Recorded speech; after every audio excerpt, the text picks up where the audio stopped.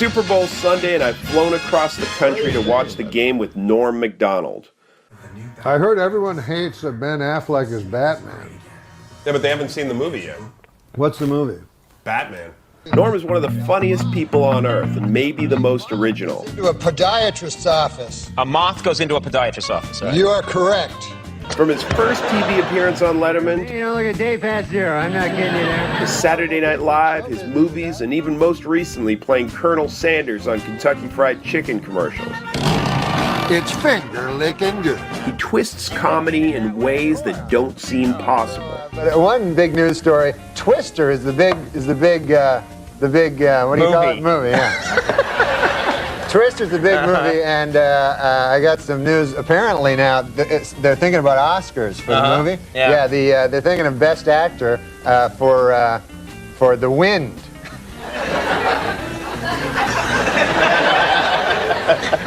Before the show, you said that stunk. Yeah. Yeah, you were right. I did. It's crazy.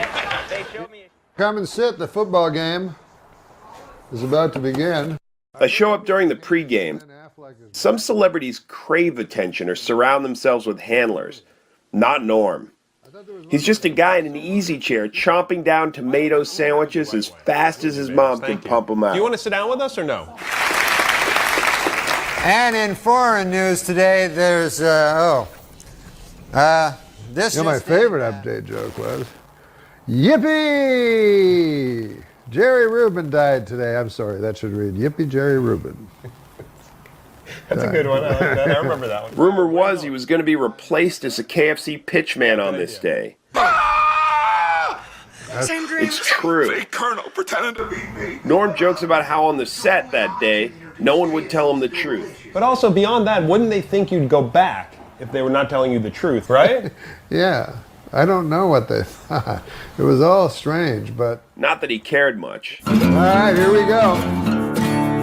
Norm has developed a habit for tweeting throughout sports events. He's also a veteran handicapper. The proper bet is Denver. Denver, okay. You wrote Deaver. So it's worth noting, Norm has had some problems with gambling in the past, but he knows how to pick a game. The problem comes when he starts picking every game. Well, I remember when I was hosting Saturday Night Live, I had every hockey under. There's like 14 games. When they say, oh, just gamble what you can afford, well, then there's no gamble to it. You know what I mean? What's the gamble? Yeah. We talk football, then we move to Russian literature, a genuine passion of his. But Gogol was an ultra-realist. Fact is, Norm can have a conversation about almost anything. Put a knife in and twist it around your brain. So were the Yoko songs those experimental weird things? Now we're at a point where there's 1,011,30 guys. God damn, there's the interception. We talk about his career, but it's not to boast. Norm rarely boasts. It was so hard because I had to act in it, you know what I mean? And I can't act, so that was... Norm is not just good, he's the best. I didn't steal them. I paid $1.50 for these. He's unlike virtually anyone I've ever heard tell a joke. He tells winding stories that seem to die. Then he keeps going and they spring to life, like a 13-minute John Coltrane solo. And then this hellish facade once How long a drive was this? We head over to his other condo to watch the game with his son. Ah, what are you doing? Just like before, Norm sits down, opens his laptop, and we watch football. Oh, no, that's going to look bad for Cam. You got that hit out because it takes too long. It's no longer like I'm with a comedic genius or even an interview subject. I'm just hanging with a guy named Norm. By the ref. I understand why David Letterman had him on as the last stand-up of his late-night show. He's not sentimental, and I say in truth, I love you. Oh, my God. He's just a genuine guy. Oh, my God. Oh, my God. Oh, and the Broncos won. They scored 24. Not bad, Norm. That was very sweet, Norm. Good night, everybody.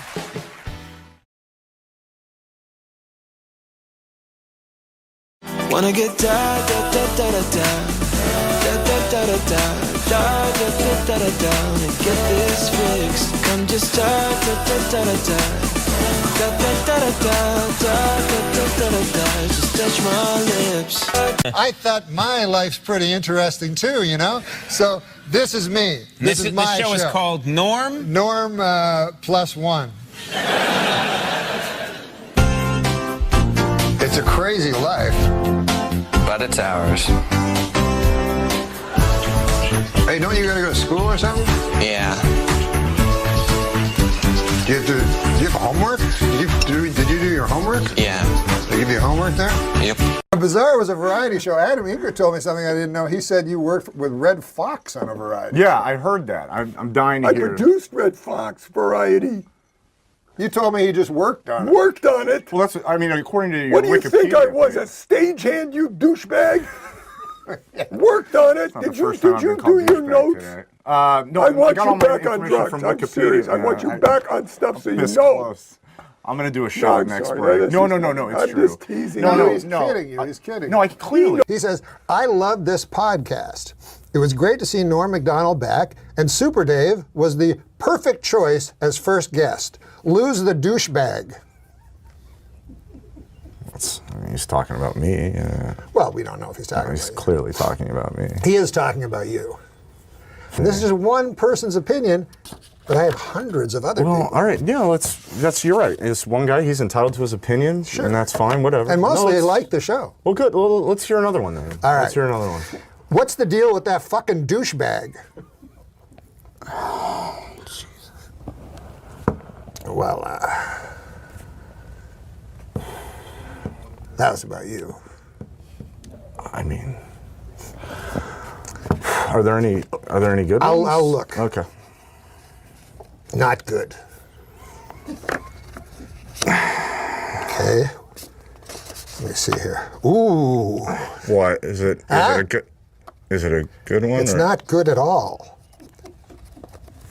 I found one. Oh, good. Yes. Okay. This is a positive one.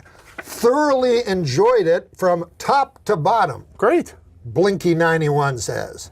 A sparkling exchange between veteran funny man Norm MacDonald and comedy legend Super Dave Osborne. One minor problem. The set. Oh. It's just too distracting. Why are there so many clocks? We're not tuning in to see what time it is in Hong Kong.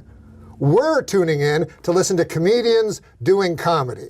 Plus some douchebag, I don't know who he was, but I like to punch him right in the fucking face.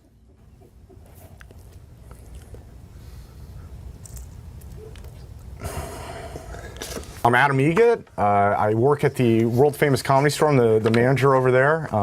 Before that, I was a manager at the Tempe Improv, and I don't know what I'm doing, I'll be honest. And I'm not an actor, I'm not a comedian, but I'm just going to try my best, and I'm going to do the best I can. And I hope the people watching at home will give me a chance to I don't know, just give me a chance. And I did this as a favor to Norm. I'm not an actor and I'm not a comedian. This guy says your face looks like a cunt.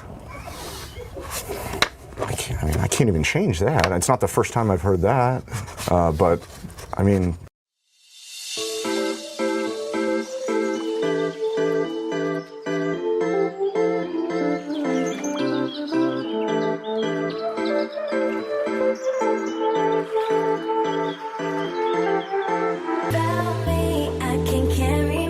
So you were just talking earlier. You've learned to ignore the detractors and the. Oh yeah, because I'm reading things on here. Because right it's hard. Like Norm and I were talking. I just started doing this as a favor to him, and just because it's fun, you know. Right. But I hear people say, "Oh, you should see what these people are writing about you." And gathered a bunch of comments from the people on YouTube, and they said some pretty hurtful things. Are you gonna play it? Well, yeah, I thought we maybe show them what it's. Show them what you're talking about. Let's roll the clip. It was great to see Norm MacDonald back, and Super Dave was the perfect choice as first guest. Lose the douchebag. He's talking about me. Well, we don't know if he's talking about you. He's clearly talking about me. That's what you think. We don't even know what the people think, right? It's crazy. Well, first of all, here's what I would say. My advice to you. think about what douchebags get to do. Think about how, you know what I mean? I do. I would embrace it. I would embrace the whole douchebag thing because that seemed to be the term that kept popping up. And I would just go with it. I mean, if you're going to be a douchebag, be the best douchebag you can be. Best douchebag I can be. Just go to huluplus.com/norm. What? I'm trying to speed up through this. Right now, sign up for huluplus.com. Norm MacDonald's podcast copy? /norm. /norm? You don't get any money isn't, from Norm. This isn't supposed to be. It's supposed to be /bill. /bill. They said Norm. Well, you know what? I like Norm MacDonald. Let's give him the money for the week. I didn't even know he had a podcast. Oh yeah, dude, Norm MacDonald.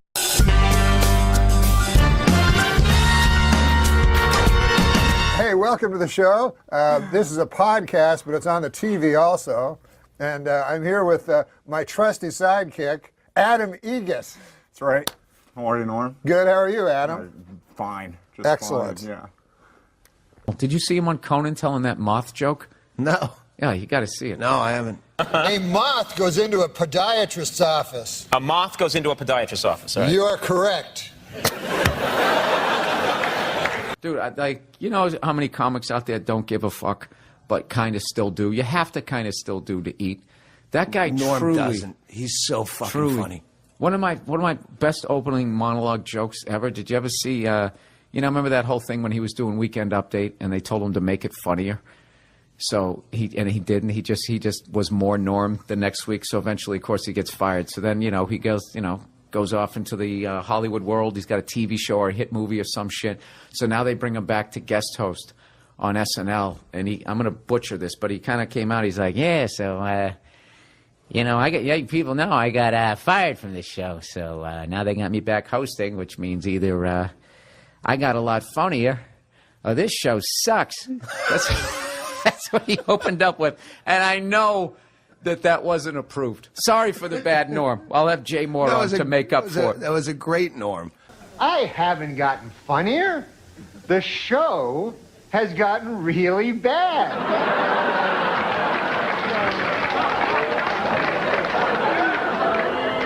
So, yeah, I'm funny compared to, you'll see later. Okay, so let's recap. The bad news is I'm still not funny. The good news is the show blows. Norm, listening to Norm on Stern or anything, any podcast, listening to, I don't know if you remember when Charles Grodin would do Letterman, and just knowing he's going on there, that it was always a fucking great show. Oh, yeah, people didn't get that he was fucking around. Yeah. That's amazing. how Norm is anytime. If Norm's the guest, I'm fucking listening. I was at a party with a friend, so I noticed you first. And you returned my gaze, knew how to quench my thirst. You took me to that room like a dream come true. The dance you performed was just for me and you. Kisses on the neck, then you work your way down. Let yourself go for me all around town. Seductively. For obvious reasons, we lost Norm MacDonald this week, which was just, I had no idea that he was even sick. And he's a guy that I knew a little bit. I was definitely friendly with him. If we saw each other, we said hello and we shot the shit, but it wasn't like someone that I talked to on the phone or anything. And I was such a huge fan of his, and I would just always end up running into him. And he just always had that smile on his face. Like as you talk to him, he would have that smile. Just a really great, warm guy. And I remember I was trying to think what Norm's story to tell you. This one isn't necessarily funny. It was just sort of random. I went out to go see Bill Cosby in concert right before all the bullshit happened out in Pasadena. And he played this theater out there, which interestingly enough was where they had the 25th anniversary of Motown celebration, which is the first place Michael Jackson publicly did the moonwalk. I saw Bill Cosby at that theater, and I remember they had it all set up where they almost built him like a little living room. He had like an Archie Bunker type chair, a little square rug, and then like a side table where he put his water, and he just came walking out, and there was the mic was no mic stand. It was just sitting on the chair. And he just came out. You know, he kind of walked a little bent over. Came walking out, waved to everybody, sat down, picked up the mic, and for like almost 2 hours, just, you know, hour and a half, just killed. Just fucking killed. Had the crowd in the palm of his hand. Masterclass of stand-up, right? So I leave with my lovely wife, and I go out front, and who's standing there is Norm MacDonald. He was like, hey, Bill, hey, how you doing? And I talked. It was like, no, what's going on? I was so psyched that he knew my name and all of that stuff, and I think I had met him before. And then we just stood there talking about comedy and how amazing it was to see Bill Cosby and how good he still was. Like I said, this was before all the bullshit happened. And my admiration for the guy, it went even higher. That, you know, I understood why I was there, but I thought Norm was so good that he didn't need to be there. And he was still there, still trying to learn and everything. And I was thinking like, wow, this is why this guy is so fucking amazing. And, you know, he's just was somebody that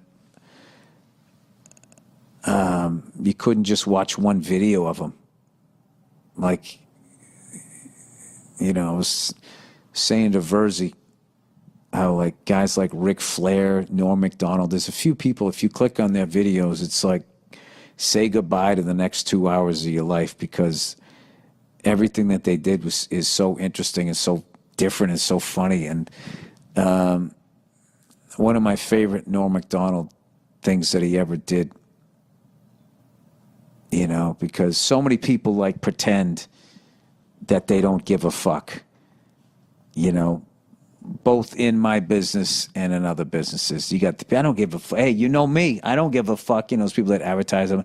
Like, that guy clearly, in the best way, didn't give a fuck. He really cared about people and stuff, but like he did what he wanted to do. And when he was on SNL, how big a gig that was, because there was so few channels, the internet hadn't blown up yet. And even with basic cable and everything, I mean, it was still, if you were on Saturday Night Live and you were doing Weekend Update, it was one of the most coveted gigs a comedian could have. And you were part of this lineage of, you know, at that point it was, you know, Chevy Chase, Jane Curtin, right on through to Dennis Miller's reign when he did it. And, you know, did Colin Quinn come after? I think Colin came after, but it was always just like the best of the best comics that they had doing it, and continued on with Tina Fey and all of them. And no one's walking away from that job. And if some suit at NBC tells you they don't like the jokes you're doing and be funnier, you know, you're shaking in your, I'd be like, oh, fuck, you know, I'm going to lose this big gig. I don't want to get fired. I don't want to piss these people off or whatever. I guess he was doing all those OJ jokes, and somebody, I forget how the story went.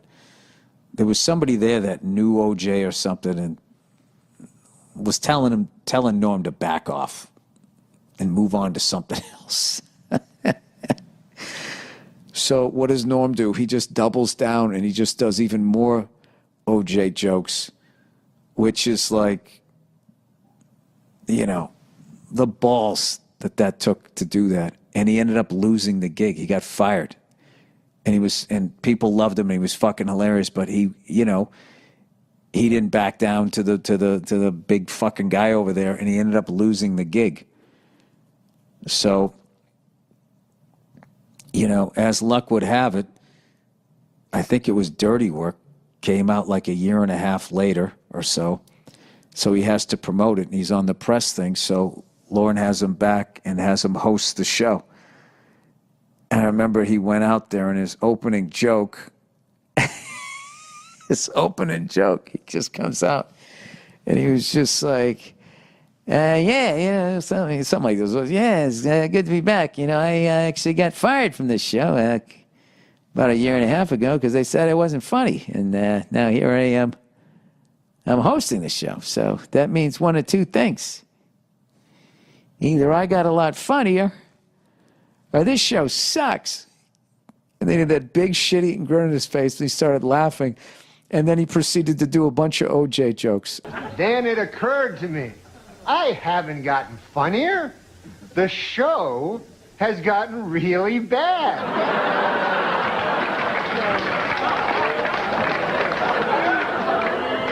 So yeah, I'm funny compared to, well, you'll see later.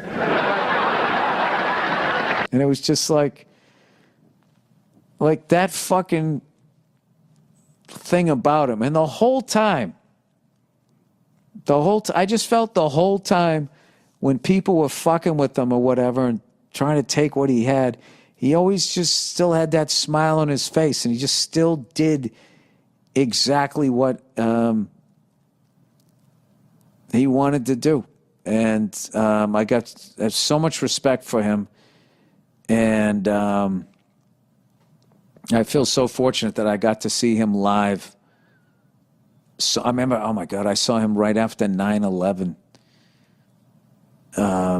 The Aspen after 9/11. Aspen Comedy Festival was this big fucking festival that was always a nightmare to get in and out of. Every year it would snow and people would get stuck in Denver, or you get snowed in, you couldn't get out. It was a fucking nightmare. And then as a comedian, you had to perform. It was like a mile higher than fucking Denver, and no one could breathe, and you're performing in front of all these super fucking rich people in front of industry, and you just go up and you would eat your fucking balls, and you're like, why did I come out here? And I remember I saw Joe Rogan do a full set that I still remember, and then I saw Norm MacDonald. It was at the same theater, and I remember Norm came out, and he was doing bits on racial profiling and all of this stuff. I'm not going to butcher the guy's bits, but I remember just watching that full set, and I was like, this guy is one of the greatest comedians I've ever seen in my life. And I thought that every time I saw him. And I don't know, it was a pleasure to know the guy, even on a little level. Just a massive, massive, massive loss to not have him around. And especially now with all of this stupid fucking cancel culture horseshit that is going on, which has way, way, way overstepped its bounds, as it always happens. No matter who's behind it, it always ends up, starting off with something that makes sense, and then that becomes the overreach, and then it just becomes like, hey, is it me, or did you literally become what the fuck you were trying to stop? And we, I don't know, as a comedian, really needed a guy like Norm out there to be eviscerating it and making fun of it and still doing what the fuck you want to do. So if there's any other young comics out there, if you want to see how it's done, watch that guy, because he was the real deal. All right? So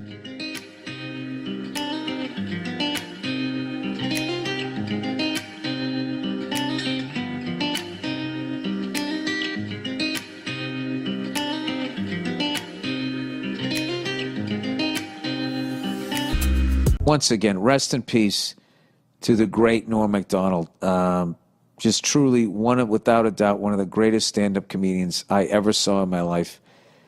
And just such a great guy. And it's just so sad that he won't be around anymore. But I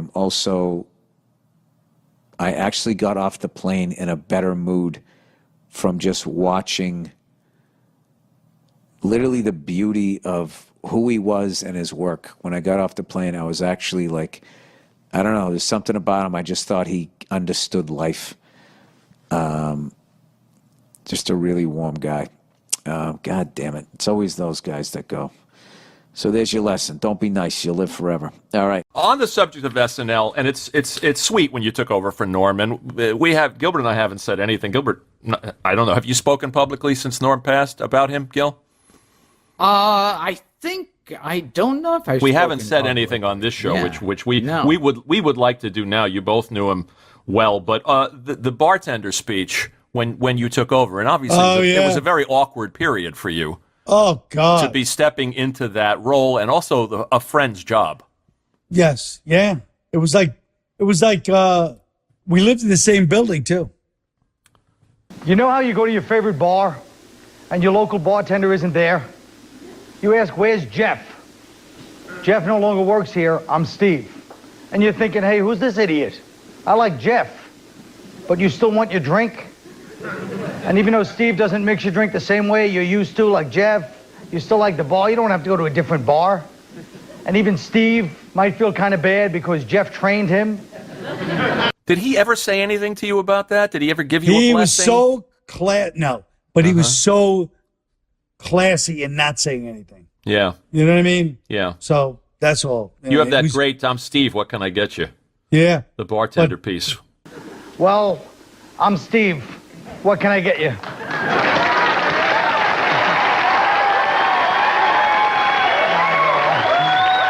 But I wish it would have stayed the way it was. But, you know, it is what it is. But, yeah, Norman's he's so funny. He was so distinctively funny. You know? Nobody like him, really. No, he had his own thing. You know what I mean? He was just very, well, like Gilbert. I mean, they just have their own, they march to their own drummer, even in a business where everybody marches to their own drummer. They both have that, you know, idiosyncratic thing where it just be like, this is how I am, and that's it. And it's great. But, you know, you have to tune to their frequency. You know, it's not like you can just, you know. You know what's funny about that first update you did? Here's Norm being fired, as we all know, by Don Ohlmeyer, right? Because of cutting too close to the bone with the OJ jokes. When in fact he was doing a public service by telling those OJ jokes. And I'm watching you do your first update. There's an OJ joke. It's like the third joke. Yeah. In the February issue of Esquire magazine, O.J. Simpson said that if I had killed Nicole, it would have been because I loved her very much. And then he said, and if I had killed Ron Goldman, it would have been because he accidentally witnessed me loving Nicole very much. Somebody should buy this guy a John Gray book, all right? You shook his hand once? OJ? Getting out of a car? Well, he was getting out of a limo? He was getting out of a limo middle of the afternoon. And I have no psychic energy. I've never had those kinds of things, you know. But for whatever reason, this was in an afternoon. He's getting out of a limo with a girl. It's spring break. It's packed with people. It's Florida. And they're like, hey, do you want to meet OJ? I go, yeah, OJ. He's greatest running back of all time. You know, great, charming movie star. I shake his hand. He shakes my hand.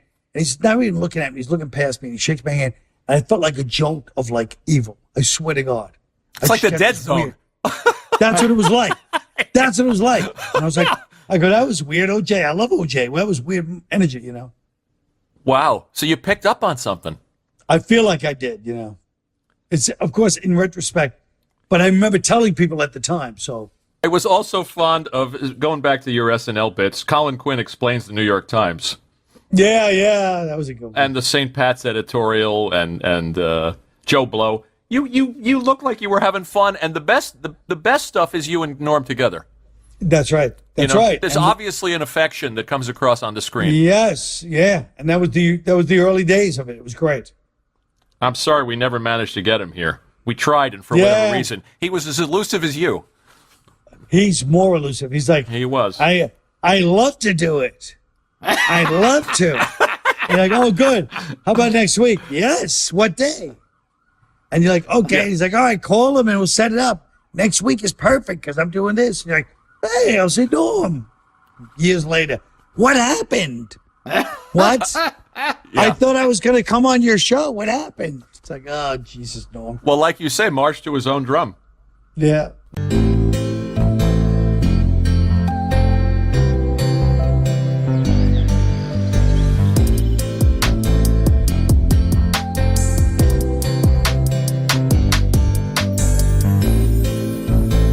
Oh, I remember meeting OJ at a party years ago, and it turns out he was a fan.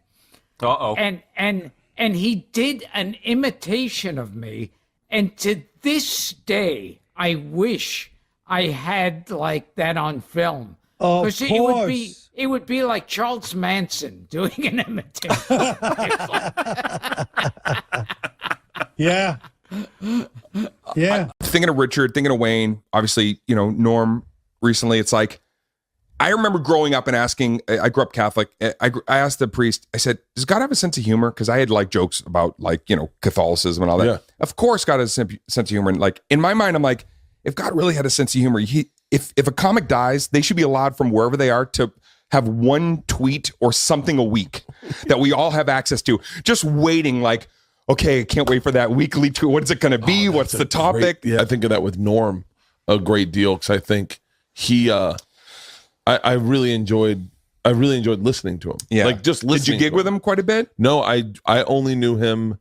I knew him from just hanging out. He was a fun guy to listen to talk. Right. I did a lot of gigs at the Factory with him. He had that era after SNL, and I was there, and he was always in his hockey shirt, and he's just kind, but one of those people that you popped in the room, you wanted to know what he was going to come up with.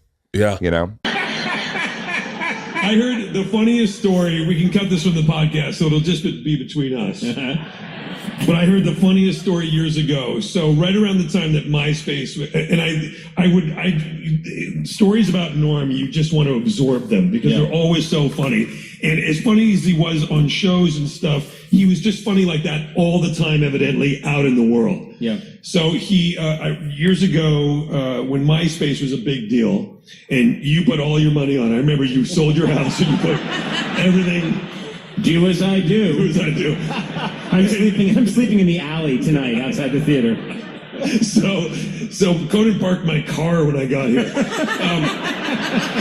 So MySpace was a big thing, and the first person to really monetize it or figure out a way to use it to benefit their career was the comedian Dane Cook, who's fine. I don't know the guy at all, and he's fine. But he had really kind of made a name for himself by getting followers on MySpace.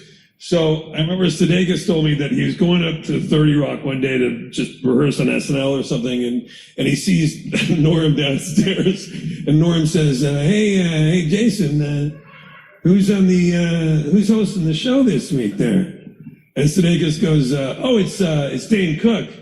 And Norm goes, oh yeah, that guy's a genius. And Sudeikis goes, oh yeah? And he goes, no, a computer genius.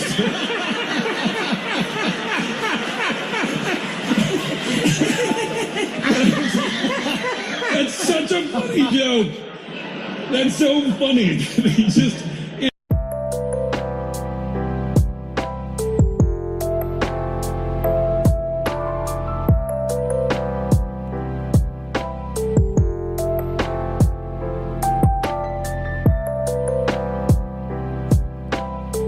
Wait, are you gonna have Thanksgiving though? Thanksgiving's coming up. Yeah, Thanksgiving. We're gonna have a lot of time. We're gonna go see my uncle. I saw my uncle the other day. Oh, my uncle, he's having troubles, Conan. Why is he having trouble? You know my uncle Basil? I don't know him. No, but I've talked to him before. Yeah, you've mentioned him. Yeah. Yeah, he's having troubles. His memory's not too good. You know, and it's not. Thank God, it's not Alzheimer's or anything like that. But when a guy gets old, he starts forgetting. His memory starts, he doesn't, remember. Right. So I went to him, I went and talked to him, and I said to him, because I heard he got this new medicine for his memory at the doctors. Yeah. So I said to him, I said, Uncle Basil, I said, how's that memory stuff working out, medicine? He says, it's going good. I said, what's it called, that medicine, memory medicine? The memory medicine, yeah. I said, what's it called? What's the name of it? He goes, oh, the name of it. What is it now? Again, I can't remember now. He says, what's the name of that flower you give to people? And I said, I don't know. What, a tulip? And he said, no, not a tulip. He said, it's what is it now? It's a kind of a flower people wear. I said, is it a carnation? I don't know, Uncle Basil. He says, no, what the hell is it called? It's red. I said, I don't know, a rose? He said, yes. He said, Rose, what's the name of that medicine that the doctor gave me?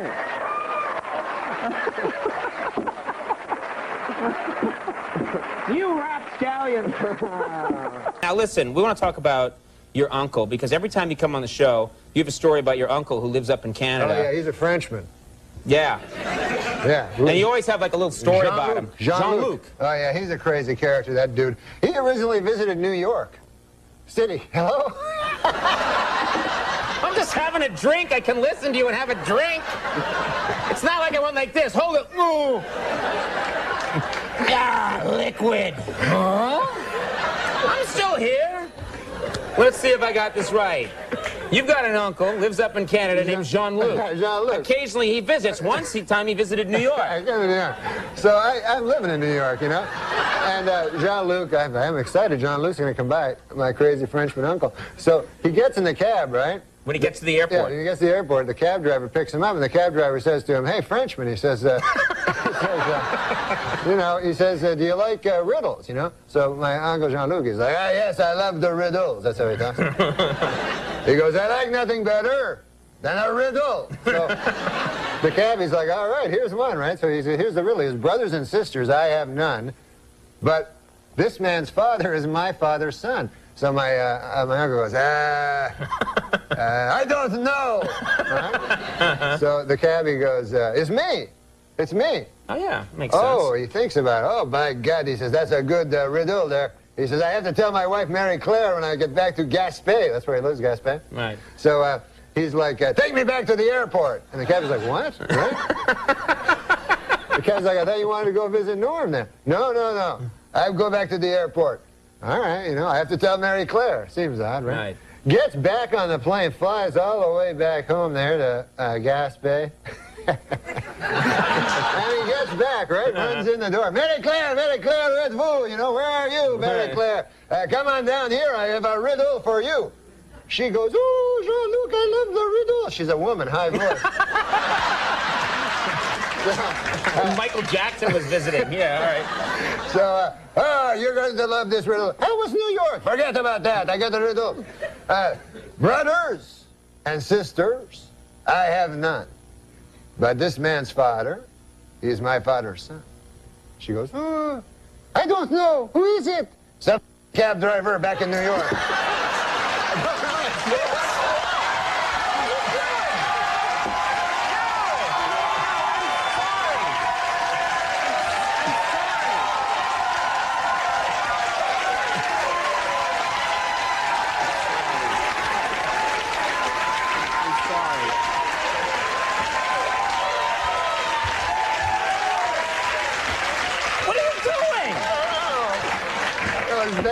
You didn't mean to do that, did you? No, I didn't. Be honest, you didn't mean to do that. At all. I just got to the end.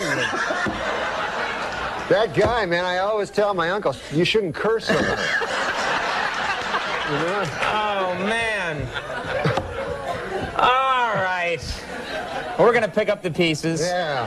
Let me ask you quickly. We haven't talked to you in so long. I want to ask you about your family. My great family. I love them all. How's your? We used to talk in the old days. You and I used to spin some yarns about Uncle Hector. How's Uncle Hector? Oh, Uncle Hector. Uncle Hector. He's Polish too, I'm guessing. No, he wasn't Polish. Oh, okay. No, he was from my cousin's side of the family, and he was. He was a great man, my uncle. You know, right. He was an old fella. He actually rode the rails during the Depression. Oh, you know, he was a hobo. Hobo, as you might call him. I don't like that term, but whatever. Tramp or whatever, what have you. Railroad bum. And, but he wasn't a bum. He was just out. He was a good, honest man during the Depression, searching for work. Yeah. You know, and you know, he had no money, so he'd travel the country trying to find work, and he actually rode the rails. Uncle Hector, and he told me it was an interesting story. He'd go through. This was in Canada, and there's a town called Kitchener in Canada, and the railroad cops were tough, boy. They were tougher than real cops. You know, they had a law of their own. The railroad cops. I feel like I should be tucked into bed listening to you. Anyway, a law of their own, those railroad cops. But there was not a railroad cop tougher than Kitchener Leslie. Oh, boy. He was well known. He was well known for beating hobos to death. Really? He'd find a hobo on his train, he'd beat him to death. He'd beat him to death. And so what the railroad bums would all do is, as Kitchener approached, of course, hey, Norm, how you doing? So, wow, such focus on these stories. That wasn't a mirror. That was another guy. Okay, it was a guy named Norm. Yeah. So the railroad bums would all hop off before they got to Kitchener to avoid being beaten to death by Kitchener Leslie. Yeah. Anyways, my Uncle Hector, a good man, you know, and he walked into a mine one day. This is a story for that I think the young people could learn from. Yeah, don't go mine hopping, kids. During the height of the Depression, where there was absolutely no work, my Uncle Hector walked into I won't say the name of the mining company. It was McIntyre Mine, and he walked in. He had his lunchbox with him and his work boots, and he said, "Sir," he said, "I want a job." And they said, "We have no jobs." He said, "Well, 500 people work here at McIntyre Mine." He goes, "I don't think there are 500 men here better than I." He says, "As a matter of fact, I don't think there are 200 men better than I." He says, I think you'd be strapped to find 100 men better than I." And by golly, he got the job. What do you think of that? That's a great story. Now, I'm sensing there's more. Now back to Kitchener-Leslie. Yeah. The most dreaded. No. Uncle Hector. Uncle Hector. What? No. I'm sorry, I'm trying to help you out. No, Uncle Hector. Dad, where's this story going? Uncle Hector worked in a mine, and it's a hellish job, the mine, as you well know. Darkness, you know. It's dank. It's dank. Yeah. It's coaly. It's a lot of. What? Well, you're in a coal mine. It's not coaly. It's coal-ridden. It's coal-ridden. infested. It's not coaly. It's coal infested. So he worked in the mine, and by God, he worked hard. And after a week of working hard, he said to the shift manager, he said, "By golly, I'd like to have a lady. I work hard, and where would I find a lady here in town?" Well, they said to Uncle Hector, they says, we have sex with animals here. By God, says Uncle Hector, I'm not going to do that. I'm a normal fellow. Well, then be to your own devices then. So, Be to your own devices? Yeah. Wow. Uncle Hector continued working in the mine. He worked hard, and he worked long, and he worked for a low wage. But he was a man.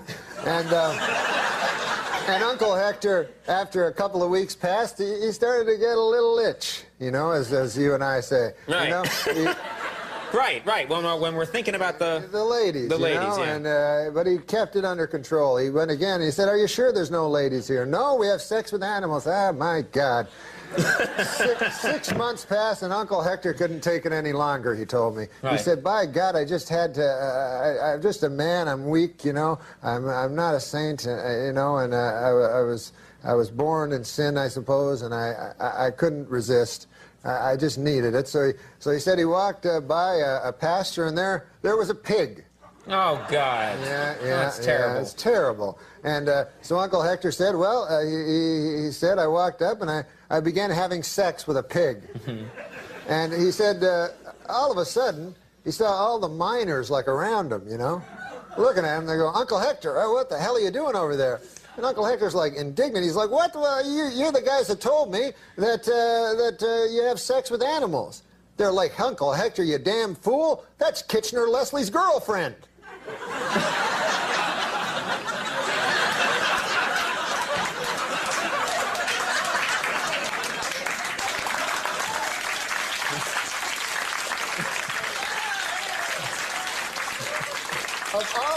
Of all the animals to have sex with. You don't want to have sex and not with Kitchener-Leslie's pig. No, that's terrible. Not Kitchener-Leslie's pig. Kitchener-Leslie's lady. Oh, yeah.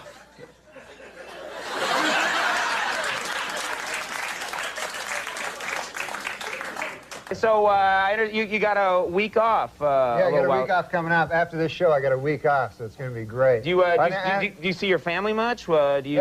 Every break, I like to go back and see my folks, you know, and also my uncles and aunts and all that, you know. They're great people. The old people, you know, what I find about the old people is...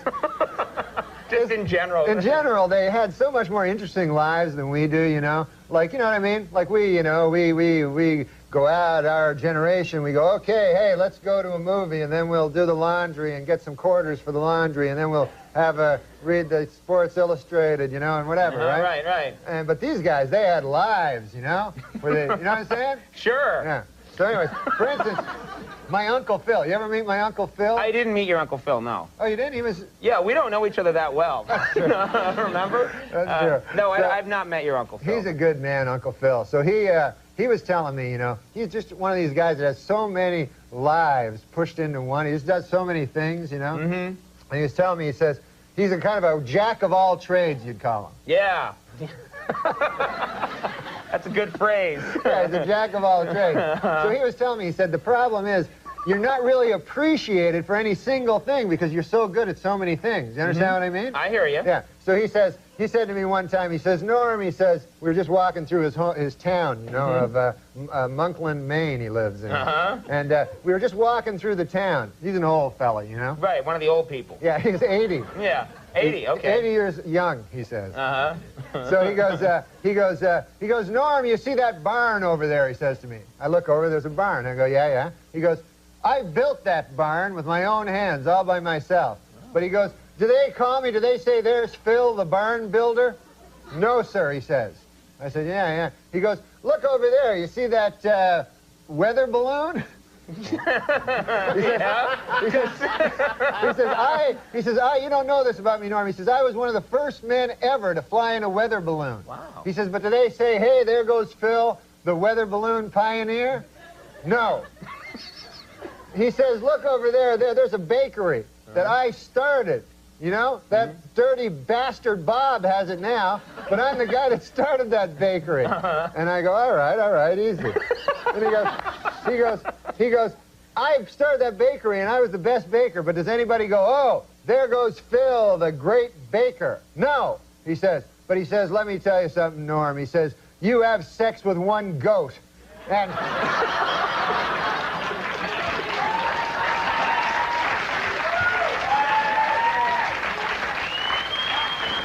he says, people then, they say, there goes Bill, the dirty goat.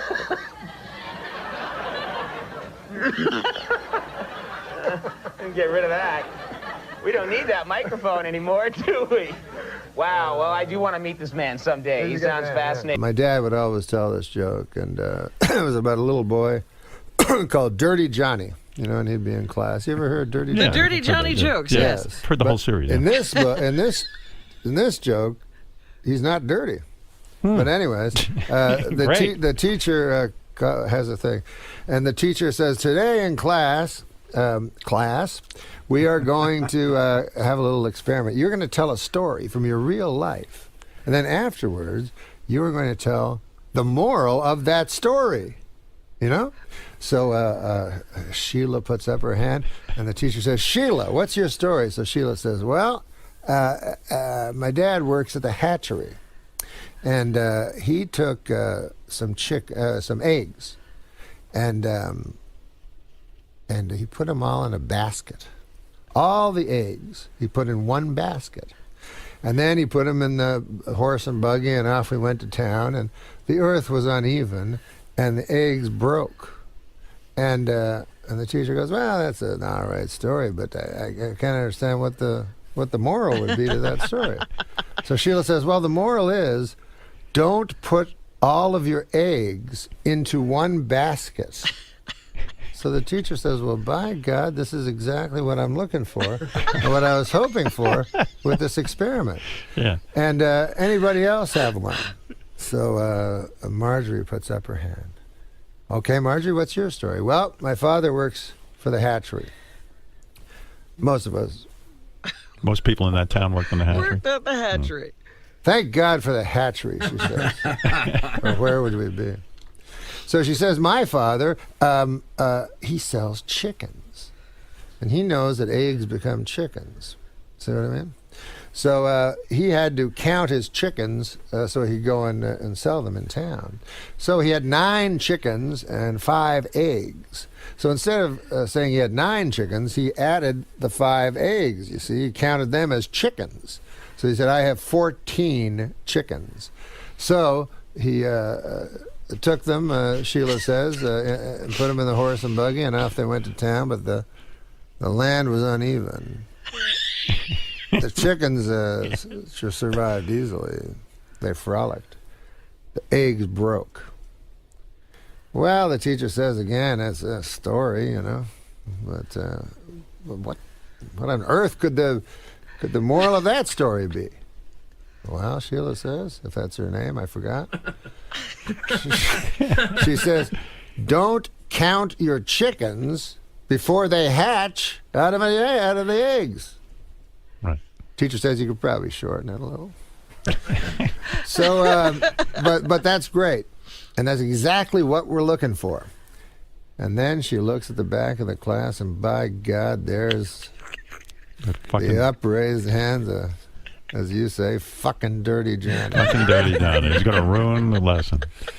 So the teacher, inside of her head, her thoughts are moving around, and she's like, God, I don't want to hear Dirty Johnny say it. This is going so well, but at the same time, I took a vow and I became a teacher that every student. All right, Johnny, let's hear your story. So Dirty Johnny gets up and he says, this is a story about my Uncle Terry. He didn't work for the hatchery. He didn't even like people that did. He was in Vietnam. And he lives on the disability checks he got. Uncle Terry was not a popular man, not even among those he worked with. And I suppose we've all heard of people who've deserted from their battalion. But I don't know if you've ever heard of a battalion deserting a man. That's what they did with Uncle Terry. One day, Uncle Terry awoke in the middle of Da Nang, and everybody was gone. He was alone, and they'd left him 3 bottles of Jack Daniels and some weaponry. So, Uncle Terry got up, says Dirty Johnny, and he downed the bottle of Jack Daniels in 2 slugs, and he threw it down and smashed it into the jungle.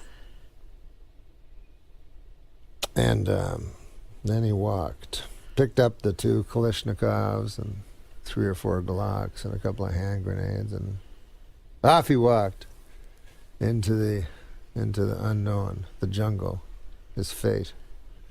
Came upon a village, and from the village came people.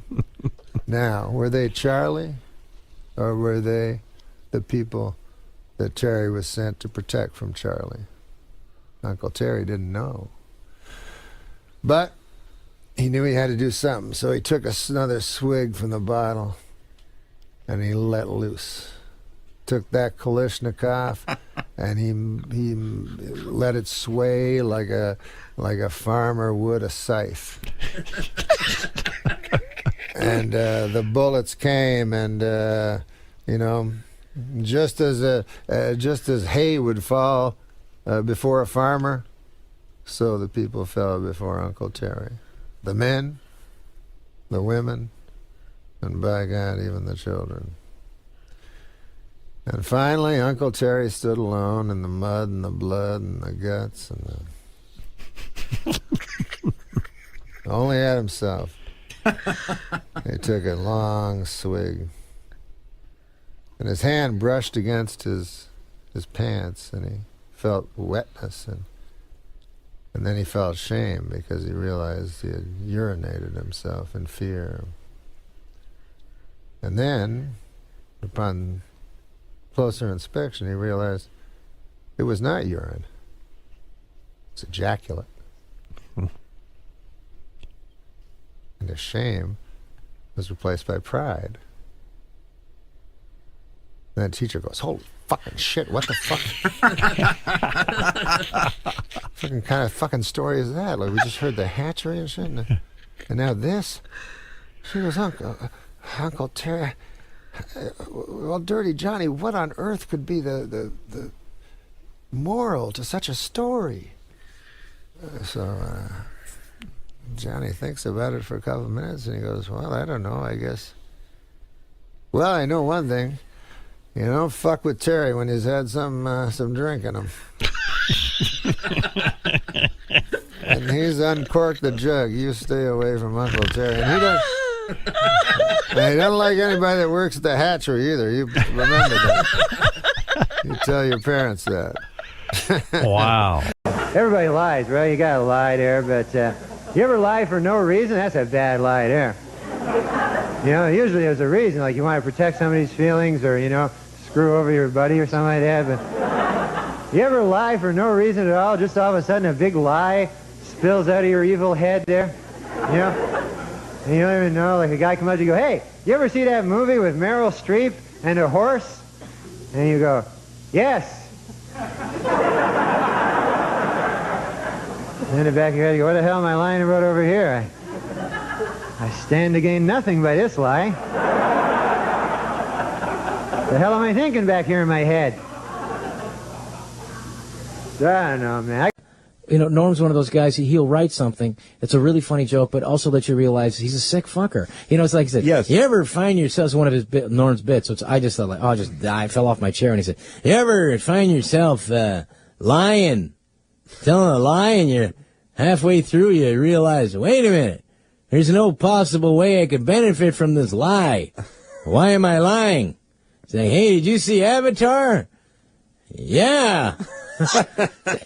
To me, that's just a monster. Yeah. You know, that's a twisted mind. Yeah, he's. Is the First Lady a compulsive liar, though? It's beginning to look that way. In an interview on last night's 2020, intended to promote her new book, It Takes a Village, Mrs. Clinton folded under tough questioning by Barbara Walters and admitted that, in fact, it does not take a village, and furthermore, that she was aware that it does not take a village when she wrote the damn book. Meanwhile, President Clinton is hard at work on Tuesday's State of the Union address, in which he'll focus on crime, education, and the economy. At the request of the First Lady, part of the President's speech will be huge lies.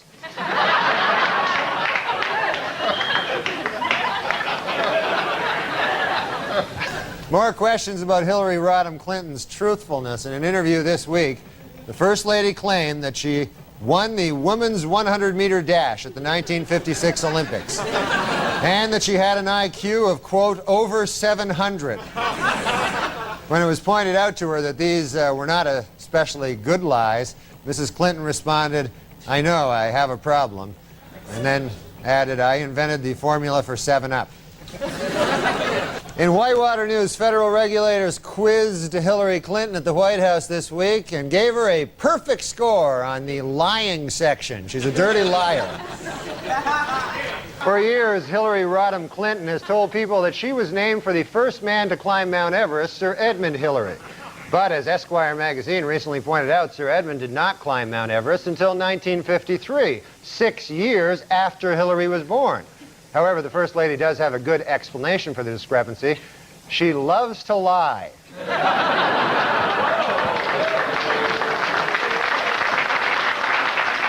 A former Arkansas banker told the Senate Whitewater Committee this week that he gave Bill Clinton a $20,000 loan as a favor, even though it was, quote, unacceptable banking practice. In response, President Clinton stated that he has no recollection of such a loan, while First Lady Hillary Clinton said, we've never even been to Arkansas. Our top story tonight comes from the O.J. Simpson civil trial, where this week it was revealed that in his first interview with police, Simpson had refused to take a lie detector test. His reason? It detects lies.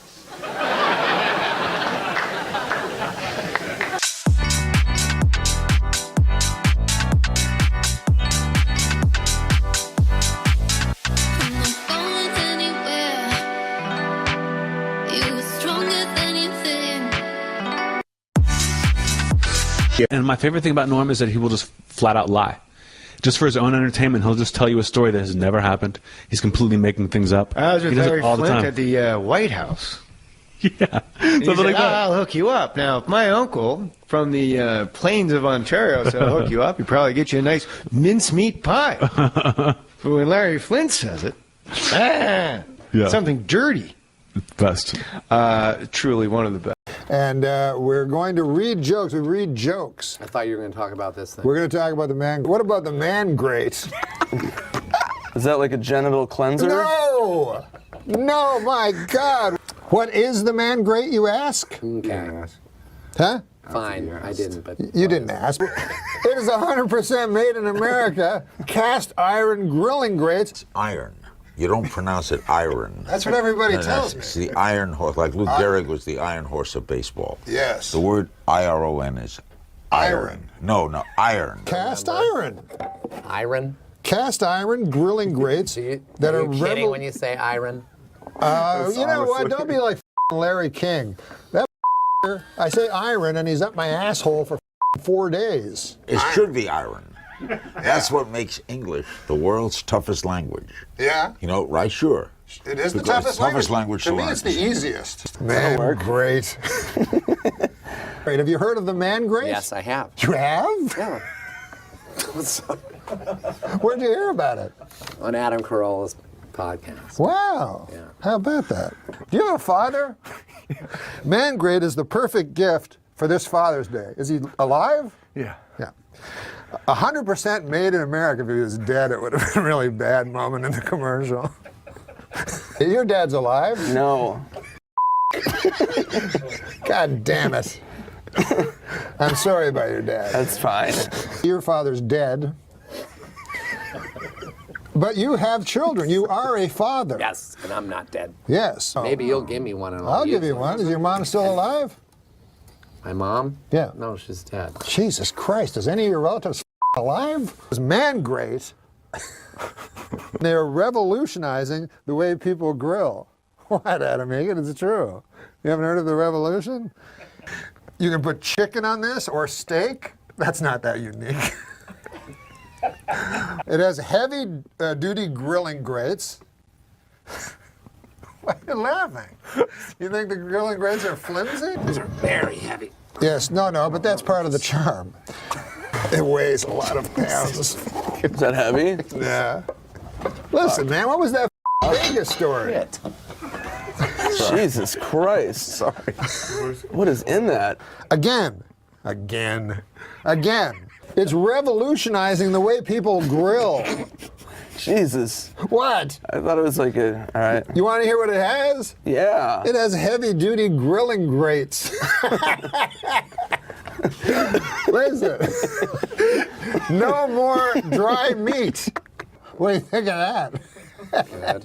You want your meat juicy. Oh, come on now. Don't make it sound like a fat, plumpy, delicious cock. No more flare-ups. You know, in your barbecue, there's always been flare-ups. It was named one of 2012's best grilling accessories. There's more facts about the man grate than about Nick. Why are you laughing? You're making a mockery out of the man grate. Chicken, steak, has never tasted so good.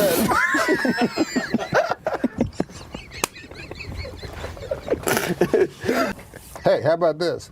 Each NORM MACDONALD show order comes with a heavy-duty grilling brush. Jesus. You don't want to put that on your not dry meat? Look at that. Those things are dirty. No. That's from the iron. Are you sure? Yes. Well, it's not from my cock. What? I just went to the bathroom. You say cock so much. I'm in your butt. Oh my God. Well, listen, man. Hey, your mouth is my toilet. Again. This commercial is like a mini-series. Are you a jingoist? 100% made in America. 100% cast iron. Mangrate.com. Thank you, Andy. That's yours. You just threw your own going away present with contempt to the floor. That was our only sponsor. Oh, yeah, and you lost. Yeah, now we found out we lost Mangrate as a sponsor. And then earlier today, I think we were told legally we can't say we lost them as a sponsor even. Yeah, I think we were still waiting to find out if we were allowed to say that. But anyways, Fuck that it, was who cares? Schwartz. We lost them. That was Nick Schwartz and that it all up. You say there's no way we could go back, and that I've broken what we had. Oh, I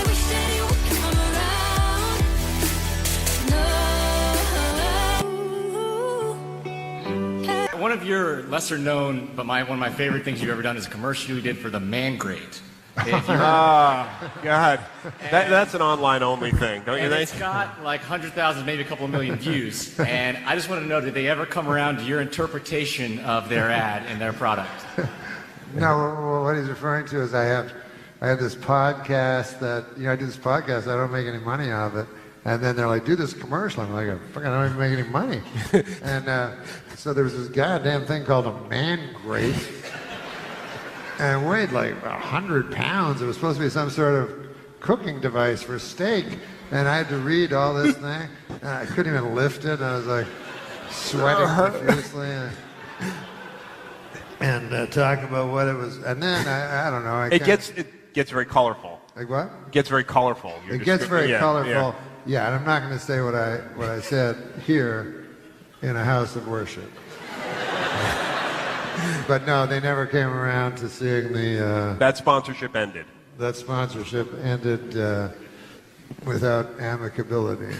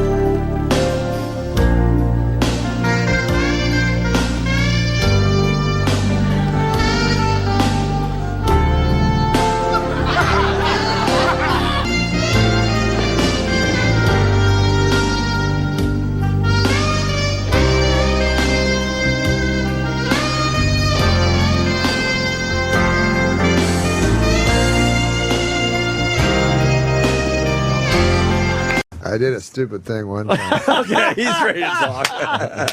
This was my big statement I threw over at Atlantic City on the boardwalk. I threw 60,000 into the ocean.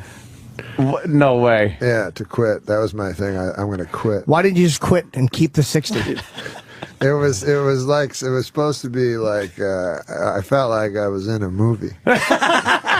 Wow. That was a symbolic kind of a thing. Like, was it money or chips? That was What's money. that? Was it money? Holy shit. I said chips, and he goes, "What's Wait, that?" so you threw 60 grand because you had a moment where you're like, "This is cleansing. This is like it's to just- the ocean. I committed." The same way a drug addict would throw his drugs into the ocean. Right. How long after it left your hand did you regret it? I regretted it pretty good. See, I would have thrown the fucking dealer into the. That's how I would get over it. I'm Those always surprised stone-faced that idiots. people like dealers don't get Killed. Hey, so I was at the fight. I was at the Pacquiao. Yeah. And I almost made a bet. Yeah. I almost made a bet that it would go the distance in Mosley's favor. Almost. Wow. But I was a little bit afraid. Tell everybody what your bet was, Norm. I bet Pacquiao to win. 25,000 to win 3,000. Wait a minute. How is that possible? You put down $25,000. Yeah. Maybe lose 25,000 to win 3. Yeah. But I won 3. What? Was it that it would a knockout or what was the actual No, bet? it was just that he would win. But I got scared because like I was so happy when Mosley went down, and then all of a sudden he got up. And then I was scared because, one punch can end it at any moment, Yeah. And no, that's the most money I ever put on a fight. And also, I don't know nothing about boxing. What did you go by? The commercials or his karaoke singing or? How did you pick Pacquiao? Well, usually I kind of went against my instincts on this one because usually I pick the bigger, blacker guy. But in this instance, I met him, Pacquiao, and he seemed unbeatable. Yeah, he is. Pound for pound. Yeah. Unfortunately, the other guy weighed more pounds. Now, have you ever lost? Have you ever been devastated and lost like a big bet? I've lost everything I own 3 times.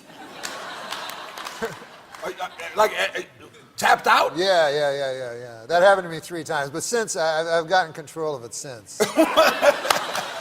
But one time, man, actually after you lose everything, sometimes you kind of feel good. It's odd.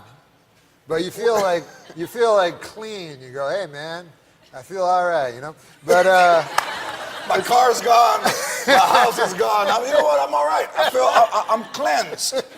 I don't have my watch anymore. But one time I had nothing left. I went up to my room, and I was like, I walked by the Coca-Cola machine. I love Coca-Cola, Yeah. So I said, I'm going to have a frosty Coca-Cola, But I only had 65 cents to my name, right? And it costs $1. So I hatch this plan. I'll go down to the nickel slots, and I'll make myself $1. So I go down there with my 65 cents. I'm putting in nickels, and it took an hour and a half, and I get up to 95 cents 8 times. And I never broke $1. And then later I think they would have given me a free drink. Yeah, right. All you got to do is, cocktails. Yeah. That's, by the way, how you know you're not good in gambling. When you have a gambling problem is when the guys start giving you things. You know what I mean? Yeah. Like, because pit boss, when you first go, you're like, hey, man, the pit boss just offered me some free meat. That's a nice fella, and then you realize he's only doing it because you're a sap. But man, I would go in, I'd bet so much money. At the end of the thing, the guy would be like, you want some meat, anything to keep me in the casino? Hey, some beef. Hey, want to have sex with my wife? Anything, Someone told me something amazing about you, that the movie Rounders, which is about underground gambling, was based on your life. Oh, no. Is that true? That they followed you around? I didn't say that. I did. I got that information. I know that guy who wrote it likes Norm. Is that in my Wikipedia? Brian Koppelman likes you, the and writer that of he that. followed Norm around, and Norm would go play poker at a lot of these underground couples in the middle of the night. That's true. And it's actually a documentary on Norm's life. No, it's not. It is. But I would go to the same club where it was where they did Rounders, and this was before Rounders. Why would you play poker? When I I was a kid, I played backgammon. I was good at backgammon. But why would you play poker at an underground club when you could go to, let's say, Vegas or Atlantic City and play poker? Why would you go underground? What is the appeal? Because I was only a little kid. I was just a kid. Oh, you were a kid. And oh, one is, well, no, but one is 2 blocks away in Manhattan. You know, I see. Me and Norm went to a week. The second time I was on your show ever with Norm, we were in one of those clubs all night long. Right. And we came right from the club. Did you get your clock cleaned? Did you lose a lot of money? I lost all my money immediately, so I had to start shooting pool. There was just all gambling going on. So I shot 8-ball until like 6:30 in the morning with a guy, and I lost $800 doing that. Right. And then Norm, I lost about $2,000 at the tables. Norm played poker, and then Did Norm win? We just Hey, made, one time a guy tried to hustle me at pool. Are you good at pool? Norm's good at pool. No, I mean, you're not very good. But it was just we're just playing like bar pool, like we're drunk. We're out drunks. This was when I was young, you know. But you play for a lot of money. No. This is when I had no money. Okay. So I'm playing this fucking. Oh yeah, right. Yeah, you're okay. When I'm playing this fucking pool hall, and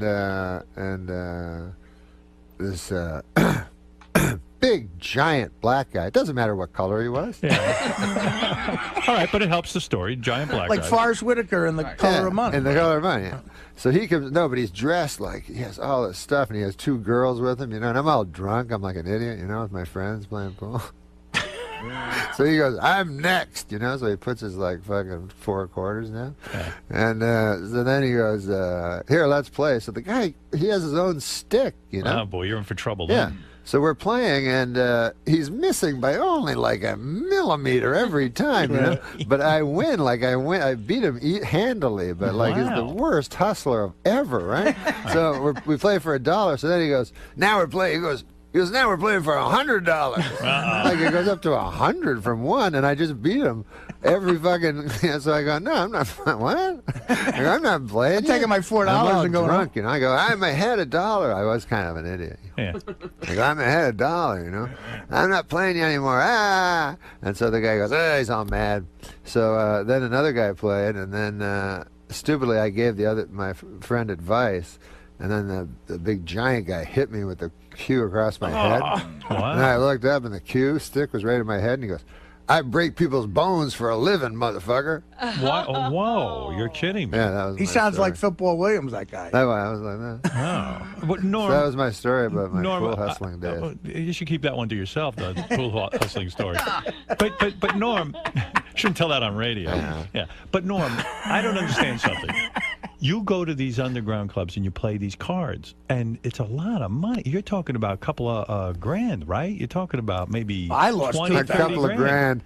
You're talking Got 20. 160 million. It's like, you're talking about. It's like when Johnny Carson tried to be like, "What's a loaf of bread cost nowadays?" Is this crazy? No, I'm saying I got news for you. It's like $2,000. It's like $2,000. I wouldn't gamble $100. Yeah, but he's not a gambler. I've seen Howard get mad over $10. I don't like to gamble. I find it insulting. That, in other words, I find making money, you know, is a very, especially where I grew up, is a very hard thing for a lot of people, and it's a tough thing.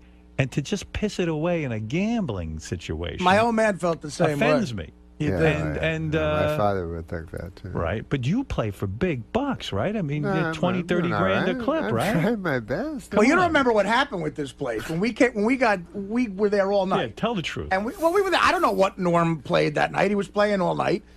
I lost $2,000 myself, you know. Right. But so we came here, and Norm accidentally said the name of the place. Oh fuck! Do you remember that, Norm? Yes, because the guy did not care for that. A guy called up and said, "Yeah, listen, Norm." Like later in the afternoon, he said, "Listen, we appreciate you coming here, but we don't have a fucking publicity department. We're not looking for customers. Not looking for that. Can I say the name of the place? It's not The there. Mayfair. No, don't say it. It's not there anymore. The Mayfair. It's They- not there they anymore. closed No, it. it's a famous place now. Yeah. The Mayfair. Yeah. Well, But Norm, I think Howard's right in the sense that guy Koppelman, who wrote Rounders, he's a good guy. I know him too. Yeah. He likes you. No, he and was there sort of all the hung time. around. Yeah, he played at where. Well, why couldn't it be his own story if he was there? I might be involved. I knew a guy that was in the movie, Joey Bagels. yeah. What I hear is that it was based on you. Yeah. Legitimately, He would yeah. watch Norm while he played. Is it true you're betting English Premier League soccer or some sort of weird? I have bet soccer. That's not a lot of fun because No, it doesn't sound it's like 90 minutes, You know, 20 minutes into it, you're down 1-0. You're in a lot of trouble. Right. The chance of them tying it up, let alone winning, they only have 70 minutes left. So what other stuff did you wager on? I wagered on... Is that the weirdest? You bet on tennis? Oh, yeah, I bet tennis. Golf? Obviously golf. Yeah, I bet everything. What do you do? What's your strategy for golf? I made a lot of money betting against Tiger when he was... they had a weird bet in Vegas for a while when Tiger was so dominant. It was anybody but Tiger. Oh, I like that. And the odds were always skewed because they know that people always thought Tiger was going to win. Right. So the odds would be you get him at 1-2 or something like that. Yeah. Because everybody would go into a sports book like tourists and go, hey, I can bet on Tiger plus that pays 2.5 to 1. That's a good deal, you know. That's what how they also get the Red Sox and the Cubs fans that way. Oh, it's like if Daniel goes to Vegas. He's got some family member or something saying, hey, when you're there, can you put 20 in the Red Sox for me? Yeah. Those are the two teams that everybody does that for. So they jack the odds really low. And also the other thing. How do they know which team is going to play? Because they know which team's going to show up. Their goal with the futures. Oh, you mean not if they're playing each other, but no, the future, the World Series. Oh, yeah. Yeah, put 20 in. Oh, yeah, of course, the odds would be low. Yeah. And the other team they do that with, the Lakers. Right. Because you get so much people driving in from Los Angeles to Vegas, so they know they can skew the odds. Yeah, that makes basically sense. toward the Lakers. Hey, what about this? What if I always wondered this. You know, when you drive from Vegas from Los Angeles to Las Vegas? Yeah, usually. And then there's that thing where you hit the Vegas border. Yeah. And it's a casino, right? I don't know what that town's called, but as soon as you cross. It's that town. It's like for people who have such bad gambling problems, they can't wait to get to Las Vegas. I got to pull off now and bet. I can't. But don't you think it's happened where like a person has flown in from some former country, got to L.A., driven, seen that, figured it was Vegas. Oh, and just spent like the weekend there? Yeah, and then came home. Does that have a rock in the name? It's like something rock or rock yeah, something. Yeah, it is rock something. Red Rock or Little Rock, Arkansas? Oh, my God. Explain to me. Daniel's not exactly Watson over here.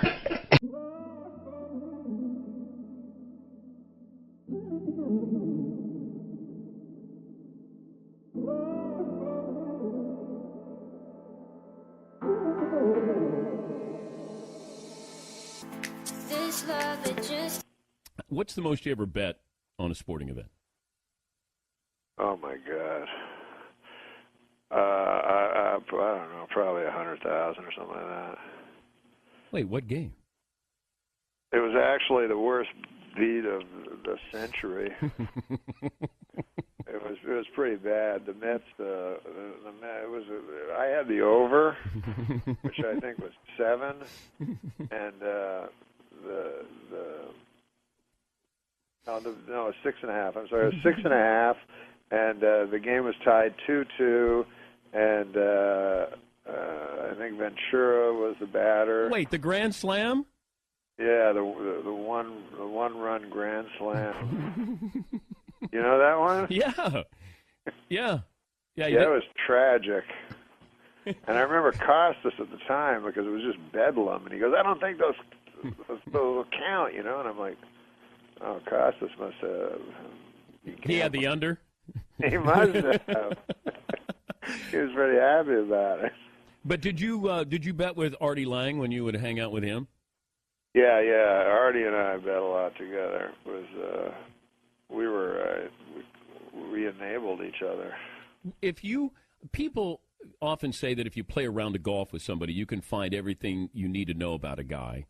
If I said, could you find out that same amount of information as to how competitive, does he cheat? Fun guy, does he have beers, smoke cigars? Could you have that same kind of feeling about a guy playing poker?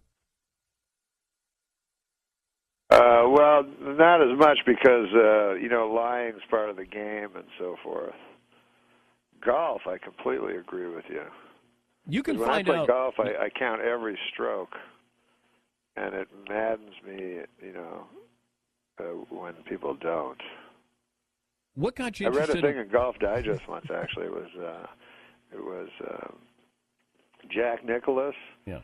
Gerald Ford and Jimmy, what's his name, Clinton were playing a round of golf, and it was really funny because Clinton, allegedly a scratch player, just cheated the whole time. And so, he'd be in the woods and everything, and he was one of these guys who'd get up on the green and then start counting after, give me a birdie, give me a bogey or whatever. And the other guys were just fuming about it, I did not cheat. I did not. What was the biggest bet you ever made? Oh, God almighty. I don't know. I one time, the most I lost in one night, because 3 times I've lost everything that I've ever had. How do you do that? I mean, not morally, but I mean, like, how do you physically do it? Well, yeah. I mean, like, you make one more. Like, what is the process of that? What's the evolution? It's funny because it's the only time I ever went to a psychiatrist, he said, I was like, because it was for gambling. I was like, how the fuck do I get out of this? And he's like, oh, you gamble to avoid life, and I'm like, but my thing was, well, isn't that why you do everything in life, is to fucking avoid it? You know what I mean? Like, it's too painful. Yeah. Like, why do you? So I said, but it's painful to think about, but because now it would be nice to have the money, but you just lose it by it's just like any escape, I guess. Because I was never a drug or alcohol guy, but like when I watch a game and I have a bunch of money on it, then I can understand what's going on. Nothing's ambivalent or anything about it, And there's stakes. There's stakes. You know exactly the rules. Yeah. You're completely involved, and you're completely escaped from your life. Yeah. Of the real. Yeah. The real fear. My biggest problem is ruminating about death. If I could get over that somehow. And you do that regularly? I read fucking books about it and shit. So, like, you still haven't walked me through losing everything. Well, how you do it? Physically? Yeah, because you've got a house, you had a lot of money saved up, and then like, so you make one bet, and then you realize you're about to lose everything. Do you make phone calls to people saying, like, I just need a little more? I mean, well, you kind of at the end of it, it's happening. I guess it's like I've never had substance abuse problems, but I guess it's like people that know they're going to hit bottom, and kind of want it. Yeah. Because it does it's exhausting. Yeah. To be obsessed with something. Right. So you are, I guess, trying to do it, trying to finish it off. Right. Finally. Because if you have $450,000 in the bank, whatever the fuck it was, and then you lose $400,000, you go, fuck it. I don't want to fucking have 50,000. Right. To remind me that I don't want money to remind me that I have more money. So that's how you do it. So that's how you do it. Stars, it was good to see those workaholic guys, because I personally am a workaholic. For many years, I was helplessly addicted to workahol. The Roast Master General Jeff Ross joins us. Hi, Yes. Jeff. Welcome. Hi, everybody. Oh, you got the first Hello, applause. world. Yeah. Norm, this is so fun. Thank you for having me on your live podcast. It's always fun to see you without a giant cloud of marijuana smoke between us. Well, it's outdoors. It drifted away. Yeah, how you doing, buddy? You got your hair cut a little. I had a little trim. I was at the doggy groomer for 2 hours today. I have a question, Jeff. You usually show up wearing something very exotic. Yeah. Why the denim today? I'm dressed like Billy Jack. Yeah. You look sharp. great. I Thank you, like Jenny. it. I appreciate it. Yeah. I'm trying to up my game for the live YouTube show. Yeah. Oh, man, you're a hot fucking piece of ass. Look at that. I do all my shopping at the mall. Have you ever been to Forever 41? Forever 41? Norm, you're dressing like you're going to help somebody move. You're wearing sweatpants to the biggest show in YouTube history. This is the biggest show on the internet. You're dressed like you're going to paint the set. He can't help himself. I gotta ask you this, though. Hey, I saw, by the way, on the computer, a show you do now called Morning Roast. Unbelievable. You wake up in the morning, you turn on your computer, there's Jeff Ross waking up himself, roasting somebody. How's that work? Well, whatever comes to my hungover head, I just start making fun of, and I put it up on my YouTube page. God damn, it's funny. Who should I roast this week? What about Cassim? Yeah, it would be an honor if you could just do me. He's an Arab, if that helps. I only roast celebrities, Cassim, so you're off the hook. Thank you. What do you dress like? You're like Harry Potter's accountant. You just not that up. Well, I want to thank Jeff Ross for turning the mirror on me today. Back to you guys over there. Like the inventor of a cure of some disease we haven't thought of yet. Look at you, like Orville Redenbacher's fluffer. I don't know. This is fun. Good. Thank you. Of course, Bob Saget directed Norm Macdonald's movie Dirty Work. Yeah. A move that transformed Norm Macdonald into a star, Buck's employee. Did you say something after Star? Norm Macdonald's so stoned he thinks he's at a roast for Bob Seger. I love you, Norm. Wow, you never come out, Norm. You're like the J.D. Salinger of dick jokes. What's the over-under tonight? What's going to happen, Norm? No, I wanted to read something funny, so I'm reading Marmaduke. Oh, my God. This is what happens when you book a dais off Craigslist. Saget roast where he was told not to work blue, and so he was told to tone it down, and then he went the completely other way. Is that what happened? I had not heard that he was told to turn it down. Right. I thought he made. You was told to turn it up? I thought he made the choice to go so soft that was the joke.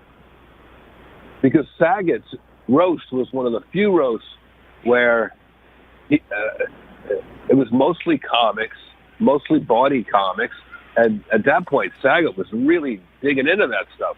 Right. The Aristocrats movie had just come out. Bob was having this resurgence as Dirty Daddy, and really a contrast from his Full House persona. And we were all went in really deep.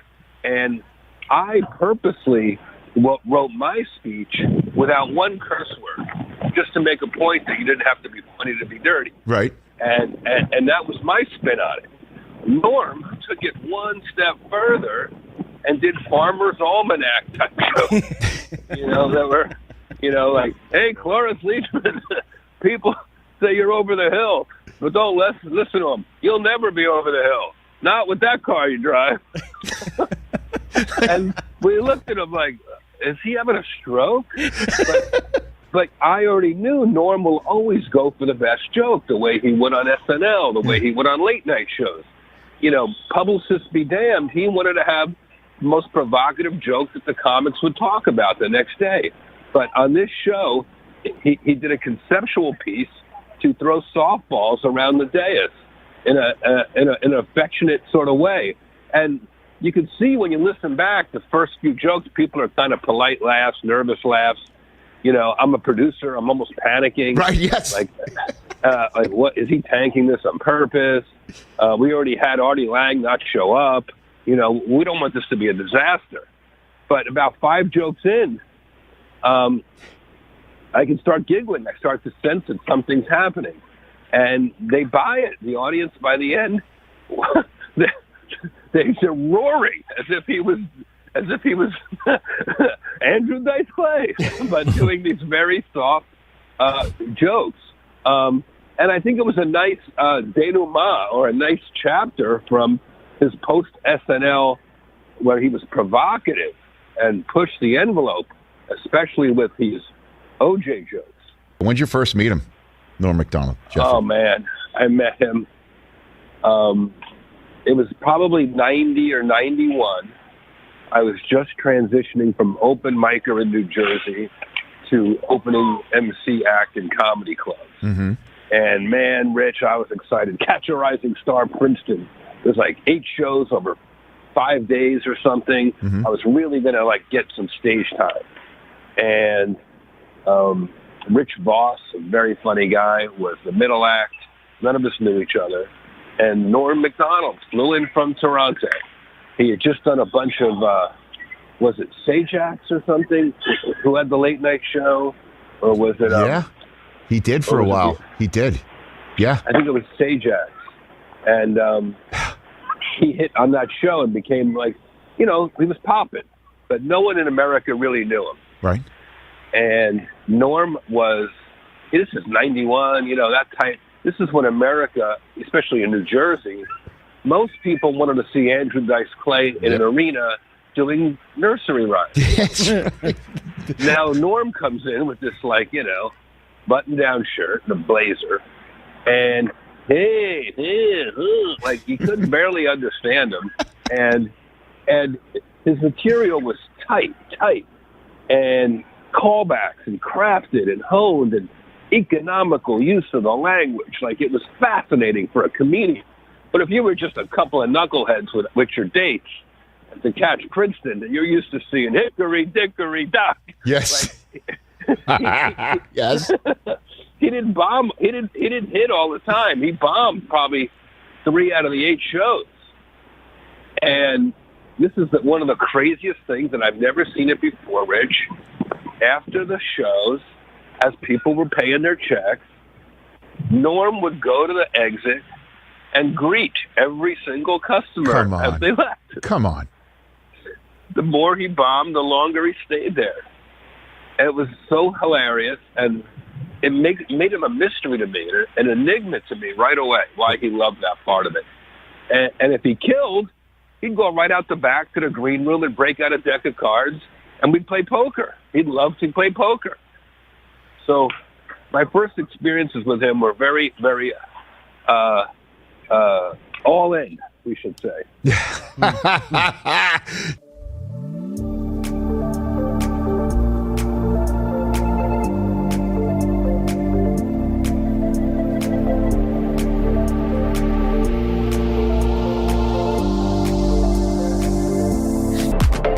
So he'd invite me over to SNL once in a while to play poker on off nights, on Monday nights or something. And to watch him play poker while watching Monday Night Football and a baseball game, like he was a gambler. Right. And I guess somehow one time I found myself on a tape night on a live SNL. I'm in the hallway. I believe Rosie O'Donnell was hosting SNL, and her very best friend, Penny Marshall, was there to support her. Penny Marshall, at the height of her movie director swag, is walking through the hallway with her head down, sunglasses on, baseball hat, doesn't want to be bothered, treating all these basically writers and NBC employees and me and Norm as big timing us, pretending we're just looky-loos out on the street, right? Just doing a celebrity don't bother me moment. Flyby, thank you. And Norm picks up on it, and he just starts pointing and screaming, Laverne! Laverne! Laverne! And she didn't look up. She never knew it was Norm. She's just gone. Oh, my gosh. Here, Adam, do a joke. All right. A good name for a dog is Syndrome. That then when he tries to attack someone, you can yell Down Syndrome. Don't laugh. It's not. I apologize. I mean, it's That's like it was a little insensitive, I guess. Some of the 200 Nigerian schoolgirls kidnapped by extremists in Nigeria have been forced to marry their kidnappers. And worse than that, they've been forced to laugh at their husbands' stories, even after hearing them for the umpteenth time. You know something. Yeah, I know. It's very hard to make a joke about those girls who are kidnapped. When I hear about those things, that is one of the worst. You know, and yet you got a big laugh out of yours. Yeah, I'm sorry. I got it. Now, as an old-timey broadcaster, do you have other old-timey broadcaster friends? Well, they did. Mike Wallace was a great friend. Mike was a grand guy. I said, he had dementia at the end. That's funny to you, huh? You know, McDonald, I want to tell you. No, it's a very odd thing to say. If you're looking to broaden your horizons, I don't think it's wise to laugh at someone who had dementia. I'm not laughing at that. I'm laughing that you said. He was you the best. Just said. I loved him. Mike Wallace was a great guy. He had dementia at the end. It has heavy-duty grilling grates. Why are you laughing? You think the grilling grates are flimsy? No. No, they're heavy-duty grilling grates. They deliver exactly what you need to achieve when you need to achieve that perfect steakhouse flavor. Why are you laughing? You're making a mockery out of the man great. I'm pretending I know who Albert Gray is. I didn't. No, Albert Fish. Oh. You're a New Yorker. So anyways, he was a child rapist and cannibal, as I explained. When he's a child rapist, you try not to laugh when he looks at you. Oh, come on, man. It's not funny. I know it's not, but I know you want people to laugh. Fish chose his victims. He only chose victims who were either mentally handicapped. Now, don't laugh at this next part, please. But you know he wants you to, right? No. If you laugh at this next part. Okay. And I'm not Fish chose victims who were either mentally handicapped or African American. Oh, come on. Why would you think that's funny? God damn, Fred. Jesus Christ, that was the worst part of the story. But why do you think he did that? What would be the explanation? Why would he only attack? Why would his victims that he chose only be either mentally handicapped or African Americans? Because people in those days didn't care when those people were vanished. You're thinking like Albert Fish now. And prostitutes. That's why they kill. That's right. Prostitutes. Exactly. Nobody really cares about prostitutes. But you're exactly right. That's why Albert Fish killed only mentally handicapped and African Americans. What about? Okay. I thought you'd laugh at African Americans again. That they were. No, because I know him. I know he'll do something. That's outrageous. Well, it's kind of outrageous. Hey, for the 9th consecutive year, Nick, JetBlue Airlines ranked first for satisfaction among all North American airlines. But you know what ranked least in satisfaction? 9/11 Airlines. What a terrible name for an airline. It reminds me of that tragedy. Oh, 9/11. Yeah, don't laugh at 9/11 What? again. 9/11.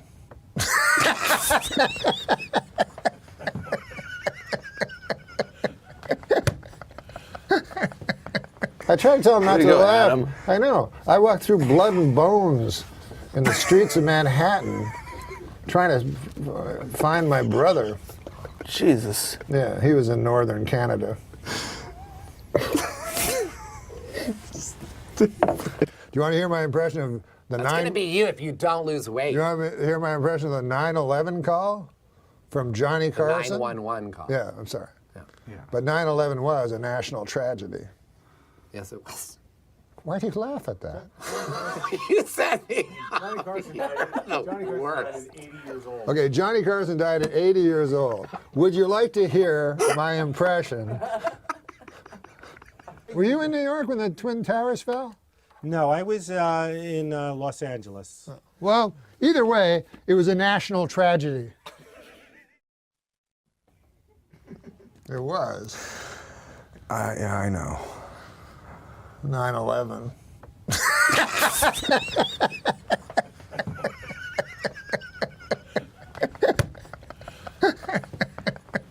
We're going to go to hell.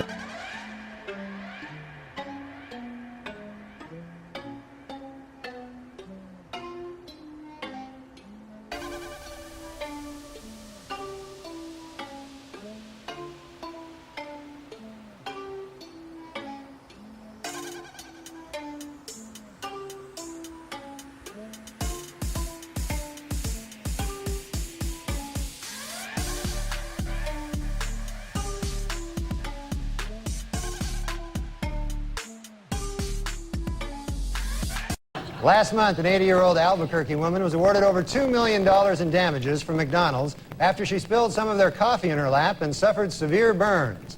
As a result, McDonald's this week has put a warning label on its coffee cups that read, "Caution, do you think you can manage to avoid pouring it directly on your crotch this time, you senile old hag? Think you can manage that, huh?" A California man has sued McDonald's claiming he contracted AIDS from one of its pork sandwiches.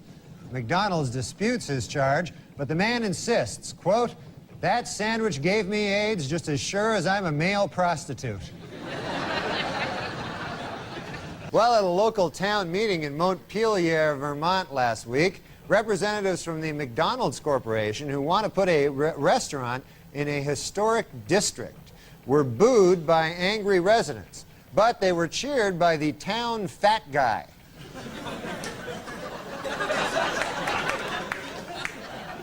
Every town has one, the town fat guy. Yeah, the big news story this week, have you seen those ads for Ronald McDonald is growing up? Yeah.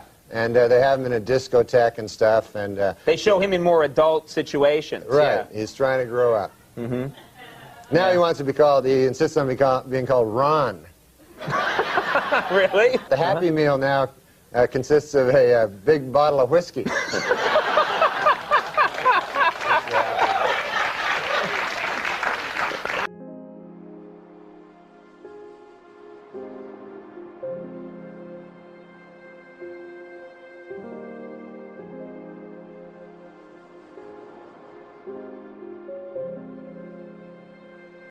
Oprah Winfrey broke down and cried this week, saying she had once smoked crack cocaine. You know, I don't know what she's crying about. I mean, you know, some people in this world never get to smoke crack cocaine. It's ridiculous. Huh? Earlier tonight, the New York Yankees defeated the Atlanta Braves and won the World Series. As a result, Atlanta Mayor Bill Campbell will send a bushel of delicious Georgia peaches to New York Mayor Rudolph Giuliani. Had the Braves won, Mayor Giuliani would have sent Mayor Campbell a bushel of delicious New York crack.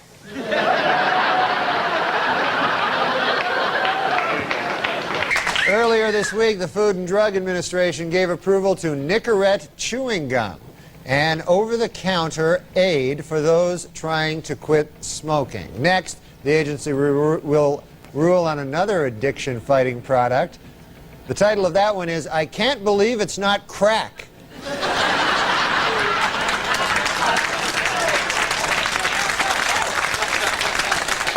According to new medical research, crack babies are as happy and healthy as normal children. You know, that's amazing, you know, because I thought they'd be much happier with all that crack in their system. You know, it's crazy. And in the state of Washington, deaths from heroin hit record levels during 1995. Sorry, crack, it just wasn't your year. And finally, the Diamond Council of America advises that men spend 2 months' salary on an engagement ring, while the American Housing Company suggests that you spend 25% of your salary on rent. Interestingly, the U.S. Crack Association recommends that you spend all your salary on crack. At a press conference this week, Washington Mayor Marion Barry said he wants private businesses to provide 5,000 summer jobs for a district youth program. He also wants some crack.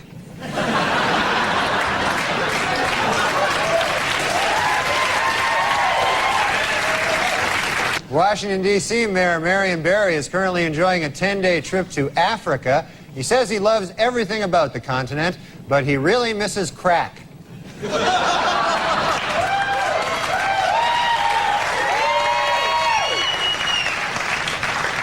Meanwhile, Washington, D.C. Mayor Marion Barry attended the march and called it a beautiful display of unity and solidarity among African Americans. His only complaint, the complete absence of crack.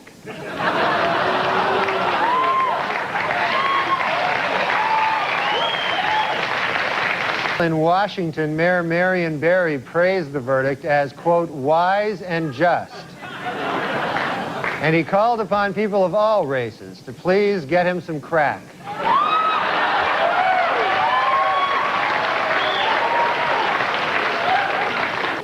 Washington, D.C. Mayor Marion Barry has prostate cancer, but the disease was detected early, and he expects a full recovery. Doctors say in no time, Barry will be up and around and smoking crack again.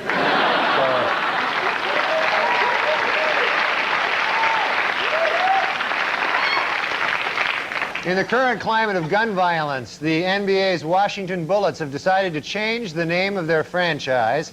When several D.C. politicians were asked for their suggestions, President Bill Clinton said the Presidents would be a good name. Senator Bob Dole said the Senators.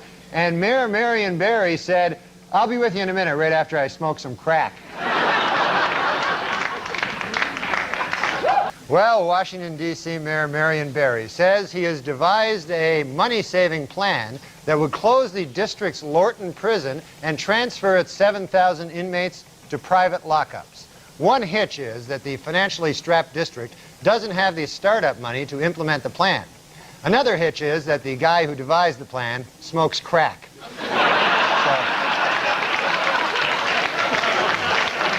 Two hitches. Washington, D.C. Mayor Marion Barry is in hot water again, this time for bringing 54 government employees with him on a trip to a posh West Virginia resort. According to Barry, quote, "That's how many guys it takes to keep me from smoking crack."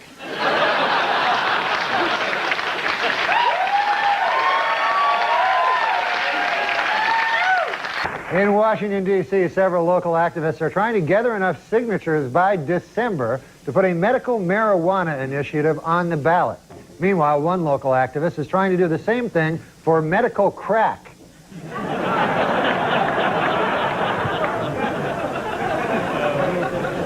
A new survey by the Washington Post reports that D.C. Mayor Marion Barry's popularity among city residents has dropped to its lowest point in 5 years.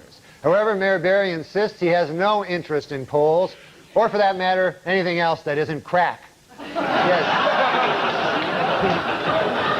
He really has no interest in it. How good are polls going to do him? Last Friday in Washington, D.C., the city's elementary school students pledged to stay drug-free as a gift to their moms on Mother's Day. Meanwhile, D.C. Mayor Marion Barry got his mom a great big box of chocolates.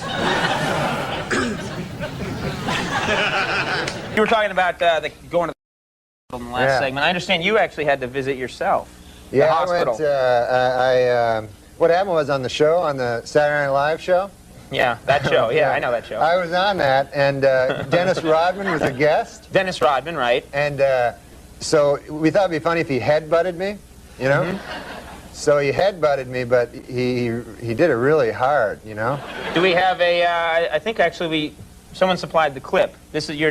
Look, Dennis, I've had about enough of this. Now listen, if you plan to be here next fall doing book reviews, I expect to see a major attitude adjustment. You know, and while you're at it, a more conventional hairstyle and some clothes, for God's sakes.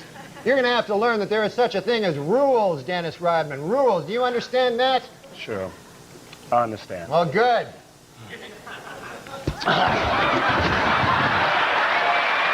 That's the way it is. Good night and have a good weekend. I went to the hospital. I went to St. I don't want to say the hospital, but I went to this hospital and to emergency, you know, and they're all like, they're the craziest guys in emergency, all like crack. Everybody's on crack, you know? Every emergency is a guy on crack. Yeah. So I went in and they go like, hey, how much crack do you have, you know? And I go, I'm not on crack. And they go, what happened? I go, Dennis Rodman headbutted me. Straight to the heart. I went a long time acting like I wasn't broken apart by you.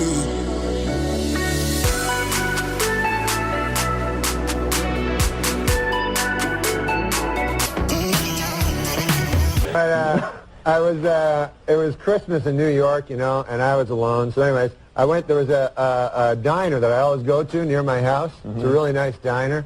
And so I went there, and there was this homeless bum there, you know? Just say a homeless guy. It's not politically correct to say bum. Why can't you say homeless bum? No, I thought they didn't like to be called bums. Yeah, right. A homeless guy, yeah. Okay. Well, anyway, so, okay.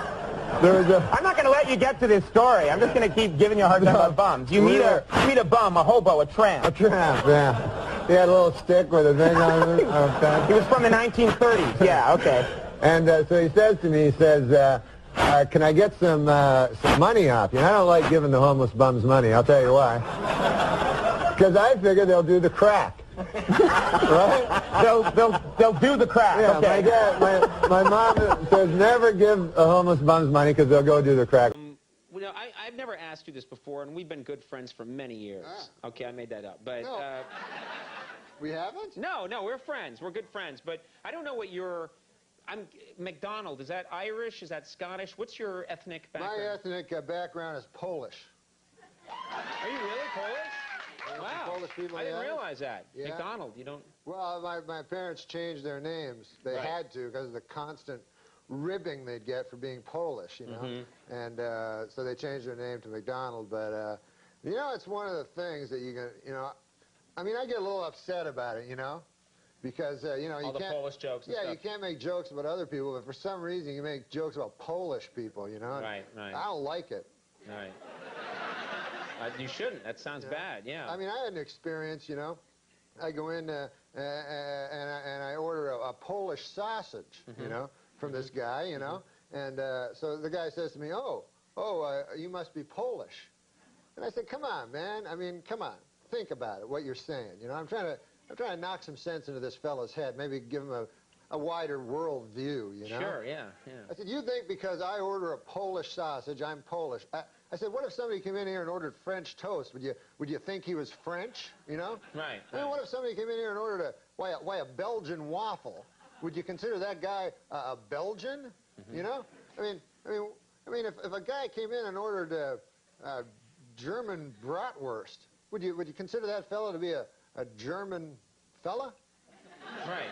I said, what if a guy came in and ordered German potato salad? I suppose you'd think he was German too. Yeah? Yeah, yeah. You know, what if a guy... Wow, you talked to this guy for a while. I'm telling you, man. With racists, you have to get through You have to them. really get it into their head. Right. I said, if a guy came in and he ordered a Cuban hamburger, are you going to assume he's a Cuban? Right, right, right. I said, I think it is absolutely ridiculous that just because I come in here, I order a Polish sausage, why would you jump to the fact that I'm Polish? Right. And the guy says to me, well, first of all, it's a hardware store.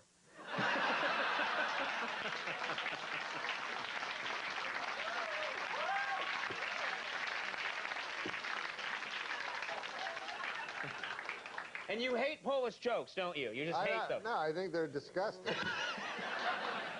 Let me ask you quickly. We haven't talked to you in so long. I want to ask you about your family. My great family. I love them all. How's your... we used to talk in the old days. You and I used to spin some yarns about Uncle Hector. How's Uncle Hector? Oh, Uncle Hector. Uncle Hector... He's Polish too, I'm guessing. No, he wasn't Polish. Oh, okay. No, he was from my cousin's side of the family. And he was... he was a great man, my uncle, you know. Right. He was an old fella. He actually rode the rails during the Depression. Oh. You know, he was a hobo. Hobo. As you might call him. I don't like that term, but whatever. Tramp or whatever, Yeah, what he's a have you. tramp, railroad bum. And, but he wasn't a bum. He was just out. He was a good, honest man during the Depression searching for work, you know. And, you know, he had no money, so he'd travel the country trying to find work, and he actually rode the rails, Uncle Hector. And he told me, it was an interesting story, he'd go through, this was in Canada, and there's a town called Kitchener in Canada, and the railroad cops were tough, boy. They were tougher than real cops, you know. They had a law of their own, the railroad cops. I feel like I should be tucked into bed listening to you. Anyway, a law of their own, those railroad cops. But there was not a railroad cop tougher than Kitchener Leslie. Oh, boy. He was well known. He was well known for beating hobos to death. Really? He'd yeah. find a hobo on his train, he'd beat him to death. He'd beat him to death. And so what the railroad bums would all do is, as Kitchener approached, of course... Oh, hey, Alan. Hey, Norm. How you doing? So... They'll be here in 5. We ready? There's a... Oh. Left. I don't have it. We should have used... Wow, such focus on these stories. That wasn't a mirror. That was another guy. Okay, it was a guy named Norm. Yeah. So the railroad bums would all hop off before they got to Kitchener to avoid being beaten to death by Kitchener Leslie. Yeah. Anyways, my Uncle Hector, a good man, you know, and he walked into a mine one day. This is a story for that I think the young people could learn from. Don't go mine hopping, kids. During the height of the Depression, where there was absolutely no work, my Uncle Hector walked into I won't say the name of the mining company. It was McIntyre Mine, and he walked in. He had his lunchbox with him and his work boots, and he said, "Sir," he said, "I want a job." And they said, "We have no jobs." He said, "Well, 500 people work here at McIntyre Mine." He goes, "I don't think there are 500 men here better than I." He says, "As a matter of fact, I don't think there are 200 men better than I." He says, I think you'd be strapped to find 100 men better than I. And by golly, he got the job. What do you think of that? That's a great story. Now, I'm sensing there's more. Now back to Kitchener-Leslie. Yeah. The most dreaded... No. Uncle Hector. Uncle Hector. What? No. you wanna I'm talk about sorry, I'm Uncle trying to help you out. No, Uncle Hector. Dad, where's this story going? Uncle Hector worked in a mine, and it's a hellish job, the mine, as you well know. Darkness, you know. It's dank. It's dank. Yeah. It's coaly. It's a lot of... What? Well, you're in a coal mine. It's not coaly. It's coal-ridden. It's coal-infested. It's not coaly. It's coal-infested. So he worked in the mine, and by God, he worked hard. And after a week of working hard, he said to the shift manager, he said, by golly, I'd like to have a lady. I work hard, and where would I find a lady here in town? Well, they said to Uncle Hector, they says, we have sex with animals here. By God, says Uncle Hector, I'm not going to do that. I'm a normal fella. Well, then be to your own devices then. So, be to your own devices? Yeah. Wow. Uncle Hector continued working in the mine. He worked hard, and he worked long, and he worked for a low wage. But he was a man. And Uncle Hector, after a couple of weeks passed, he started to get a little itch, you know, as you and I say. Right. You know? Right. When we're thinking about the ladies, the ladies, yeah. And, but he kept it under control. He went again. He said, "Are you sure there's no ladies here?" "No, we have sex with animals." Ah, my God. 6 months passed, and Uncle Hector couldn't take it any longer. He told me. Right. He said, "By God, I just had to. I'm just a man. I'm weak. You know. I'm not a saint. You know. And I was born in sin, I suppose, and I couldn't resist. I just needed it." So he said he walked by a pasture, and there was a pig. Oh, God. Yeah. That's terrible. Yeah, it's terrible. And so Uncle Hector said, well, he said, I walked up and I began having sex with a pig. And he said, all of a sudden, he saw all the miners like around him, you know, looking at him. They go, "Uncle Hector, what the hell are you doing over there?" And Uncle Hector's like indignant. He's like, "What? Well, you're the guys that told me that you have sex with animals." They're like, "Uncle Hector, you damn fool. That's Kitchener-Leslie's girlfriend."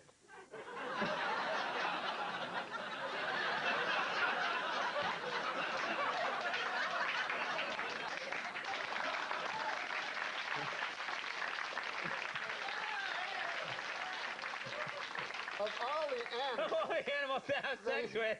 You don't want to have sex and not with Kitchener-Leslie's pig. No, that's terrible. Not Kitchener-Leslie's pig. Kitchener-Leslie's lady. Oh, yeah.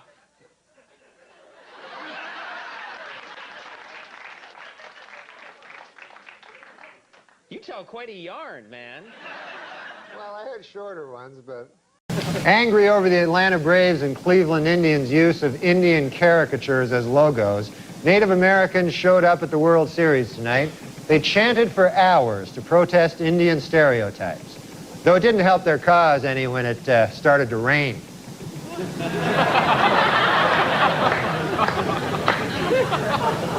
Native Americans in upstate New York are trying to block plans to build a Kmart on the site of a Mohican burial ground.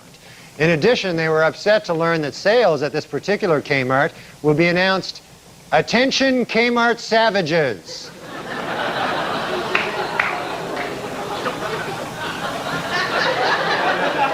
In Michigan, State Historical Commission officials say they will not interfere with the building of a new major sports stadium, even if construction unearths historical artifacts. However, state Indian Affairs officials say that if relics from a Native American tribe are found, they would like to have the land set aside and designated as a sacred tribal burial ground / giant casino. In Wisconsin, students at Menominee High School are desperately fighting efforts by the politically correct to change their team nickname the Indians. Already, opponents of the name have rejected the students' first compromise, the Drunken Indians. They feel that's almost worse in a way, you know? In Bridgeport, Connecticut, the Staticoti Indian tribe is seeking recognition by the Bureau of Indian Affairs in order to open either a manufacturing company or a casino. I wonder which one they'll choose. Manufacturing company or the casino.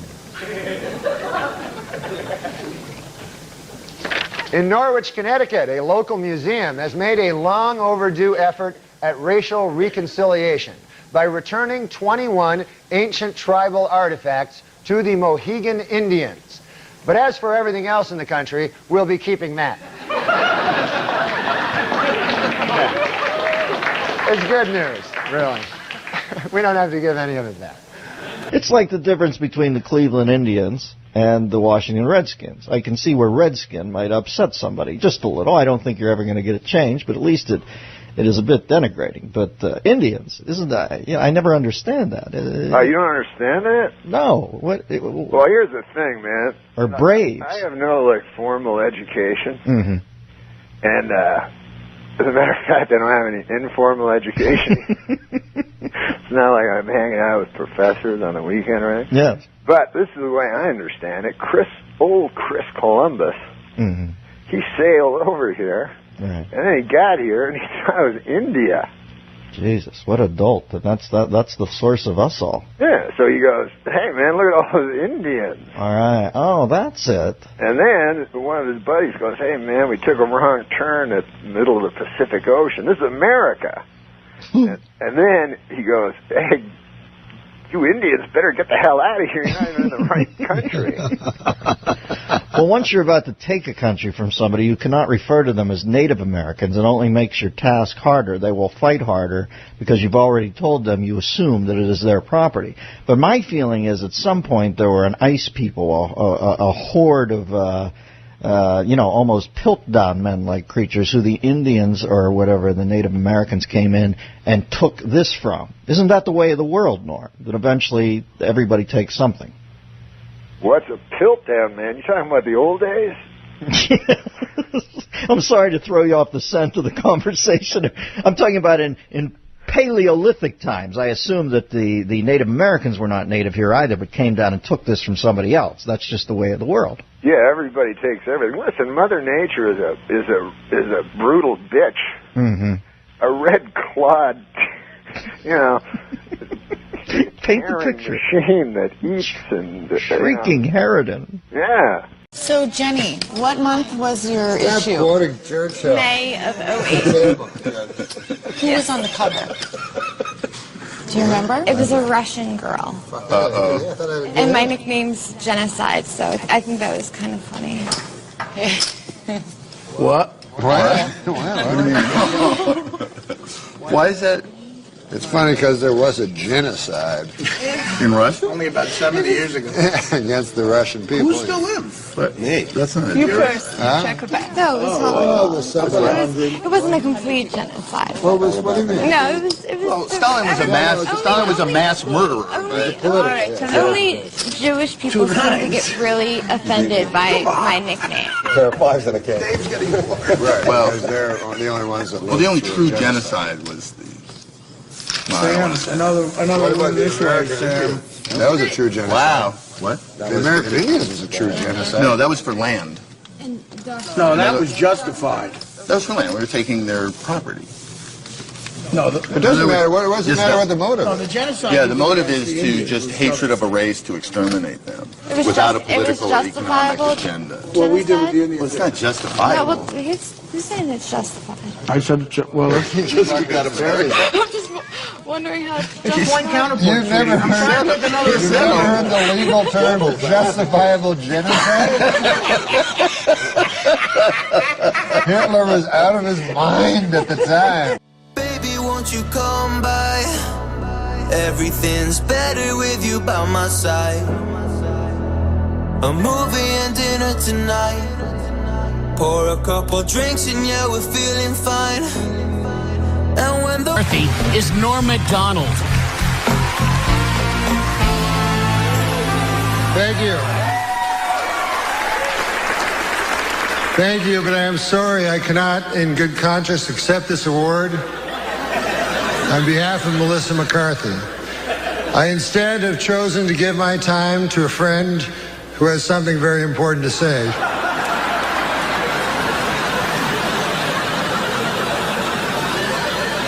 My name is Johnny Two Feathers.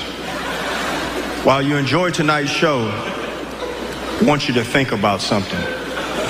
The spot where you're sitting, every square foot of ground in this country was stolen from my ancestors. And after you stole it, you murdered them. So you'll forgive us if we do not laugh along. There is nothing funny about the extermination of a people. The theater stinks of blood. That's all I have to say. Oh. Johnny Two Feathers, everybody. Johnny Two Feathers. Give him a wave, Johnny. Oh, Johnny, you don't want to wave? All right. Well, Johnny Two Feathers, everybody.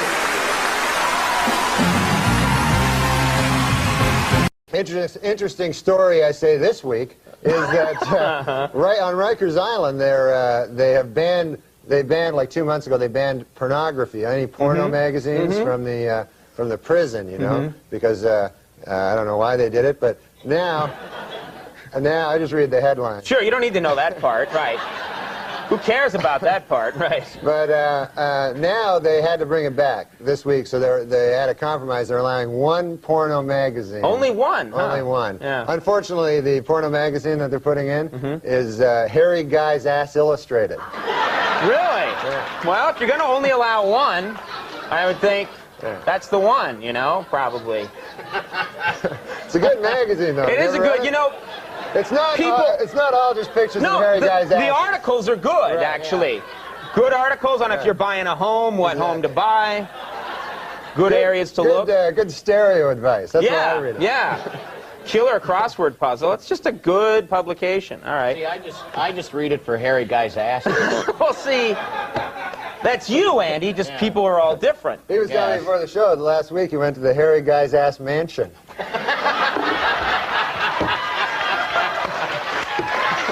Great. Why didn't you? Andy has all the fun. He gets to all the big celebrity parties. Right. Him and Jimmy Kahn.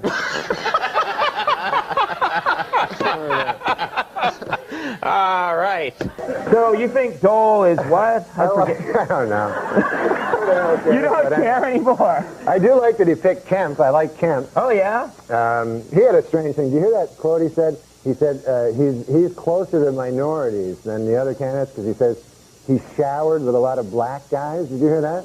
What? He says because he used to be on the Buffalo Bills. That's right, he was a football player. Is that true? He said that? Yeah, he said that the other day. He said he has a closer feel for the minorities because he's showered with so many black guys. But, you know, I don't know if that's, well, how you want to pick your presidents, right? Showered with a lot of black guys? I don't know. I mean... You're picking Dole because he can do an impression. Yeah, you know, your reasons aren't much better. If I was going to pick a guy just because he's showered with a lot of black guys, I'd pick Andy or something like that, you know? You know? People don't have to know that. No, he used to play ball. He used to play college ball. Sure, he was, yeah. In every branch of the armed forces. Do you have a hero? Norman Fell from Three's Company. That's your hero? Yeah. Mr. Roper. Yeah. Oh, Mr. Roper? Yeah. That's not a good hero. That's all I got. Better than this guy's hero is some gay porn actor. But anyway. What are you talking about? What? I don't know. Insane. No. What are you saying? Let me tell you something about gay porn. Seriously.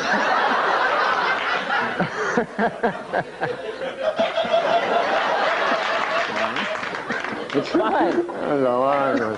Okay. No, I'll tell you something about gay porn. Seriously. Okay. That doesn't mean a guy's gay. I'm not saying that. Because a guy watches gay porn all the time. Cut to a single. Just of Norm. Really? Gay porn. I enjoy gay porn. I'm not gay. Gay porn is a genre that just cuts across all demographics. You know? Young people, old people, straight people, the gay people enjoy it. Everybody likes gay porn. But this guy really likes it. No, I don't know. I thought I heard patriotic music playing behind that speech. No, that's not what I meant to say. I meant to talk about Bob Dole. This guy's my hero. First ruined my reputation, you know. I'll Just tell you in something. passing. This guy is not gay. If anybody's not gay, it's this guy. Oh, I'm so... Seriously. I am so totally straight. Oh, yeah. No, you are. I love the ladies. No, he does. No, he likes girls. He likes girls. Does this happen every time you try and talk about Bob Dole? You start talking about gay porn. I don't know what that was.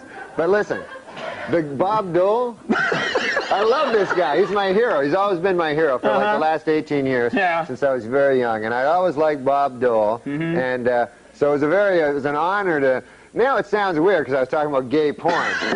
But I'm questioning your ability to continue here. before I start with my jokes, I just want to say, like, I said a thing on last show about Andy enjoying gay porn. Right,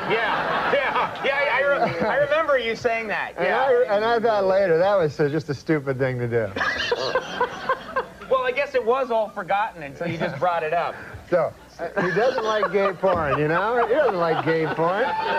So anyway. I can't stand gay porn. Right. Gay porn, no thanks. So if you're getting me a birthday present, no gay porn. I'm glad that's great because it really cleared the air. Yeah. I understand you Lent. You take Lent pretty seriously, the Catholic holiday of Lent. Is that the case? Well, you have to give up stuff on Lent. So every year on Lent, I give up stuff. And I made up a list, you know? Oh, really? Of stuff that I gave up. So I have it here in my pocket. Can I read it? I would love to hear what Norm gave up for Lent. Yeah. Why not? I don't have it in my pocket. You don't have it? Oh, here it is. It's in this pocket. Okay. Yes, this is a list of things that I gave up for Lent. Okay, you ready? I gave up powerlifting. All right, out. Yeah, I didn't want to do that anymore. And then I gave up lifting of any kind. Okay, that's good. And then I gave up dressing up like an incubus. Now that people know what it is, you know. Not going to do that. No. And then I gave up. This isn't a good one. I gave up feeding my cat. You got to break that habit. Yeah, that's not good. Lent's a good time to do that. So that's. Oh, and then I gave up spending thousands of dollars trying to methodically seduce Andy's wife. No more of that, huh? All right, that's very nice. Good for you. What a relief. Plus, it gets in the idea that Andy has a wife. Andy has a wife. Oh, he does. I know. I have a wife. I know. And no, he has a great wife. I don't like gay porn. No, he has an excellent wife. Don't like it. Well, Not for me. What we're going to do is we're going to take a quick break, and then we're all going to confer with our lawyers. And then we're going to come back, and we'll have more with Norm MacDonald in just a second.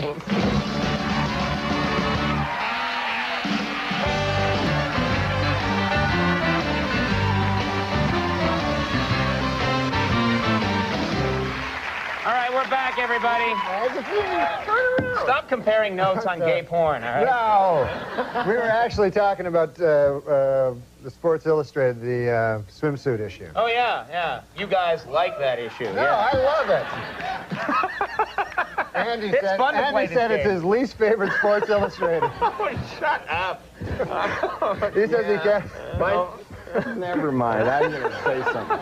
Andy, it's like quicksand. If you struggle, it gets worse. I know. You just got to sit very still, and it'll go away. Say something bad. You're in Los Angeles now, okay, and you're doing this show. Do you like the L.A.? You like it there? I don't like it that much. No. Why? Why don't you like it there? It's beautiful, and I think you'd. No. Well, it's hot. It's really hot. And is that what you're getting to? I don't know. I thought you had a story about being in L.A. You want to talk about midgets some more? Just whisper the story in my ear. You said you were carrying bags of groceries? Yes, exactly. That's the story. But it started off with it was hot in L.A. And this is a bad, lame story. But... So let me get this right. You can't remember it. We just revealed that we talked about it in the hallway beforehand, and now you're telling people it sucks. You want to go for it? Yeah, I'll tell it. Yeah, it's not...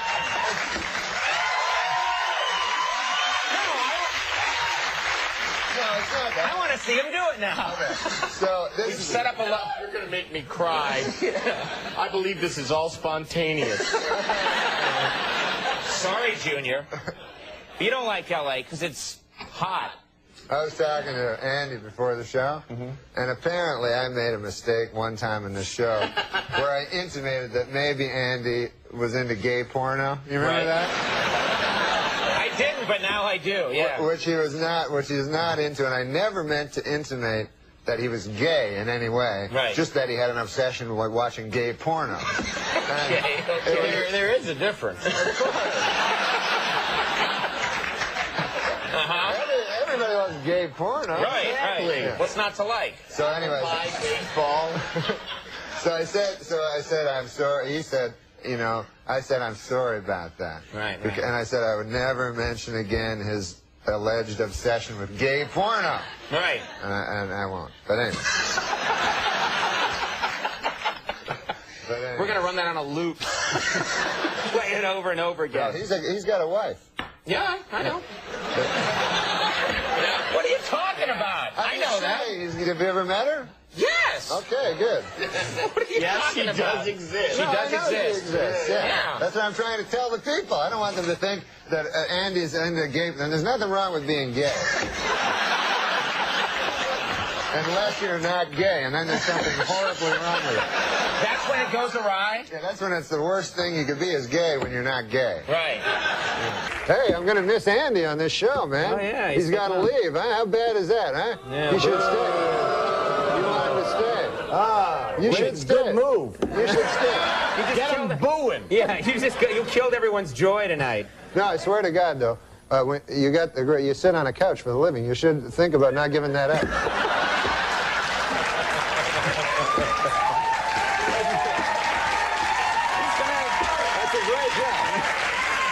That's a great job. You sit on a couch, and you sit on a chair. It got to be too much, though. I'm looking to lay down. Got to tone it down a bit. No, but you're a great man, and I'm going to miss you on the show, man. You're a great man, isn't he? Thank you. Great. Maybe he'll change his mind. Maybe. I keep asking him. Yeah. He's like, nope. Maybe if the internet, they start like writing "Save Andy," you know what I mean? It's not save him because he's It's leaving. his choice. Yeah. That's the hard thing. Straight to the heart. I went a long time acting like I wasn't broken apart by you.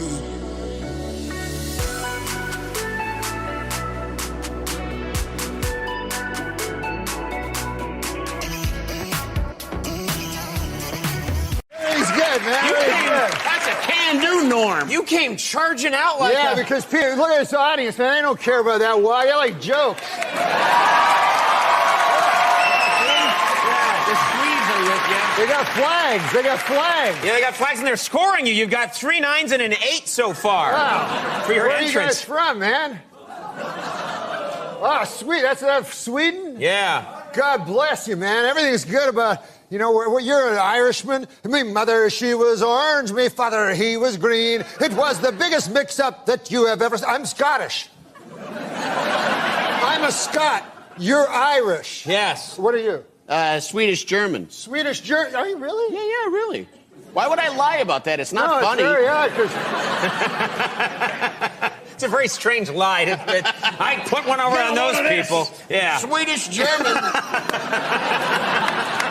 No, I'll tell you why it's funny, man, because I was in Georgia, Atlanta, Georgia. Yeah. I met a good old boy down there, and he said, he said, you know Andy Richter? Yeah. Yeah. He did? Yeah. You met a guy in Georgia and he said, you know Andy Richter? Oh, yeah, you guys do well there. Oh. And he said, I said, yeah. He said, have you ever heard of Andy Richter joke?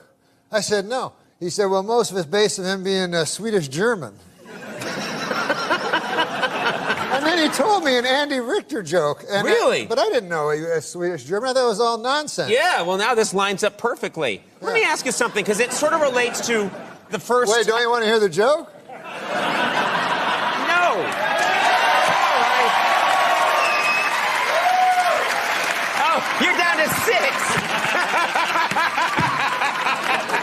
You're down to 6. All right, this joke will get you back up. You can get him back. Let's hear the joke. Well, the fellow says, man, he says, you ever hear the time about the old prospector? That's how he talks, you know? Yeah. He says, man, there was an old prospector, and he was prospecting for gold, and he was having a hell of a time getting any gold. You know?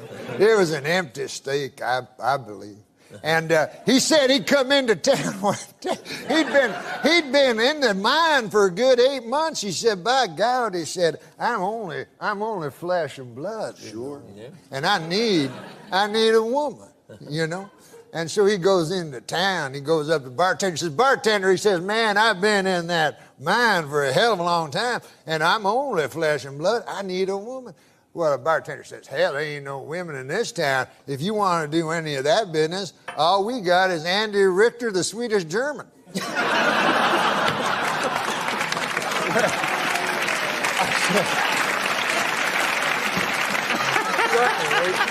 The prospector, he says, no, he says, hell, I ain't into that funny stuff, you know. He says, I'll be fine. So he goes back to his state, you know, and he's back in that mine, man, and 6 months passes, and a year passes, and Conan, you know, people are weak. Man is made of flesh and pride, as the scriptures tell us, and by God, that old prospector finally broke to his knees, and he said, I'm no worse than he went back to the bar.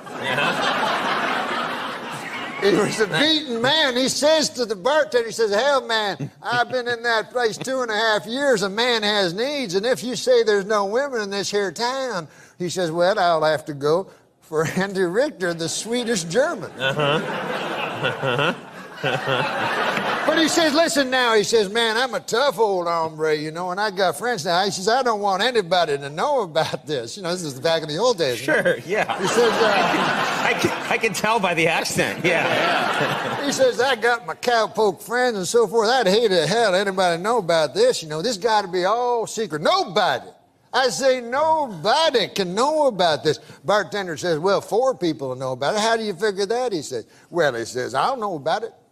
He says, you'll know about it. Andy Richter, the Swedish German, will know about it. And the fella that has to hold down Andy will know about it.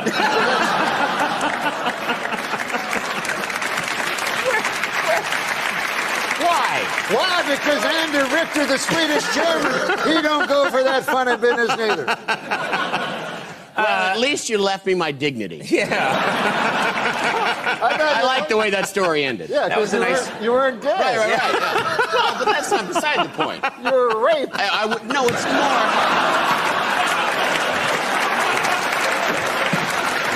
It's more that I wasn't prostituting myself.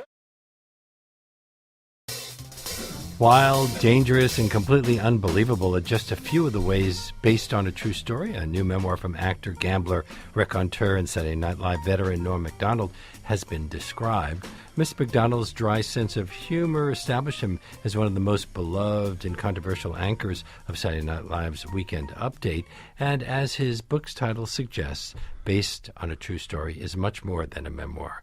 It's a Hunter S. Thompson-inspired epic of the comedian's life, including classic jokes and long mythologized Hollywood stories, with guest appearances from Chris Farley, Rodney Dangerfield, Sarah Silverman, Adam Sandler, and many others. I'm very pleased it has brought Norm MacDonald to our show today. Hello. Hi, Larry. How are you? I'm well. You talk about how the process of writing was not something that you really liked. You found it grueling. So what led you to even try to write a memoir? Well, what happened was I was in a hotel room in Edmonton, Alberta, and my manager told me to look at my Wikipedia, and I looked at my Wikipedia, and somebody had changed my Wikipedia, and I was dead in my Wikipedia. And I had overdosed on morphine, which is some 19th century kind of drug to take, in the very hotel room that I was reading this. And so I chuckled as you did at first, but then I didn't. Then I got frightened because I knew that one day that would be true, you know. And what, that you die of morphine, or no, just that the tenses change. Mm-hmm. Is becomes was, and does becomes did. And so I thought, well, one day in the future, when Norm MacDonald was that will be what's left is a page on Wikipedia. So I said, I want to tell my own side of the story, and not just a series of facts, which I suppose is what a person's life is a series of facts. Well, based on a true story, when we see that at the beginning of a movie, we know a lot of license has been taken. Well, yeah. I mean, I think, though, if you base something on... it's not really based on a true story. It's based on facts, but it is true. That's how I would say it. How would you describe your writing style here? Are you using the truth as a stepping-up point for some rather elaborate storytelling? And how does this kind of writing differ, or is it the same as what you do when you're doing a stand-up? No, it's much different. I'm not an educated person. So I wish I was, because I would have been able to write the book. But I wrote 4 books. 4 attempts at this book. Not 4 drafts, but 4 entirely different books, until I came upon this one that I think works. Well, you told the Washington Post. Maybe doesn't. I don't know. I can't imagine how anyone likes to write a blanking book. I couldn't hate it more. Yeah, I hated it. I hated every moment of it. Through much I liked writing the end, those 2 words. Through much of the book, you drink and do a lot of drugs and gamble. And yes. Are those things that you do on I don't day-to-day do them now. life? No, sir. I don't do any of them, but I did do them. Yes, I did do them a great deal. I didn't enter show business until late in life, and before that, I was sort of a criminal. I had criminal. Yeah, I was a criminal, I suppose. You engage in illegal activities? Yes, sir. I did. Wow. Like what? I would sell drugs. I would break and enter. Anything to... Statute of limitations, anything to survive. You know, I was just trying to survive. I had no money, and I was only 14 or 15 when I left home. So this is in Canada. This is in Canada. So you do what you have to do, and it's not immoral. You know, there's nothing immoral about it. But I remember we would steal electric typewriters. This is how long ago it was. And we would smash the window, and the alarm would go off, and we'd grab electric typewriters. And we used a cab. The cab driver would be involved, and then we would drive to an Indian reservation where the police were not allowed to enter, and that's where we would put all the goods that we had stolen. Would they go to a fence? Yes, exactly. You also mentioned gambling. What does it feel like to lose your net worth, something you say that you've done twice in your life? Yes, it feels very good. It feels good to lose everything? Yeah, you go to the coffee shop and you have a coffee and you feel fresh and you feel like, hey, I'm going to start over. I can do it again. Really? Yeah. I've always wondered about the appeal of gambling, because the little bit of gambling I've done, okay, sometimes I made a couple of bucks, sometimes I didn't, but it doesn't really, I don't understand the addictive quality. I guess what you're addicted to is hope, which is not such a bad thing according to our president. So when the dice are in the air, anything can happen, and then it hits the cruel green felt, and sometimes you bust. You, along with so many comedians of your generation, Jim Carrey, Mike Myers, Martin Short, Catherine O'Hara, John Candy, Dan Aykroyd, Seth Rogen, Phil Hartman, Eugene Levy, Samantha Bee, are all from Canada. Mm-hmm. Is there something about Canada that produces all those funny people? No, I don't think so. I think it's probably, we have 10% population of North America without Mexico, whatever that's called. So we have 10% population of what the United States has.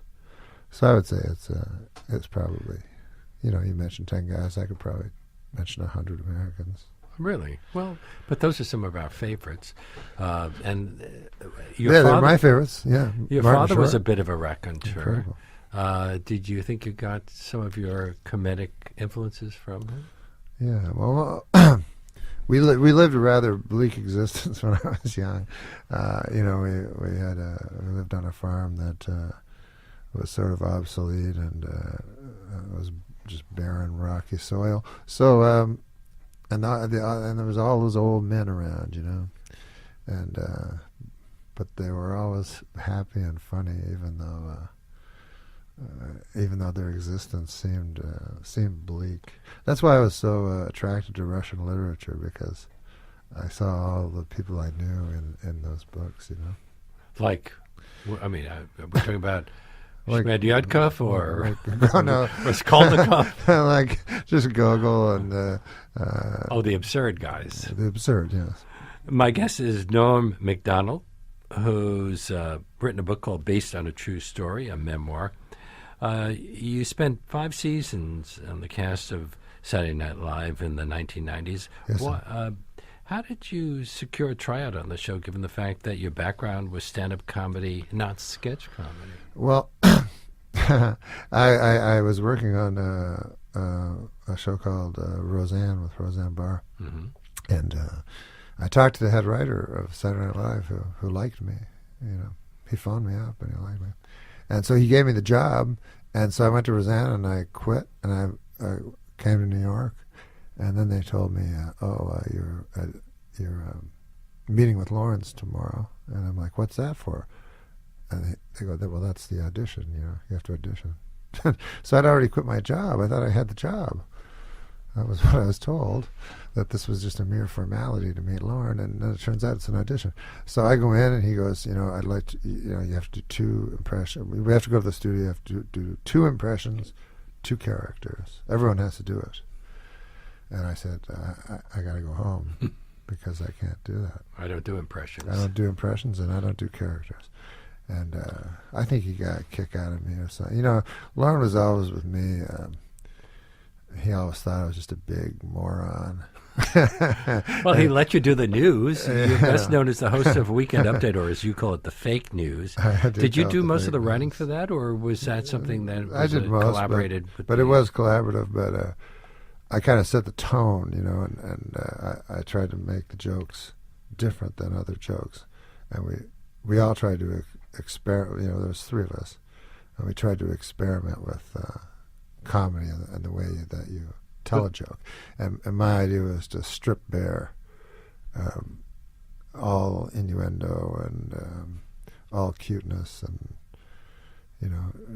just leave the bare bone of the joke. And if it didn't work, then it wasn't a good joke to begin with. But if it just relied on tricks.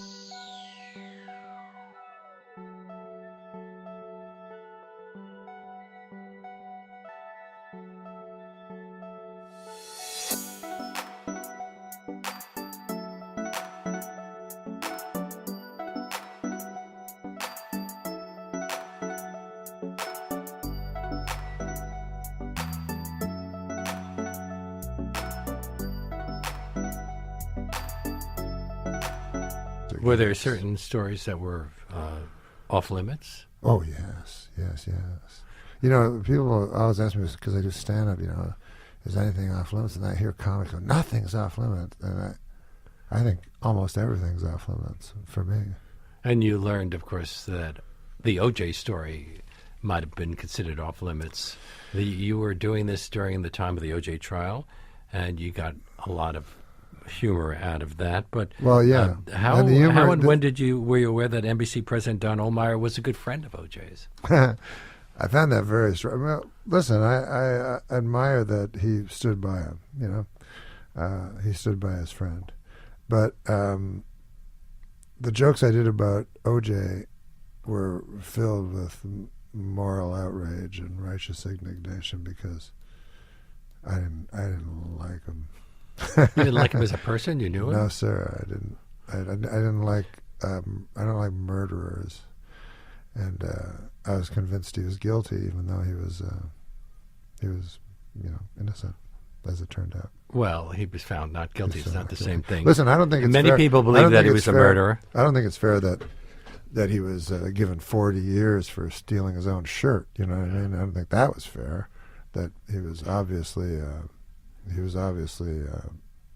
found guilty of the previous crime. But do you think you were let go, as some do, because of the O.J. jokes? I don't know. David Letterman said of you, there may be people as funny as Norm, but I don't know anybody who is funnier. And if we could have, we would have had Norm on every damn week. You had obviously a very special relationship with him, and you performed the final stand-up set on his last year. Yeah, I did. Yeah, it was the last. It was the last stand-up set, and everyone was being very cool with Letterman, very ironic, and that's not how I felt about it. You know, as it came to an end, because he was such an important person in my life, and I feel he was a very important person in culture. I think he changed the way everybody thought and spoke. You know, and so he was very important to me, and I just watched it and saw everybody be cool, and I was not cool about it. I was very sad that he was leaving. You got very emotional. Well, I did. You followed Donald Trump on The Tonight Show with Jimmy Fallon last Yes, week, I one of did. the more controversial interviews with Donald Trump. You know, when I saw it, I didn't think it was controversial. I mean, goodness gracious, it's Jimmy Fallon. He's maybe he blew his chance to be host of Meet the Press, but it's Jimmy Fallon. Maybe he'll get Matt Lauer's job. That's right. But yeah, it's Jimmy Fallon. What do you expect? I mean, that's why Donald Trump did it. But I will say this, when I was watching it, I was like, oh my God, Donald Trump is being very reasonable and measured. This is getting a little frightening. Like, maybe he can pivot. I don't know. You've had your own television series, which lasted 3 seasons. You co-wrote and starred in a feature film. You've done voiceovers, had a short-lived sports show, a podcast, and even played Colonel Sanders in KFC commercials. Yet you remain somewhat a cult personality. How does that sit with you? Well, all that stuff is that you mentioned is pretty subpar nonsense. All I really do is stand-up comedy. You know, that's what I'm good at, and everything else came from stand-up comedy just as an accident. But I'm very, very good at stand-up comedy, and the rest is just free money. How much does the act change show by show? My act? Yeah, but for example, Lenny Bruce, it was always different. On the other hand, George Carlin wrote out an act, and he would revise it a bit over the course of a year. But he was very precise, George Carlin. His word even for the word. uhs and the wells were written in. Yeah, he was amazing. But no, my act's almost always different. I have so much material because I don't do specials. You know, I mean, I'm doing a special in a month. I shouldn't say that, but I don't do as many specials as everybody else. So I would say I have about 10 hours of material, and most people don't. So I just mix it up, you know. Sometimes I will talk to the audience, and whatever they say, I will talk about whatever they say, because I have a material. Improv. I have material on almost. It's not improv, no. It's I have material on nearly every subject. Comedy Central's president, Kent Alterman, described your absence from the airwaves as one of the great injustices of the world. Yeah, but he could give if you only a he show. knew somebody. Well, has there been talk about Comedy Central? I don't know. I haven't been home since then. I've been on the road. But yeah, I read that. It was funny. Well, considering what you've said about writing this memoir, can I assume that one of the things you won't be doing in the future is writing more books? I'll probably write more books, yeah. You will write more books? I think so, yeah. Yeah, as much as I hate it, I feel compelled to do it. I can't explain it. But once I started writing a book, I knew that's what I should be doing. And I always thought I should be doing stand-up. And once I started writing a book, I realized I should be writing a book. But writing funny in a book is different than writing funny for stand-up, because in stand-up, there's the tone of your voice, there's body language. Yes. Here, you just have to make people laugh because of the words that you've used. It's almost impossible. Like if you go to a library, the last place you want to be is the humor section. You know, good Lord, it's awful. And in the history of America, You know, who has there been? You know, Mark Twain, Will Rogers. Will Rogers. What's the other fellow's name? Well, there have been Josh. Can't remember his last name. But this was long ago. But modern, you know, humorists would be like Irma Bombeck and this kind of garbage. Well, there have been some funny ones too. But who's that? Well, we'll talk during the break because I have to announce that you'll be speaking with Vulture editor David Marquez. Is it Marquez? Yes. Tonight at the Union Square Barnes & Noble store at 7 o'clock. Yes, the sir. book is based on a true story, a memoir. It is published by Spiegel and Grau. And my great thanks to Norm MacDonald for Thank you, being our Leonard. guest today. You're a scholar and a gentleman, sir. I appreciate it. When I look into your eyes, though, I'm not joking. When I It's look just in, I've never had a talk show host say that to me. when I look into your eyes, I see. And I've done hundreds of talk shows. I see an eternal being. Thank you, Norm. A lovely thing to say. So, do you think there is such a thing? And as what? As a supreme eternal, being? No, an eternal being. I think we all are. You What know? surprises you about me? What surprises you about me? You mean just during this interview? Just in general. You seem kind. That's surprising? Uh-huh. Because I would think you were cold. Right. And yet you're warm. Oh, thank you. And in your eyes, I always go by eyes. Again, I always go by eyes. You should. And it's What if not- someone's blind, It's not though? sexual. It's not only sexual. What if someone's blind? My dad knew a blind man. And my dad was in the war. He was, he was a double generation older than I. He had me when he was 50. So he was in. That explains a lot. He was in the great one. And all his friends were old. Right. And so. Wayne Gretzky? He had a That's a good joke. So he had a blind friend, and he come over, and my dad said, "Do you want a Coke, Elmer? RC Cola." Oh, God damn. We don't got no RC Cola. We got Coca-Cola, the gold standard. Right. And this blind bastard wants an RC. So go down to Avonmore, pick up an RC. Well, that's a mile and a half walk. Right. So I walk with this blind son of a bitch. And he says to me, he wants me to describe everything. So I said, okay, well, on the left there's some cows lowing, and, there's a fence. He goes, is it like a wood that's near petrified? I said, yes, it is. And how big is it? 3 feet. I said, John Neil Margerison used to own this land. He said, I don't want to hear that. He says, just tell me what is. And so all of a sudden, I saw things as they were. I was very young, but I'll never forget that. Because I had to see for this blind man, I had to see and describe not my opinions, Right. So when I went by John Neil Margerison's house a quarter later, right, I didn't mention John Neil or anything. I just described the house, right, because that's all he wanted to see. And then I began to realize that life is what is, not what you think it is, or not even what it appears to be sometimes. Mm-hmm. But I think you would agree that your life or my life is just a series of facts, a series of incidents. It's not what you dream or hope or believe. It's what you do. I would say the exact opposite. What do you think it is? First of all, you mean to tell me this does not end with we suddenly realize, why the hell are we getting this blind man a different brand? That's not the punchline? Oh, no, there's no punchline. Oh, my God. I thought I was expecting being... it. Yeah, that was Didn't you see a million miles away? 1,000%. Why are we getting a different brand Coke for a blind man? That's not where we're going? Well, he didn't. His sense of taste was expanded. He doesn't drink it through his eyes.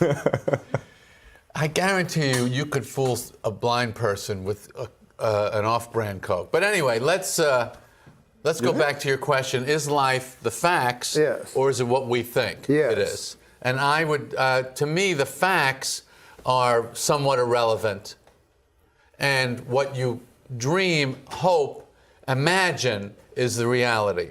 Our life is the perfect testament to that, because everything we are is only because we imagined it. Yes, but you imagined it into being, and so the being is what's important. Yeah, no. What if because you the imagined made What if it. you just sit at home and imagine things on your chair? Are you just a person sitting on a chair, or are you what is in your mind, the imaginings of your soul? You're the imaginings. The real world is not this. Mm-hmm. These are props. This is the trunk. Is this the real? act is in here. Is this the real world? If you were really funny, you would have poked me like Mo. I mean, there's a reason that we don't look at each other in the chest. Isn't there? Yeah, but we take notice of the chest. We look in the eyes, but we also look around. You like a chesty lady, right? I'm not. Oh, God. I know it's time to close my eyes to what and open up to new friends. Leave my heart in Berlin, where the tables turning, seeking up. What's next for Jerry Seinfeld? We'll find out. After this? No. Oh. Because you're a young man. I'm 62. What? Really? 62. Look how look you get. Look good. Yeah. Looks a lot better than me, and I'm 68. Dreamlike. How fast did that go? I found it dreamlike. Me too. It's a wonderful thing. Yeah. There's something beautiful about this one. I'm so not glad. joking. I'm not being ironic. No, I really loved it too. It was great. Oh, that's great. So Too bad this guy was here. Yeah.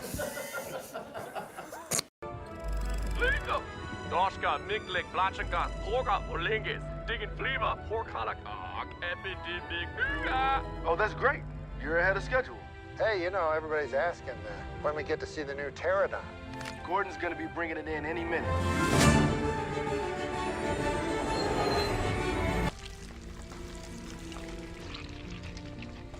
What happened?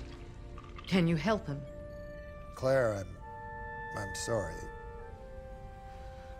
I mean, he knew what he was doing. The pathways are all fried.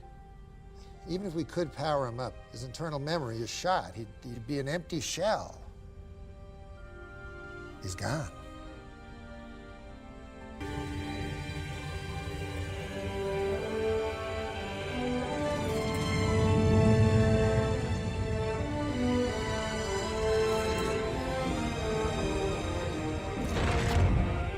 Boom. That's it. Nice job, everyone. And in 2/3 of the time. We should all get big bonuses. Checks in the mail.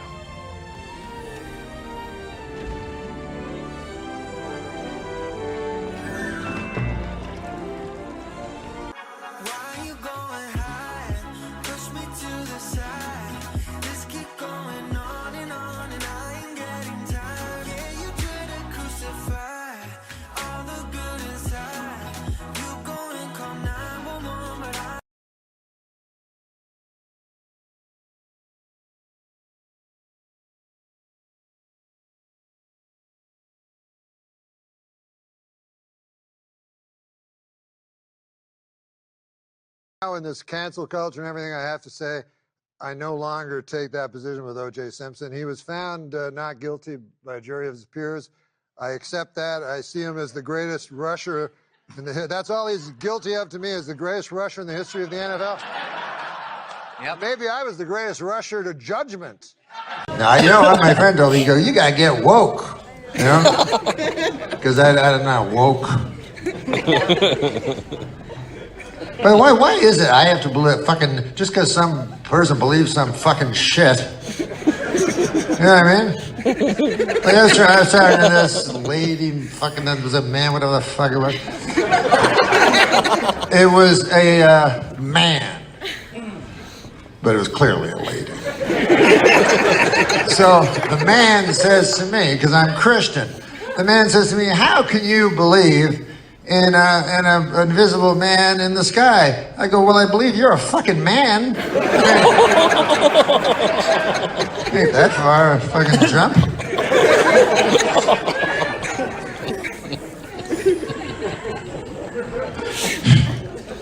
Shouldn't she have to believe what I say? Or? How dare you say Jesus Christ? How dare you, you fucking ignorant. Anyways, that's the old me. I got my woke jokes. I wrote them on my magic phone. I just started today. But nothing funnier than woke jokes. Nobody gets hurt. Nobody laughs. God damn it, where are my fucking excellent woke jokes? Fuck you, I can't turn my goddamn... You know that, whatever. I have notes on my magic phone and I write them down. But maybe I can just remember it off the top of my head. Here it is. First of all, with woke jokes, you gotta remember one thing. They're not funny. But they're important. And they're said with a great deal of either anger or, you know. So here it is. Hey! Listen, I don't know what's happening to us as Americans, but there's some things that are happening that are wrong. And not who we are as Americans. Now, you take the southern border, and what's happening at the southern border? Well, that is not who we are as America. You know, you may not know this, but there at the southern border right now, today, there are children as young as 2 or 3 years old that are being separated from the people that bought them from the parents or the cartel or whatever, and the kid gets through, and then the cartel guy can't get through, and a deal's a deal. It's not who we are as Americans. Ripped from the arms. I don't think they do that every time, by the way. You know, journalists used to just say, and then they take the, and now it's like, I'm ripped. Is that a baby in your arm? Let me rip that baby out, and then we'll throw it over there. That's actually what any retard believes happens? That's another thing I'm not supposed to say. I got in trouble, I said retard, but anyway, I get in trouble for everything. Like, I said retard, man. So, anyway, I got this reviewer guy all mad at me. He said, fucking Norm said retard. He goes, and the reviewer said, I mean, this just shows how stupid Norm is. And then I said to myself, hey, what about the stupid people? It's not their fault, they're stupid. This guy's insulting fucking all stupid people. I guess you're allowed to insult stupid people unless they're real stupid and they're retards. I don't get it. You tell me the rules and I'll do my best. And context means something, right? Apparently not. Like, I remember when I said retard in my act because I remember the joke. And here was the context. You tell me if this makes any difference. The context of me using the word retard was, I love retards. Is that hate speech? Can that possibly be defined as hate speech?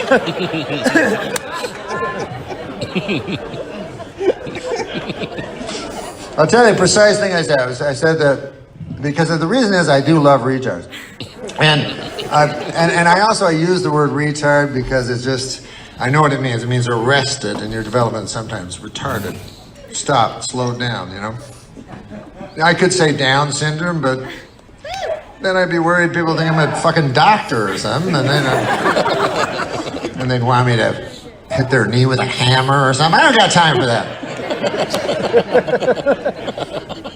By the way, why do they still do that? What the fuck? How retarded are we? Like, you go to a doctor and he goes, okay, I'm going to hit your knee with a hammer now. You're like, okay, excellent, good idea. Then he hits your knee with a hammer. You're like, my knee! And he's like, excellent. He writes it down on a piece of paper.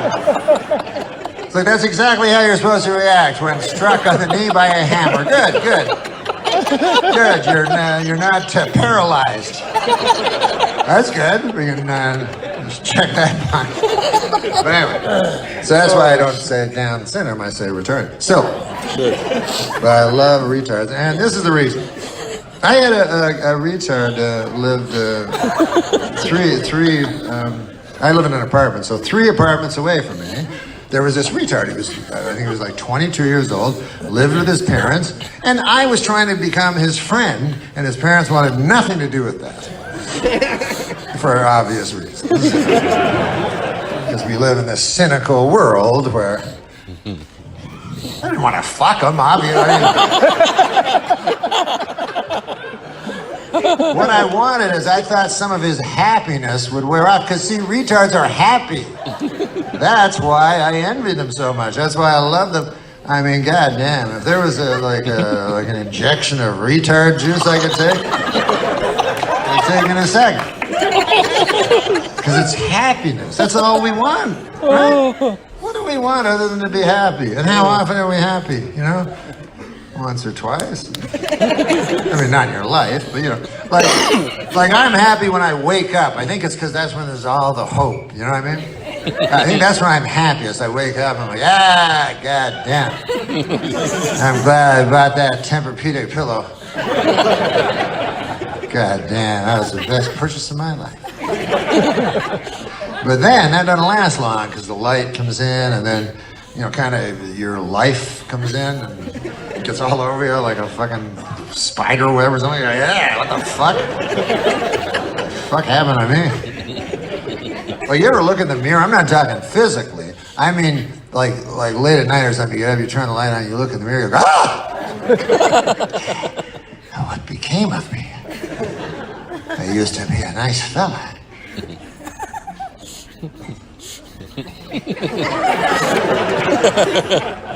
And at that point, I'd like to have a retarded friend, and he'd go, hey, I like bananas. I go, yeah, me too, goddamn. I never thought of it that way, man.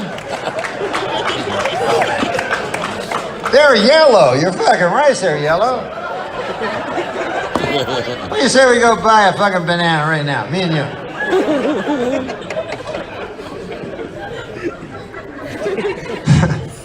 Happiness, man, that's hard. Hey, I wanted to ask you, man, these days with your comedy, do you feel like you're walking on eggshells at all? Do you feel more like nervous about stuff you tweet and stuff you say just because of the climate we're in and everything that's happened? Yeah, like we're gonna go do stand-up right now. It's mostly trying out new stuff. You don't have the freedom to just talk and free associate and then, you know, carve it back from there. Because usually the process would be you go way over the line, yeah, and then you bring it, you know, and then people go, we hate you, and then you take away all the parts where they hate you, and then you're left with the stuff that's not, you know, that's on the line but not over it. Is your starting point a little bit more sort of tamer these days? Oh yeah. It's very calculated and thought out. And does that hurt your act though? Yeah, it's way less funny. Is that right? Other than it being not as funny, it's wonderful. It doesn't hurt anyone's feelings anymore, but virtually no one laughs. So it's a trade-off. But so that's really hurt your career in terms of the fact that you're an eggshell comedian. And I don't think like... Is that a new term? I just made it up just now. Shouldn't comedy be some sort of sacred place where you're allowed to say whatever's kind of on your mind and like, if it's funny, then it's okay? It used to be, you know, like Jerry Seinfeld always says, the audience will let you know. Yeah. You know, when it's gone too far, because they're a cross, you know, representation of the population. Yeah. But now it's not enough to get, you know, 99%. You have to get 100%. You know, most of the audience wants to be funny. It doesn't care about anything but that. They just want to escape. Yeah. But a tiny a group of people ruin it for everyone else. And that's who you cater your performance to these days? I cater my performance to a tiny group of people. That's sad. That hate me.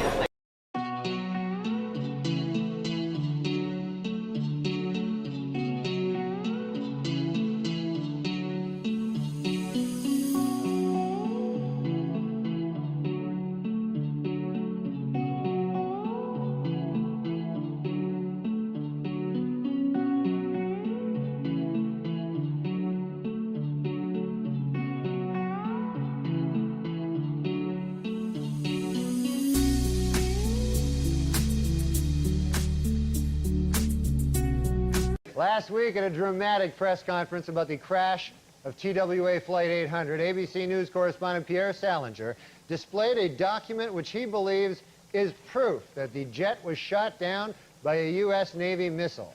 Later, he proudly showed reporters his solid gold Rolex that he bought on the street for just $15.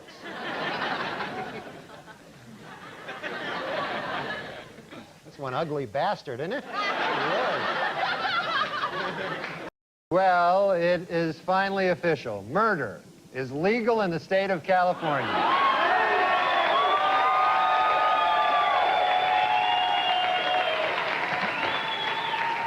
A down-and-out O.J. Simpson, depressed that all of his money-making ideas have failed, has decided to go back to doing what he does best, killing people.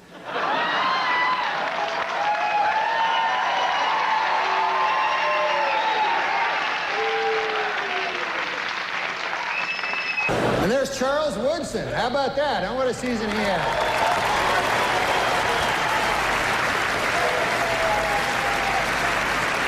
Great, man. He became the first defensive player to win the Heisman Trophy. And congratulations, Charles. That is something that no one can ever take away from you. Unless you kill your wife and a waiter, in which case... all bets are off. Just a word of advice. A new book claims that Madonna once smeared peanut butter all over John F. Kennedy Jr.'s body and then licked it off. Which just goes to show you, Madonna's a whore. And finally, Weekend Update would like to congratulate Madonna, who gave birth to a beautiful baby girl last Monday. The baby weighed in at 6 pounds, 9 ounces, making it the 4th largest object ever to pass through Madonna's birth canal.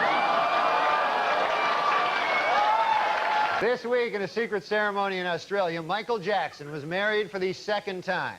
Asked what makes his new bride special, the King of Pop said, quote, "She has taught me about the power of imagination, like imagining that a grown woman is a 10-year-old boy."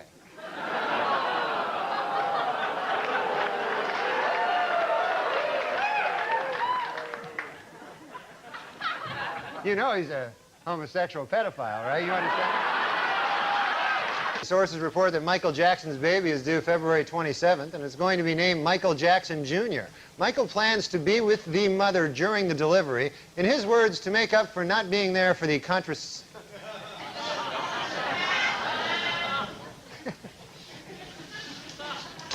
Sources report that Michael Jackson's baby is due February 27th. It's conception. The last word was conception, so... Michael Jackson. He said, I heard a quote where he said, I don't care if my child is a boy or a girl, as long as it's a boy.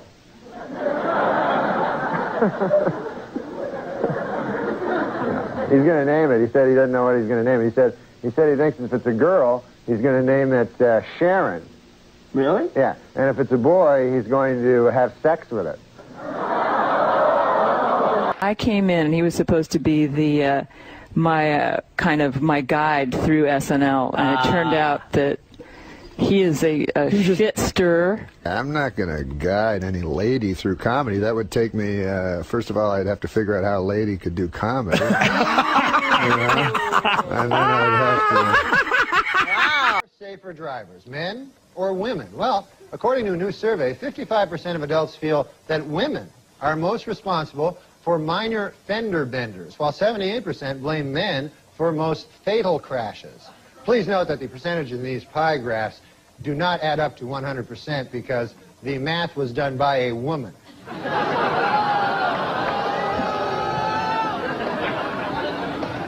For those of you hissing at that joke, it should be noted that that joke was written by a woman. So now you don't know what the hell to do. No, I'm just kidding. We don't hire women.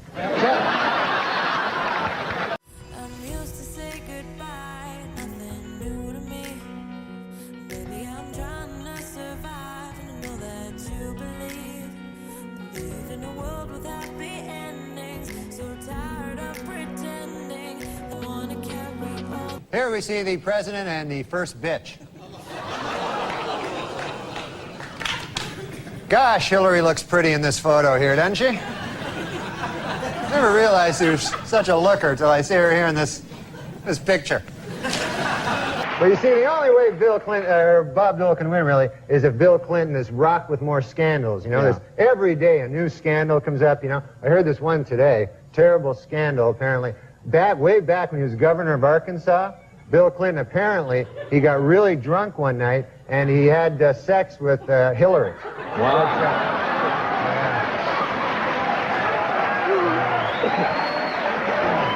That's no good. That's a shocking, shocking thing. Yeah. And how long have you been married? 7 months. 7 months, which is a record. No, this is the first. I've been married, Larry, but I've never been married. Married. This is married. Married like... She's my friend, like I love her. I see. That's what Clinton says about his wife, isn't it? In Whitewater news, federal regulators quizzed Hillary Clinton at the White House this week and gave her a perfect score on the lying section. She's a dirty liar. You know, of course, they say the White House is haunted. Did you know that? And I thought this was kind of sad. I heard last night that President Clinton charged Abraham Lincoln's ghost $10,000 to sleep in his own bed. So that doesn't seem right to me, you know? I mean...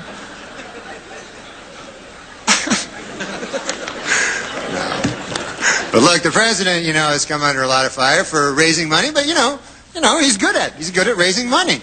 That's not a bad thing. Every president's done it. It's just that President Clinton is very, very, very good at it. Do you know he has organized in the past year over 100 fundraising dinners and over 200 fundraising midnight snacks? Did you know that? Is he laughing? Is he...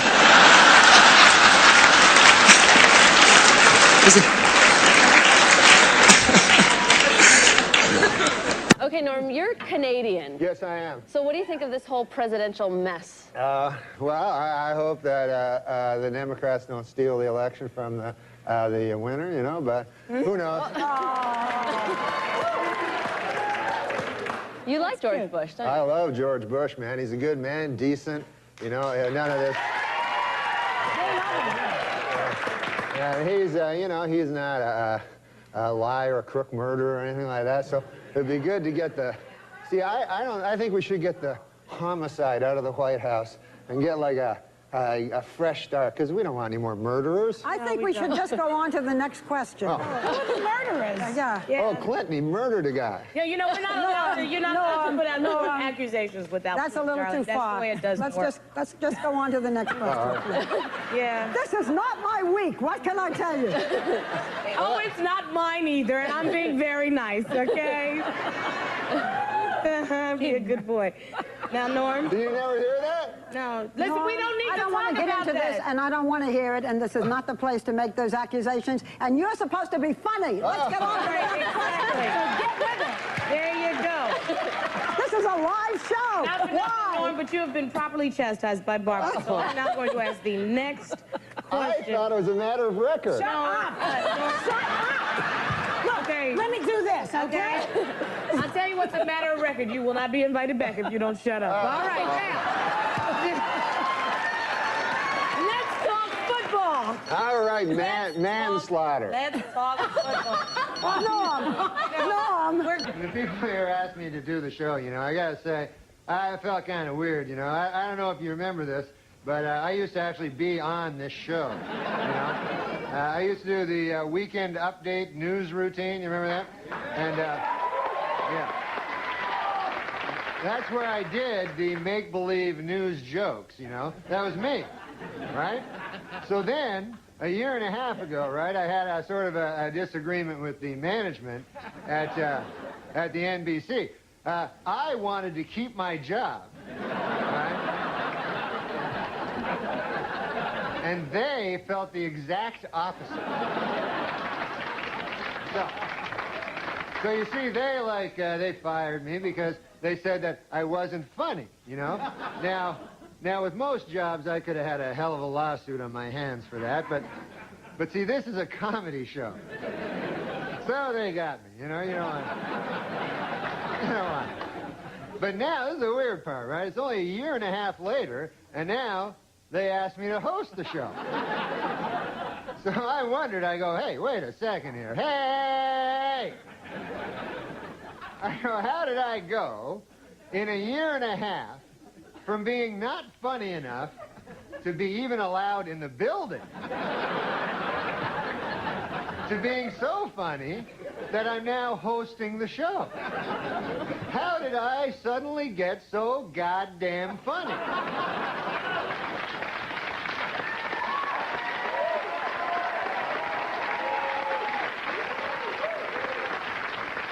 It was inexplicable to me, because a year and a half, let's face it, is not enough time for a dude to learn how to be funny. Then it occurred to me, I haven't gotten funnier. The show has gotten really bad.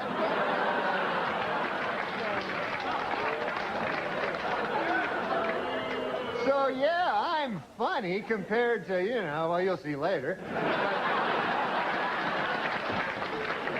Okay, so let's recap. The bad news is, I'm still not funny. The good news is, the show blows. All right, folks, we got a bad show for you tonight. Dr. Dre, Snoop Doggy Dogg, and Eminem are here. We'll be right back. Here, Adam, do a joke. All right. A good name for a dog is Syndrome. That then when he tries to attack someone, you can yell "Down, Syndrome." Don't laugh. It's not. I mean, it's yeah. That's like it was a little insensitive, I guess. Some of the 200 Nigerian schoolgirls kidnapped by extremists in Nigeria have been forced to marry their kidnappers. And worse than that, they've been forced to laugh at their husbands' stories, even after hearing them for the umpteenth time. You know something. Yeah, I know. It's but very we don't have hard to make a joke about those girls who I are kidnapped. know. When I hear about those things, that is one of the terrible. worst. You know, And yet you got a big laugh out of yours. Yeah, I'm sorry. I got.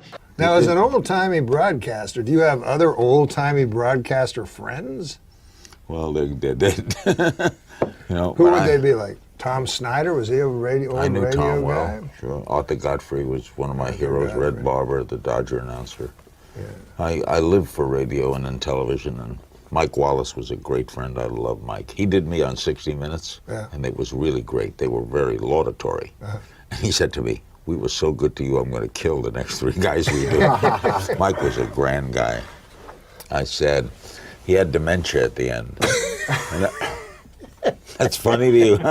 You know, McDonald, I want to tell you. No, it's a very odd thing to say. If you're looking to broaden your horizons, I don't think it's wise to laugh at someone who had dementia. I'm not laughing at that. I'm laughing that you said.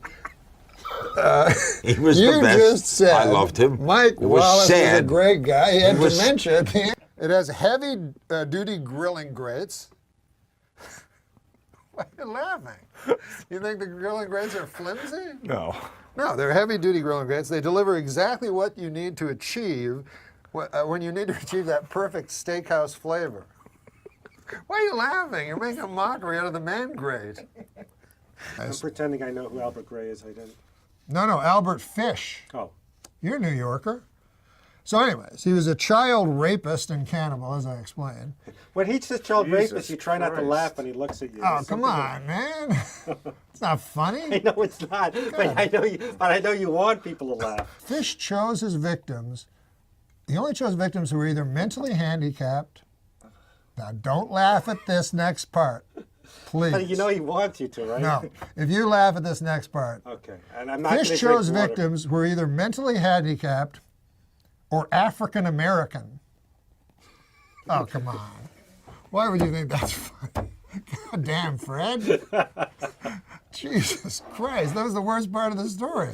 But why do you think he did that? What would be the explanation? Why would he only attack? Why would his victims that he chose only be either mentally handicapped or African Americans? Because people in those days didn't care when those people were vanished. You're right. thinking like Albert Fish now. And prostitutes. That's why they. That's right. Prostitutes. Exactly. Nobody really cares about prostitutes. But you're exactly right. That's why Albert Fish killed only mentally handicapped and African Americans. What about? Okay. I thought you'd laugh at African Americans again, that they were. No, because I know him. I know he'll do something. That's outrageous. How Well, it's dare kind of you. outrageous.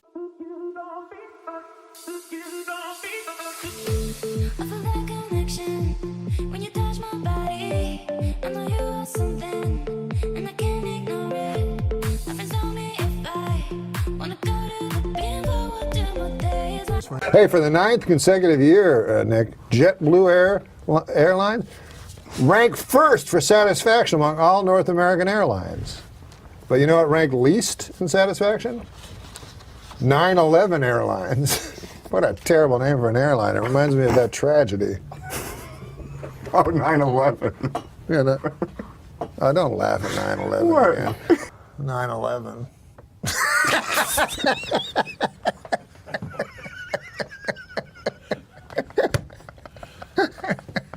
I tried to tell him not Way to to go, laugh. Adam. I know. I walked through blood and bones in the streets of Manhattan trying to find my brother.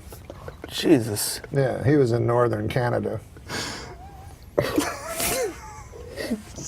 Do you want to hear my impression of the That's going to be you if you don't lose weight. You want to hear my impression of the 9/11 call from Johnny Carson? 911 call. Yeah, I'm sorry.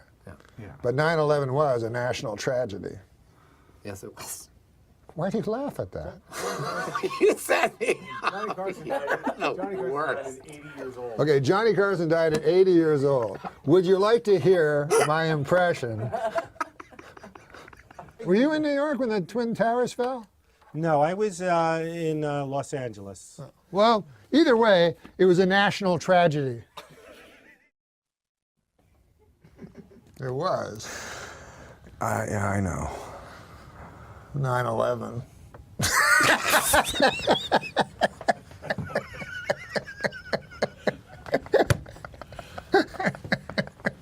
We're going to go to hell. You want some of this? Yes, I wouldn't mind. Okay. You ready? Yeah. Oh my God.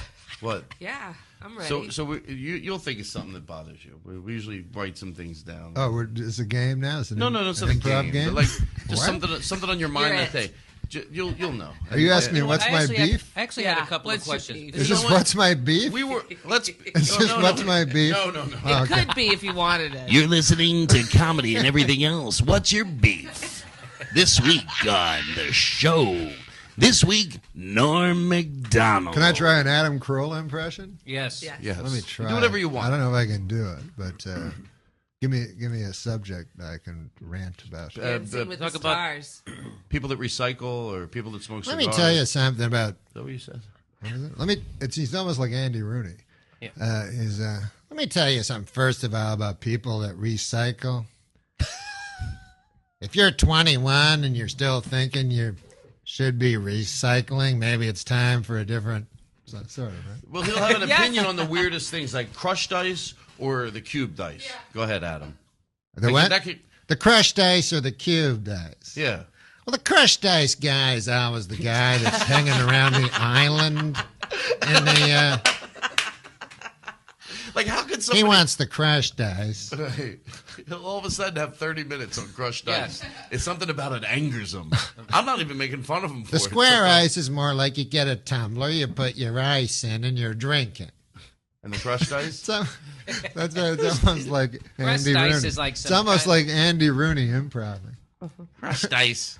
And by the way, I don't know if you've seen Andy Rooney lately, but that guy with those kind of eyebrows should not be giving advice to anybody. I mean, it's Every like Sunday we go through this. It's like if I agree. I like my favorite thing about Andy Rooney is he uses way too many examples. Give me an example. Can you give us an He's example, like, please? Yes. there's a lot of cotton now. Oh, and yeah, medication. Here's a bottle of an antipsychotic I take, mostly cotton. Here's another bottle of pills, something called Aleve. Let's open it up here. Mostly cotton. About 13 pills. Most people here would stop, but Andy, keep going. Keep going. So you have to commit. Come on. Here's something called Tylenol. Another one called Advil. I've got 35 of them. Here's the cut. Here's the pills. You know. I can let him keep going. If he can keep thinking of things. One time he goes, we always use hand dryers in the bathroom, and then the highest production value is the clips they use in the few minutes with Andy Rooney. So he goes, we all use hand dryers. Cuts to like a video of a guy's hand under a dryer. Necessary? That's the I guy's, don't think so. The guy's on B-roll. My headphones keep going in and out, but it's all right. How's your battery? If I meet one more chick that wants to become a veterinarian. He never said that, did he? No, that's the other one. Oh. Okay. That's Corolla. Oh. That's sort of. Oh, yeah, yes. First of all, if you want to be a veterinarian. I have a question for you. Yeah. Todd, talk to Adam Carolla as Todd Glass is with us. The thing about Todd that always got me is he's one of those yellow shirt guys. Yeah, go ahead. Who did you want me to talk to him as? Colin Quinn. Oh, Quinn. Talk to Adam Carolla? Yeah. You know, who cares? Colin Crushed Quinn. ice. Cubed ice. I got to listen to Adam Carolla now. He's going to go off for an hour and a half. I always loved Colin Quinn because it was kind of like he just missed it. Missed what? He was really big, but kind of at the wrong time. Oh, this is Adam Carolla. Yeah, oh, okay. I'm very confused right now. No, Norm's a good guy. Adam Carolla. Oh, Jesus. I'm very lost right now. I'm not going to lie. It's okay. You know what? Just shut up. No, we get confused all the time. We did Death. Once you do Death on Family Guy, it's like everybody knows you as Death. You can be anything. You could build your life as like a heart surgeon, work on that for a while. Oh my God! I just put that. Didn't Adam Carolla take over for you as Death on Family Guy? Yeah, Norm did it first, and then think of it doing. That's right. I just realized that on Family Guy. It was 2 weeks ago. I was like, oh my God, that's Norm. Is that if my questions are stupid, you just you give me a little forgiveness here. Is that fun to do? Oh, I knew it was gonna be bad. Shut up, everybody! Shut up! Oh, come on, no one was asking any good questions. Oh man, it's Wait a minute. Let me try. It's a Mary. Come on, that's not fair. I said I prefaced it. Are you dating? That was dating anyone? How's that going? It's the Mary really Hart. good question. It's the Mary Hart special. But I really wanted to know because that's my favorite show. I love Family Guy. I'm tired of people telling me I shouldn't like it. Wow. But who tells you that? Some people. This is an emotional issue. It's not can you drive or can't you drive. Everyone knows I could teach you to drive in 20 minutes. That's not the issue. No, okay. I do know that. This is an emotional issue, Norm. Are you willing to trust me? Do you want to take a step, or do you just want to be, bathing in your own urine for the rest of your life? Do you want to take that options? first step out of that apartment and in toward the light? Would you like to take that step? Would you like me to help you take that step? Do you have like an earpiece and Dr. Drew is talking through you? That's an ass piece, but yes, it is Drew's voice. Whatever. Fine, I can hear him better that way. I would agree to. It doesn't show I would up agree. on camera. I would agree to do that. I mean, Would you agree to do that? I agree, but I might say no later because it scares me. That's right now. Baby step. No, It's a right baby now, step. right now, in your thrall, I feel like I could do it. Norm. Like, you're very persuasive and But convincing. please, and I believe you. please. And also, since your life's at stake, I know My that. life is at stake. But also, you It would be don't know- the day comedy died if you drove off a cliff with you and I in it. Except for all the other funny people that you left behind. Yeah, until they cast Dana Gould as Death. Yeah. And then we'd be forgotten. Oh, I forgot about that. Yeah. Yeah, it'd be the day Death died. Oh, wait a minute. All right. So listen, Norm, I would like to do this for you. And I know you find it, you see, this is an emotional issue. It's not a practical issue. No. Obviously, I can teach you to drive. No, It'll be safe. I know intellectually because I see old ladies and young children, Yeah. like you say. I see every other person, Right. so I go, well, I'm not. Right. Yeah. Yeah, they have handicapped people drive vans with their teeth, Norm. You don't think you could handle it? Yeah, no. I could teach you to drive. Let's do that, Norm. Okay. Let me offer you that freedom. Well, let's for now say yes. But I don't want to. But we can't. This is the thing. Why can't I? But I see, got to say this. I got to say this. If we do it, it cannot be in any ways a comedy bit. All of a sudden, I can't go. You can't go. Here's Norm. Put on this suit. And I'm like, no, wait. And then we're at a racetrack in Ventura, and I'm racing against Gilles Villeneuve's son. Yes, Jacques. Jacques, F1 driver. Listen, point is this. First off, I would treat you... Because I've had that before where they've gone, this is what my manager said, do you want to be in a celebrity race car event? I go, No. I don't have a license. And they go, the funny thing is, they'll never think to ask. That's what my manager tells me. You know how I would treat you? I would treat you like a horse that I rescued who'd been abused. Uh-huh. That's how I would treat you. Do you know what I mean? No sudden movements. You'd whack lots me of off. petting on the snouts. You'd whack me off. Just to relieve a little pressure. Nothing gay. Gigantic cock. Just to take the edge off. I'd feed you a carrot through my mouth. No, I wouldn't move. I wouldn't light off any fireworks. I wouldn't do any. I would be very soothing. I'm going to put the best of Enya in the CD player of the Lexus, and I'm going to teach you how to drive Norm MacDonald.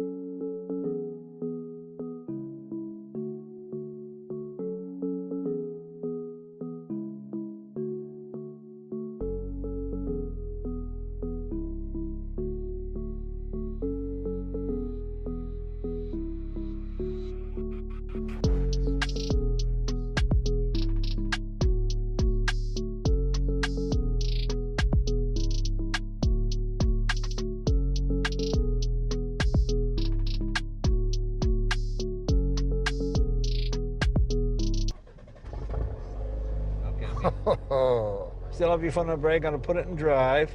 All right, let's proceed forward. By pressing the gas. Yes. Take your foot off the brake. Just lightly press the gas, right? There you go. There you go. There you are. And obviously turn the wheel right to go around. Yeah, okay. My God, I'm a good car driver. How do you get around LA without a driver's license? Uber? So Uber must be like a godsend for you, huh? Yeah. Oh, my Lord. Wait. That's not the... Okay, that's great. You know what happened there, Jay? You were going 24 miles an hour. Was that it? Yeah, you're going 24. I confused the brake with the gas momentarily. Oh, okay. Yeah, that's not a good thing to do. Well, look, you're going 47 now. This is a new record. It's a new record, man. This is fun. Oh, my Lord. Wait, Jay? Okay. You're doing all right. I did something weird there. What did you do? What did I you don't do? know. I felt an undulate, went like that. Undulating. Okay. Undulating is the wrong word. I didn't feel any undulating. No. You're right. Undulation is like a lady in a dirty club. How fast have you ever driven a car? 212, something like that. 212? Oh my God! Water boils at 212.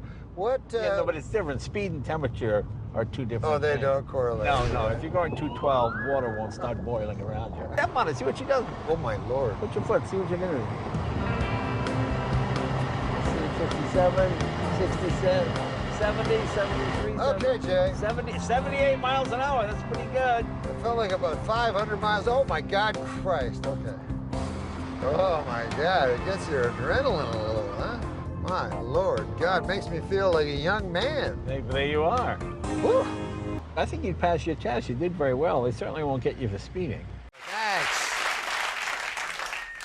Thanks. Well, hey. Hello. No, you don't have to say hello. Big week for me today. I bought a dog, and man, I don't know about you, but these dogs are getting kind of expensive, aren't they? What the hell's going on with the price of dogs? I mean, what's the deal there with the dogs? So I go to this dog store, and a typical salesman there, he's one of them big, high-pressure dog salesman types, So the guy tries to sell me his dog, $500, you know, big $500 dog, and I'm looking to pay, you know, maybe a buck or $2 maybe. I'm thinking $2. That was my ceiling, you know, $2. I figured I'm not going higher than $2. What am I, made of money? So the guy goes, no, he says, buy this dog here. He says, this is a pit bull. It will protect your valuables, this dog, you know. And I don't have anything valuable. I don't own anything. What do I look like? I own stuff, you know? I buy the pit bull. That would be the most valuable thing I own. That would be the thing. Then I have to buy something to protect it, you know. Then I'd be out, be shopping for Wolverines the next day, you know. I'd be going, what you got in a timber wolf? Show me something in a timber wolf. What do you got? You got anything in a timber wolf there? What do you got? Timber wolves? But you got it, you know. They're an expensive dog, you know. That's my point. Where the hell did that dog even come from, a pit bull? I never heard of that dog. When I grew up, there was no pit bulls, you know. That's not even a... How does that dog just show up like that one day, you know?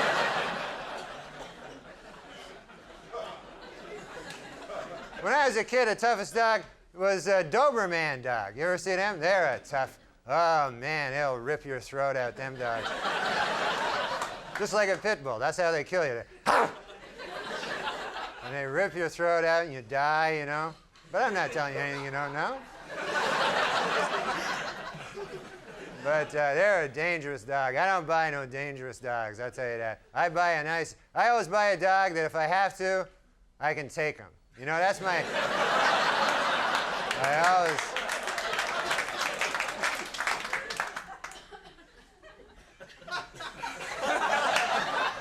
I got a wiener dog. I got one of them. That's a nice dog, a wiener dog. They can't rip your throat out. Unless you're lying down, you know, that'd be the only way. You'd have to be lying down, sleeping. And then late at night, the wiener dog would sneak up and start nibbling at your throat there. Like that. And then you wake up, oh, get away from me, you wiener dog! What the hell, you think you are, a pit bull or something? You're not a pit bull. You're nothing but a wiener dog. It's ridiculous. It's all you'll ever be, when you think about it. Oh, man, but I love my wiener dog, you know? You don't see Dobermans anymore, you notice that? Pit bulls now everywhere. Doberman's like a forgotten dog, you know? You never see a Doberman. Once in a while, you see him, like you'd be on a park bench with a frisbee. You know, I used to be somebody. I'm a Doberman.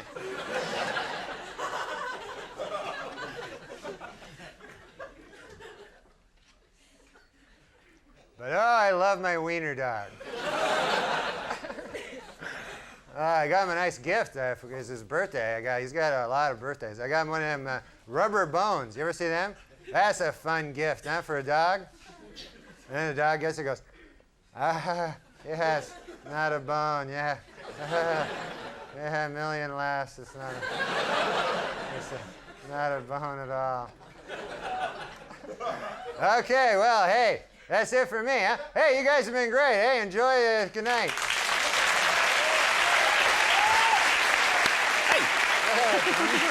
Norm MacDonald, everyone. We'll be right back with the Bug Lady, Betty Fur. Actually, Oh, Brock Lesnar is here. I'm here. Norm has to go. Oh, you have to leave? Your people. Norm's a busy man. Your people are telling us that you have to go.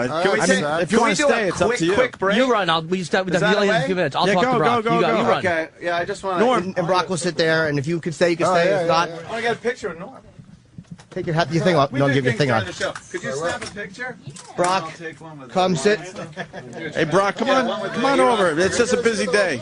Yeah, they snuck in. Someone show Brock where he is. Brock's right here. Oh, he's waiting for the picture. Okay, all right. Finally meet you guys, man.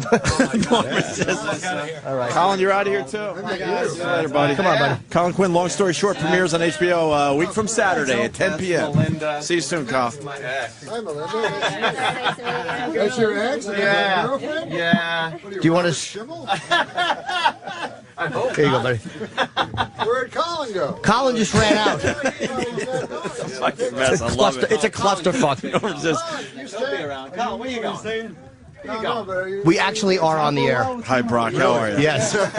Sorry about that. Welcome to the Opie and Anthony Show. Thanks for coming in. You know Norm MacDonald behind you, just so you know the people? That's Norm. Colin Quinn and Norm MacDonald. Yeah. So. Yes. Go somewhere? Good. I'll be back. I'm just. Answer's taking a lot of pictures. All right, can they do it out? They can do it outside, right? Can they take the pictures outside? Oh my God! All right, we're taking pictures. Brock Lesnar, you really walked into a clusterfuck, but we're happy that you're here. Thanks for coming. Morning. Yeah, thanks for doing our show. It wasn't easy to get you on the show. Yeah, I'm happy to do it. What time did you get up this morning?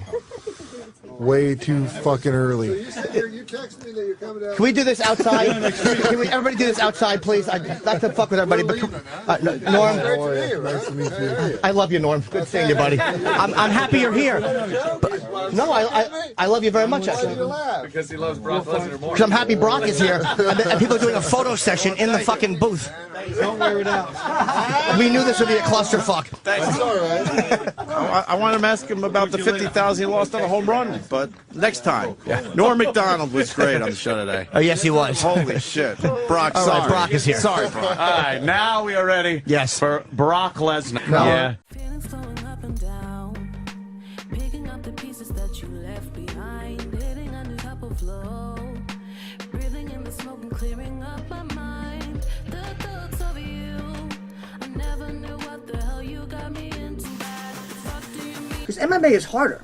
I mean, it's like, not that wrestling isn't a grind, but MMA, you're really being hit a lot harder than you're getting hit in wrestling. In the face. I mean, guys like Shane, first of all, Shane Carwin, how did you survive that? I couldn't believe that you kept I got a head like a horse. I have other things like a horse. Hi, I'm Norm MacDonald, and now the fake news. Our top story tonight. In an emotional press conference this week, Bob Dole announced that he was resigning from the U.S. Senate, where he had served for nearly 3 decades. Dole said he regretted leaving the Senate, but needed to focus all his energies on a goal many had once thought impossible: getting Bill Clinton reelected. Following his poor finish in the Iowa caucuses, Texas Senator Phil Gramm has withdrawn from the presidential race and will soon announce his full backing and support for first-place finisher Bob Dole. In response, Dole said, "I am screwed."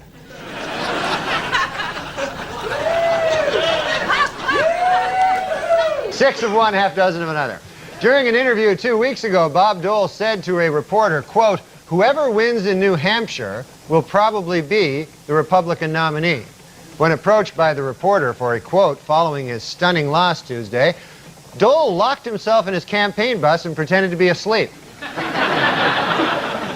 Speaking in Florida earlier this week, Bob Dole launched his harshest attack yet on President Clinton, accusing him of a, quote, naked failure of leadership and moral confusion in the fight against drugs. In response, President Clinton said, "Everything you say is true, but hey, guess what? I'm still going to win."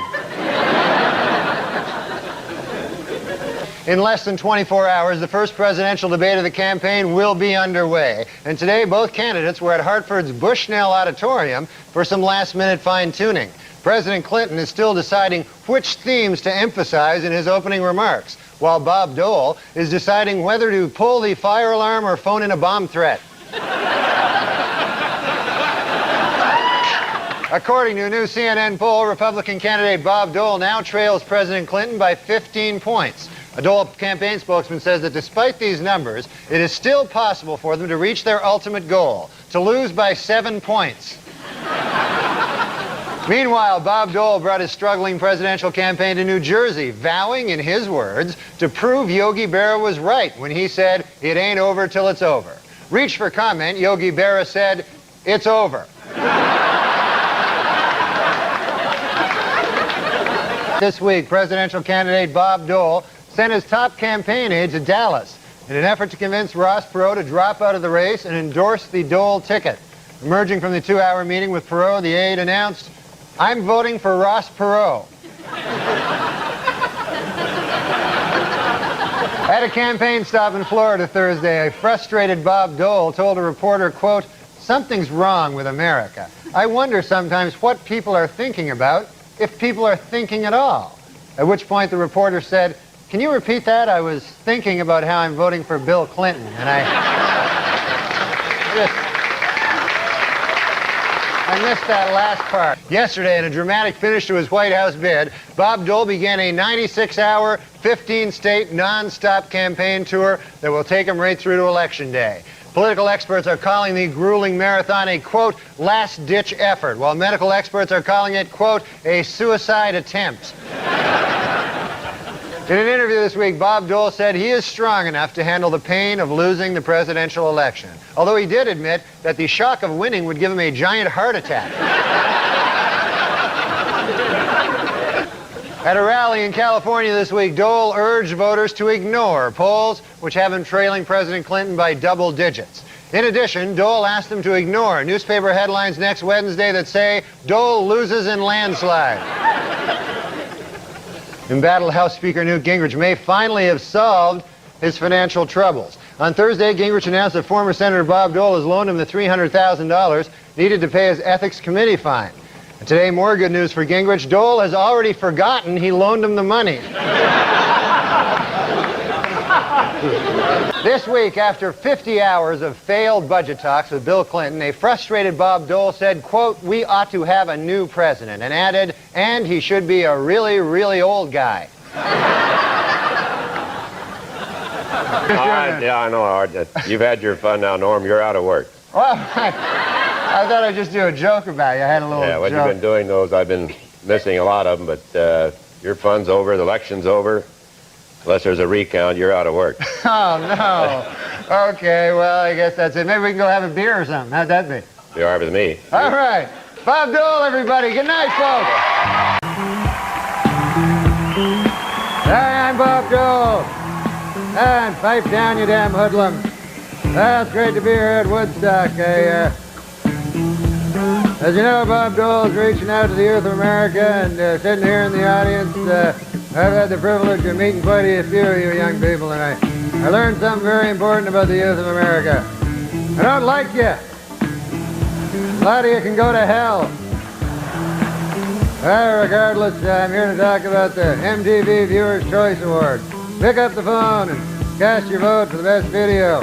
Remember, vote for Bob Dole in November. Bob Dole's the candidate who gives you free cigarettes. That's right, free cigarettes. There you go. There, smoke them if you got them, you damn dirty hippies. There, free cigarettes. Dole in 96. Peace out. These broken pieces I hold in my hands don't have a chance to mend at all. Before they get thrown into chaos again, I try to pretend I'm whole enough.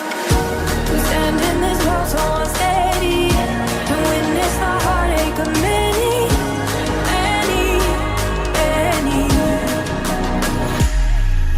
But how long until we... There's no chance of you running for president again? No, I don't think so. Oh, really? Because, you know, it'd be good for me.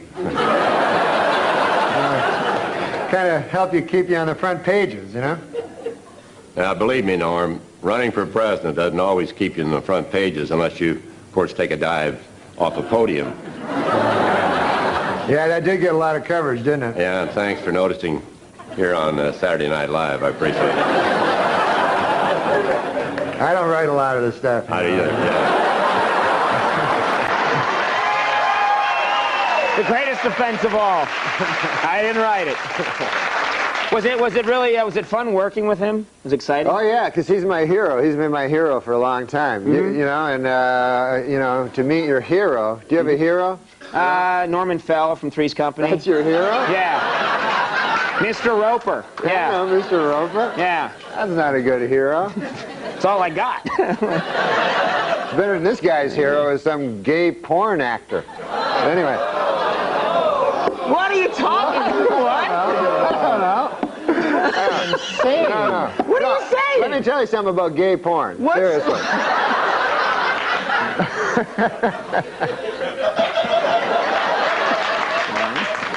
It's fine. That was a long one. Okay, no, I'll tell you something about gay porn, seriously. Okay. That doesn't mean a guy's gay. I'm not saying that. Because a guy watches gay porn all the time? You cut to a single. Just of Norm, really? Gay porn. I enjoy gay porn. I'm not gay. Gay porn is a genre that just cuts across all demographics. You know? Young people, old people, straight people, the gay people enjoy it. Everybody likes gay porn. But this guy really likes it. No, I don't know. I thought I heard patriotic music playing behind that speech. No, that's not what I meant to say. I meant to talk about Bob Dole. This guy's my hero. First ruined my reputation, you know. I'll Just tell you in something. passing. This guy is not gay. If anybody's not gay, it's this guy. Oh, I'm so... Seriously. I am so totally straight. Oh, yeah. No, you are. I love the ladies. No, he does. No, he likes girls. He likes girls. Does this happen every time you try and talk about Bob Dole? You start talking about gay porn. I know, I don't know what that was. But listen, the Bob Dole, I love this guy. He's my hero. He's always been my hero for like the last 18 years since I was very young. And I always liked Bob Dole. And so it was an honor to... Now it sounds weird because I was talking about gay porn. But I'm questioning your ability to continue here. Yeah. After but go ahead. You know what he did? He gave me his Purple Heart. He has 2 purple hearts, you know. And so when we were doing it, he put a purple heart on my lapel because he had one on his lapel. Oh, so it was cool. very moving, That's you know, cool. to have Bob Dole. Were you going to say Michael Jackson again? That Bob Dole. Why do you have to point everything out? Nobody heard. I ain't heard you. You heard me, right?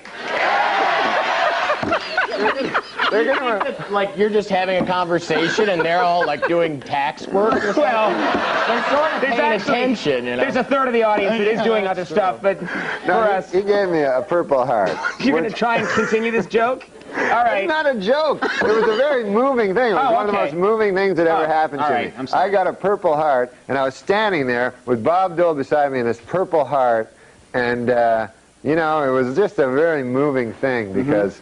You know, I don't know. You don't have, you know. That's cool. I would think that would be a moving thing. Yeah, it was very moving because you think of how he got the Purple Heart, you know. And you know, he took it.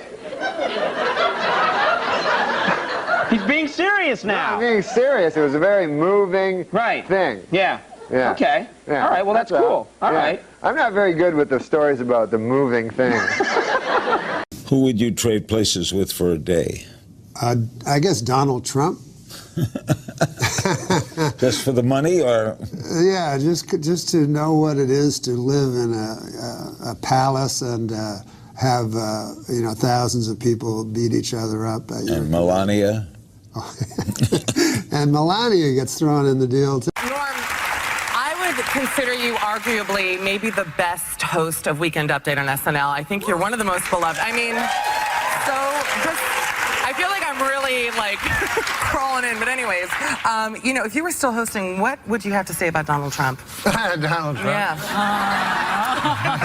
Well, you know, Donald Trump's like an interesting character because obviously what he's saying is resonating with the American public. You know, or he wouldn't be on top of the polls, right? And so if you have a clown saying these things, you know, an utterly unlikable person saying these things, imagine if you had a charismatic individual, you know, somebody with the charisma of Reagan or Bill Clinton saying something like this. Then you could be in dangerous territory, boy. Could you do a little... That was funny, huh? Profound. Norm? It was profound. I thought you were going somewhere like leader of Germany. I didn't know where we were headed. You were just on Fallon the other night. Yeah. Trump was there. Did you guys talk a little bit? Well, what happened was, first of all, like, I watched it, I thought it was fine. Then the next day they were like, Jimmy wasn't, you know, it's Jimmy Fallon. You know, he's not going to ruin his chance to get to host Face the Nation, you know? So, no, it was like, I was second guest, and he was first guest. First time I was ever second guest. Really? Yeah. And I didn't mean to be really like surprised, like, oh, continue. But it was Donald Trump, you know. So there's only like a couple minutes between. So Donald Trump came out, and he was with the Secret Service guys. And I said, "Can I get a picture, Mr. Trump?" And so he's like, "Oh, yeah, I know you. I love you. Yeah, we'll get a picture." I knew him from before. He goes, "We'll get a picture. Just give me a minute." And then he turns around, he walks down the hall and gets in an elevator. You're still waiting. Yeah, I was like... You're like, best trick ever. I know, it was like a Buster Keaton movie or something. Gotta use that. That's a... You met Donald Trump when he was on The Tonight Show, on Jimmy Fallon's show. Now, tell us about that encounter you had with Donald Trump. Well, I'd met Donald Trump many, many times in New York City, just because when I was doing Saturday Night Live, he was a fixture in New York City, and he'd come to a lot of the shows, and he was just a local eccentric, you know, that people mostly loved in New York because he fixed the rink in Central Park when the city couldn't. But no, when I was on Jimmy Fallon, that's when Jimmy Fallon tousled his hair and got in trouble for it, and I was the other guest. So I was just out in the hallway, and I said, "Donald, can I have a picture?" You could call him Donald then. I guess you can still call him Donald. We don't have to call him President, apparently. But I said, "Could I get a picture with you?" And he said, "Yeah, absolutely, sure, Norm." And then he walked down the hall and got in the elevator with his Secret Service guys.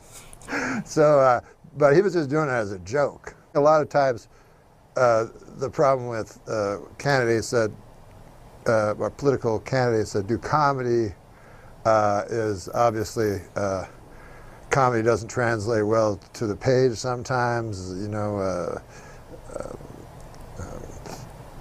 sarcasm is lost, obviously, and things like that. So if someone says something that's meant self-disparagingly or satirically, and you want to take it out of context, you can. And that happened a lot of times with Trump on the campaign trail. But, you know, he's being caricatured on Saturday Night Live, like, quite mercilessly by Alec Baldwin. Like, is it funny to you? Is that funny? No. The only reason I don't find it funny, when I was there, Darrell Hammond did Donald Trump, and that shows how far back Trump goes, because that was 20 years ago. But Darrell did him then. It was a softer Trump, you know. I think it was a Trump that was a lot closer to his real self. But if you do, the problem with, if you do an impression of someone, you have to like that person, you know, because you're playing the person and people like themselves. So you can't play someone and have contempt for them at the same time. You know, it doesn't work as an impression. So I don't like his impression, and I have no political affiliation. I just mean from a comedy level. Where is the funny in Donald Trump? Because he does think he's funny, right? Yes, but other people think he's funny too. I attended one of his just to see, you know, because I wanted to see it for myself. His performances in front of these grand halls, and he's enormously funny and entertaining. And I don't know that there's normally. With politicians, you know, it takes, you need to be humble, you know, to be really funny. And I think that's why Ronald Reagan was the funniest president that I ever saw, because he always had this humility to him. I was kind of lost with President Obama, because people told me he was funny, but to me he was too self-aware. And of course Hillary couldn't have been more strident, you know. And I think people don't vote on issues as much as they just vote on who they'd like that old saw about who you'd rather have a beer with, you know. And nobody wanted to have a beer with Hillary Clinton, you know. You say that that one person has to be humble to be funny, but I don't think Donald Trump is very humble, is he? No, there's no humility to Donald Trump. Donald Trump is more funny in the way that a WWE wrestler is, you know. So he is a different kind of funny, which is a sort of a self-deluded. I don't know if it's self-delusion though. I don't know if it's all. I think it's just all an act. I don't think really that Trump ever wanted to be president. I think that he was always just playing to be president or whatever that hall he was playing in was, you know. And I've seen this happen with comedians too, that you start thinking you're good because the people that come to see you all like you, you know. But the reason they came to see you is because they like you. So politicians and comedians both make that mistake of thinking they're much better than they are because they're never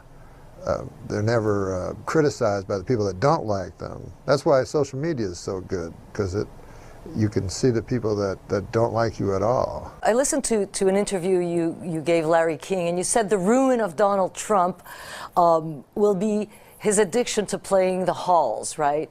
So he's a great performer. He just wanted to be you, like he wanted to be a stand-up comedian, and he just accidentally became a president? My guess would be that his plan was to make a big splash, lose. Oh, that's not good. What should we do now, Joyce? Just don't answer, okay? If it's possible. No, I won't answer. Yeah.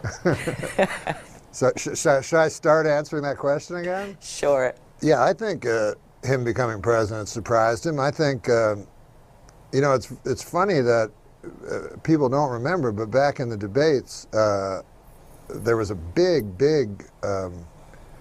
issue with Donald Trump saying if he lost, it meant the election. God, are you kidding me? I know, I did. Oh, 1 second. Hello? Yes. Oh, I gotta call you back. I'm on the TV, man. Yeah, I'm on the TV right now.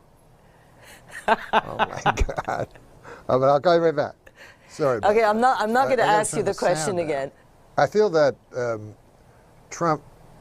Personally, I feel that he didn't think he was going to become president. And interestingly, the thing that people don't remember was that, but I remember, was that during the debates, there was all this talk of Donald Trump saying, if he loses, it means the election is rigged. And all the media were saying, no, that's impossible. You know, take that back. You cannot say that about the American Republic. No election here could ever be rigged. That's impossible. And of course now they're saying the exact opposite. But I think it was Trump's idea at that point that he would say it was going to be rigged, thinking he thought Hillary was going to win, I think. And then he would start a network or something like that where he could speak and be the loyal opposition of his own, you know, something different than Fox. Let me ask you this. So your Bob Dole imitation was pretty famous back in the day. So would you do Donald Trump today? Would you do a Donald Trump imitation? I try to not do comedy about Donald Trump because I think I had one joke about Donald Trump that I ever did where I said that Americans hated Hillary Clinton so much that they voted for someone they hated more than Hillary Clinton to rub it in. And that's the only time I ever made a joke about Trump. But I try to stay away from it because it's just, you know, it's low-hanging fruit, and also, you know, Trump oftentimes is doing self-parody, and nothing looks dumber than if you parody self-parody. You know, you really get caught not understanding. So comedy in the time of Trump, is it more difficult than it was when you were on Saturday Night Live? It's more difficult in the time of Trump for good comedians, and it's way easier for bad comedians. You know, you don't have a worldview by just saying you don't like Trump. You know what I mean? That doesn't count. Like you can't just say I hate Trump, and that makes you a good person. And the Democrats just can't say I hate Trump, and that means they have a position. You know, that's no position. So for idiots, it's an easier time because you go, well, that guy's the idiot, not me. But if you try to do smart comedy, it's better to stay away from Trump. You know. Norm MacDonald, thanks so much for being with us today, for spending this time with us. It was great. Great to see you. Great to see you. I love you, Joyce. Love you too. Bye-bye.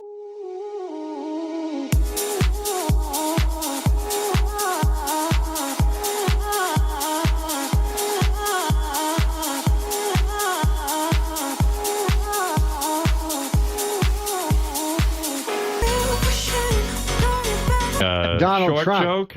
Donald Trump. Oh, Donald Trump. But I thought you don't tell Donald Trump joke. Okay. Yeah, I know, but I want to get in. You know, Are you a supporter of Donald Trump, or are you against Donald Trump? I'm against Donald Trump. Okay. All right. Donald Trump goes into a bank? No. bar. He goes into a bar. Does he you know? fuck a frog? No. I can believe that. No. You know, Donald had his. He played pretty. He played Donald around. Trump goes into a bar and he says, bartender says, "What's up, Donald Trump?" And Donald Trump goes, "I tell you something." He says, "I got me a genie." You know, he says, "I got one of them lamps. I rubbed it. Goddamn, the genie didn't come out. Gave me 3 wishes." Bartender says, "What'd you wish for?" He said, "Well, first thing I wish for, all the money in the world. I got it. You know, I'm a billionaire. Then what else do you wish for?" "I wish for all women in the world." He says, "Got all these women, married the most beautiful woman I've ever met." And the bartender says, "Oh man, that's great." And he said, and then Donald Trump goes, "But I did fuck up a little." You know. He says, "How'd you fuck up?" He goes, "Oh, I wish for a giant pumpkin head." Look at you. That's a crazy. What do you do? You sit home all day and write these things? I'll tell you this. A guy in a bar told me a joke that I thought was one of the funniest jokes about Donald Trump. Is an old Mexican fella, and he runs a bookstore, you know. And he's been in the country his whole life. He's worked hard for the American dream, and now he has a bookstore, you know. He saved all his money from all the terrible jobs he had to do because he came over here illegally, but he became a great citizen and a great man in the United States. And I'm here at the pleasure of the United States from Canada. And so this Mexican guy has saved his money and has opened a bookstore. And he's happy about this. Big, fat, white guy comes in, redneck, you know. He goes, "You got Donald Trump's latest book?" And the Mexican, you know, he's taken this his whole life, you know. You can notice by the slope of his shoulders. Yeah. And he says, "No, sir, I did not have it." Quietly, you know, but with great dignity. Big fat guy adjusts his belt buckle. Says, "Don't you even understand what I'm saying? Goddamn Mexican. You even speak English?"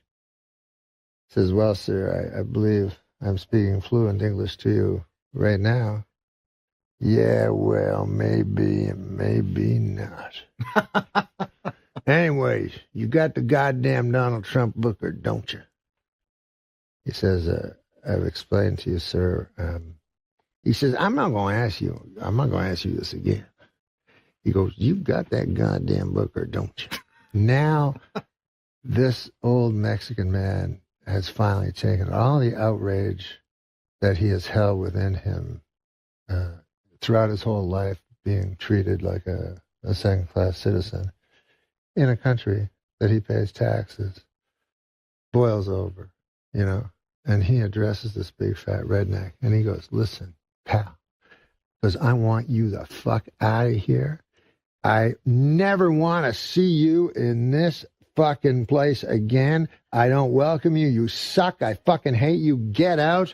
The guy says, "That's it. Is it in soft cover or is it only in hard? Because my wife, I want to get it for the wife, but I don't want to pay for the hard cover."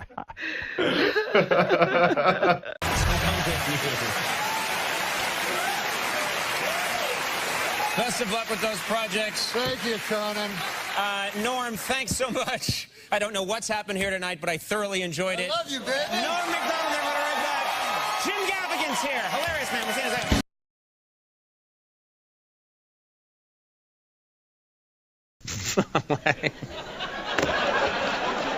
You don't even care what I'm saying. Oh, it's excellent. Local ones, huh? You mean local for L.A.? I'm not talking to you anymore. I'm off the clock. Plus, I go shopping on Craigslist. What's that mean? Did you see the show before you came out? I had to have a huge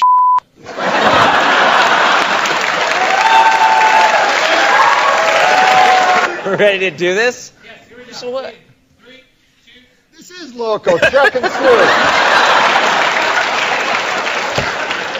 All you had to say I is hope yeah. none of you have anywhere to go in the next hour. Ready? All set? You think you got it under control? Okay. Yeah. I'm sorry. Shoot a local promo, huh? All right, here we go. Wait, this is not a local one. No, this one says, "Hey, everybody." The least local That's one you "Hey, could have. everybody." It's, yeah, something an idiot says when he comes in the room. "Hey, everybody." "Hey, everybody." That's what you say. That's what you say. Yeah, I know. I'm an idiot. Norm. You go to a bar tonight. That's what you say when you go to a bar tonight after the show.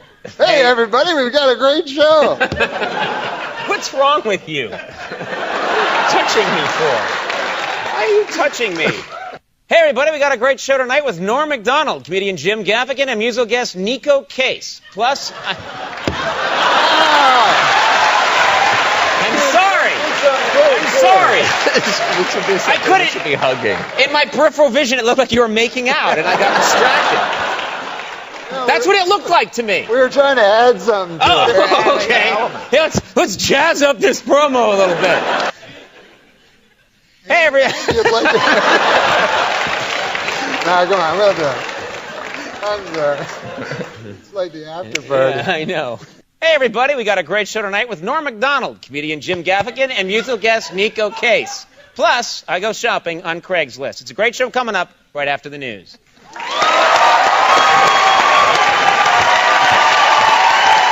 Baby, won't you come by? Everything's better with you by my side. A movie and dinner tonight.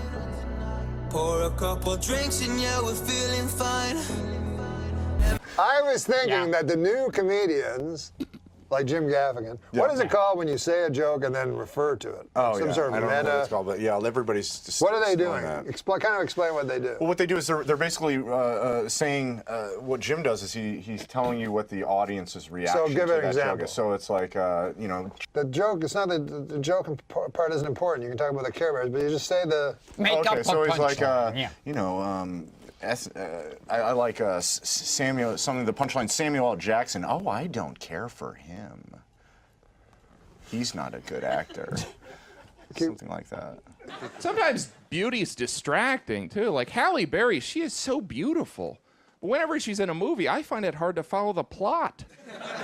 Like when she was in Monsters Ball playing that poverty-stricken woman, the entire time I was watching the movie, I was like, well, why doesn't she just become a model? But isn't that you said he was commenting on his own act, not on Samuel L. That's Jackson? what he's. Oh yeah, but he's talking about the. Why does this? All right, so he'll be talking about like cheeseburgers. I love about mini muffins is you can eat fucking 12 of them. Oh, he just keeps talking about food. Why is he talking about food so much? He does that. And now this has become a kind of a standard since. Yeah, and since he did it, it's like everybody.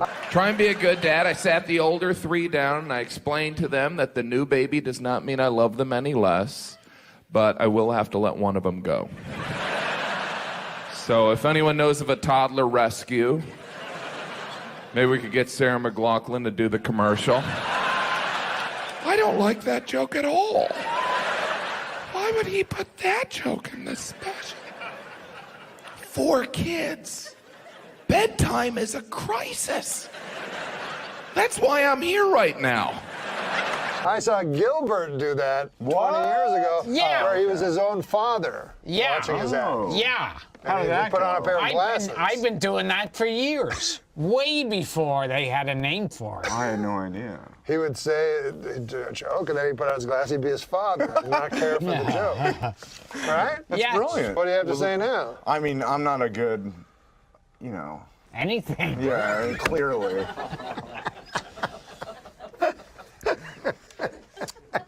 I mean, it's like... Gilbert is not looking at your slow burn that you've been trying to perfect. It's not, I mean... Did you ever work at the Comedy Store? No, Mitzi didn't like me. What? She didn't care for me. Yeah, that's what I wanted to know about. I wanted to hear about that, your history with the store. I was there a few months ago and you popped in with Sebastian. Yeah. I think it was your first time on stage there since 1979 or something. Mancow. What's his name? It's Maniscalco. That's it, you got it. Yeah, Mancow. Sometimes he just goes by that by itself. Yeah. He interviewed me once. You were very respectful of the audience. Mm-hmm. And you don't fuck around. You entertain the audience. I do, sir. And some comics seem to have no regard for that. That's their prerogative. Right. Mr. Dangerfield, what I liked about him, and it was kind of a throwback to Benny and Hope and all those guys, is he had the greatest jokes. Yeah. But he not only had the greatest jokes, he talked funny, and he looked funny, and he moved funny. Now, now thought must have been behind every one of those actions, Uh-huh. And did you ever think of doing that? Did that ever occur to you to physicalize? I think the only guy I can think of is Brian Regan off the top of my head that has great jokes and a funny voice and Sebastian Mancow. Sure. Also has some wonderful physicality. Yeah. I think he's maybe one of the best physical comedians I've ever seen. Is that right? That's also a great stand-up. There were guys like Charlie Callis who they would sell the joke with, and they would do funny physical things, but the act really wasn't much. No. So now you have a guy who can move funny and has great stuff. That's a powerhouse. Yeah. And have you ever considered publishing a book that tells all that how-to book? No, but I have considered some way to pass along what I have accumulated. I don't really know how to do it.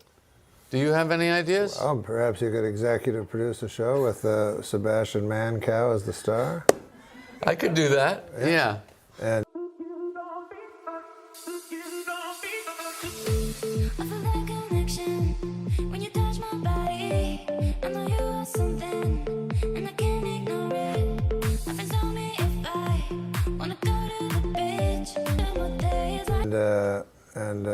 well, what fun is that, though?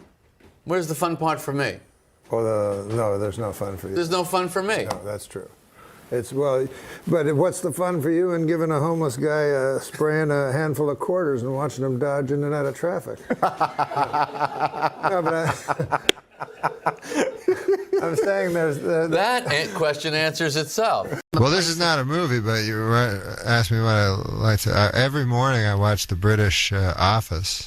Oh, British Office is great. I mean, do you like the American version too, or maybe if I hadn't seen the British one? That's the trouble. It's like the full Monty. It's so smart and funny, and then we have a tendency to junk it up, dumb it down. Yeah, but see, for me, there's a couple differences. One, I mean, Steve Carell I think is great. He's fun. His character is just interesting, and the whole fact that it's like in middle of nowhere, Pennsylvania, is funny to me for some reason. And then the other character, I mean, the whole thing between the receptionist and the other guy, Jim, is interesting. And the guy who, for me, makes the show even more than Steve Carell is what's his name, who was in 6 Feet Under, who plays the weird guy. Oh yeah. But have you seen the British Office? Yeah, I have. I think I think it's the same concept, just a different show. I think here's the fundamental difference. I think that doesn't make the American one work.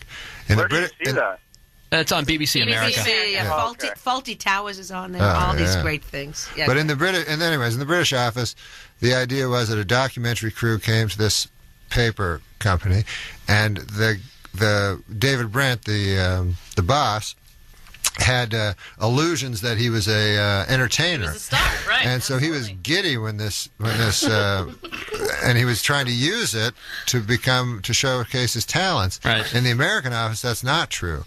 Steve Carell is not funny. You know, But I mean, he's funny. He thinks he's hilarious, and he thinks he's like everybody loves him, and he's this great cut up in the office. But the difference is that Ricky Gervais actually is funny.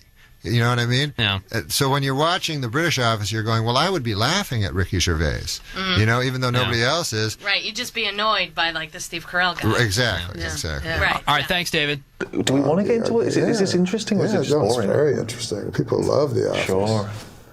You know, my favorite moment in Go The for it. Office is? Yeah. When David Brent says Gareth, has cars and does karate, and then does them in opposite. Yeah. He says, talk about it, and he starts talking about his karate, and he does the car, and then he has to change. I'm scared of letting go, go. I'm scared of letting go, go. I'm scared of letting go, go. I'm scared of letting go of everything, and I'm scared of letting go. Now, in The Office, you do a joke about George Michael's in the first Office. I don't remember the specifics of that joke. I'd like to apologise to George Michael. Oh yeah, in the who, bathroom, and then he's a wonderful musician. Yeah, what's his latest release? It was it's running down the wall of the bathroom. Yeah. Right. All right, is Norm back? No, he went to the bathroom. We finally get hold of Norm. Maybe he's in Minneapolis.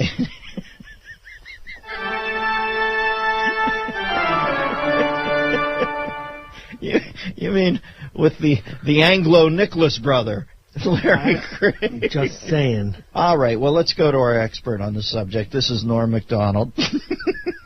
What? I kid. I know you're the world's most active hetero. I'm not. I'm very. As a matter of fact, I'm very asexual. Why is that? What drove you to that? Is it fear of germs or what?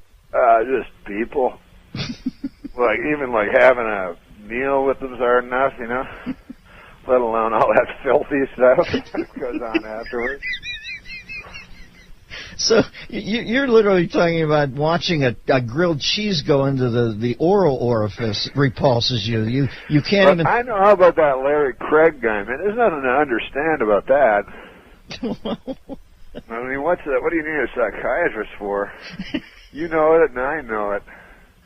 I mean, if there was co-ed bathrooms, we're heterosexual. If there were co-ed bathrooms, Yeah. and this kind of stuff was going on, man, I'd be there all the time. Let's not kid ourselves. All right, I'm not kidding myself, Norm. You've nailed me. Where are you at today, brother? Where are you calling me from? I'm calling you. I just woke up, and Christian just woke me up. Ah, Jesus. Why did you do that, Christian? You know Norm needs his sleep. Christian's becoming the bane of my precious last few moments of life. What don't we know, my friend? What have you got the Epstein bar or what? I just mean in the sense that we all only have a precious few moments of life left. I was talking in the broader. No. But listen, you know what I think about that Senator Craig thing now, is that what I want to know is those codes, man, because, you know, there's these things that happen in life that I think I'm kind of cynical, you know? Yes. And then they happen, and I go, man, I didn't know that existed in life, you know? Mm-hmm. And one was the pit bull thing. Sure. Who would have thought that people were that monstrous? I agree with you. Right, but when I talk to people, they go, oh, yeah, that happens. Like, I knew about that, you know? And I go, you did? Like, I never knew that. But not that I compare the two. But I had no idea there was this bathroom thing going on that was so, you know, it wasn't just a small thing because they had a sting operation, they had a code, you know. In the Minneapolis airport, the bathroom was apparently famous. It's the Tigris and Euphrates of the code tapping. Exactly. So for you or me, we would just be I can't speak for you, but for me, you would just be a place we quickly run in, you know. These guys, they're going, have you been to the Minneapolis airport bathroom?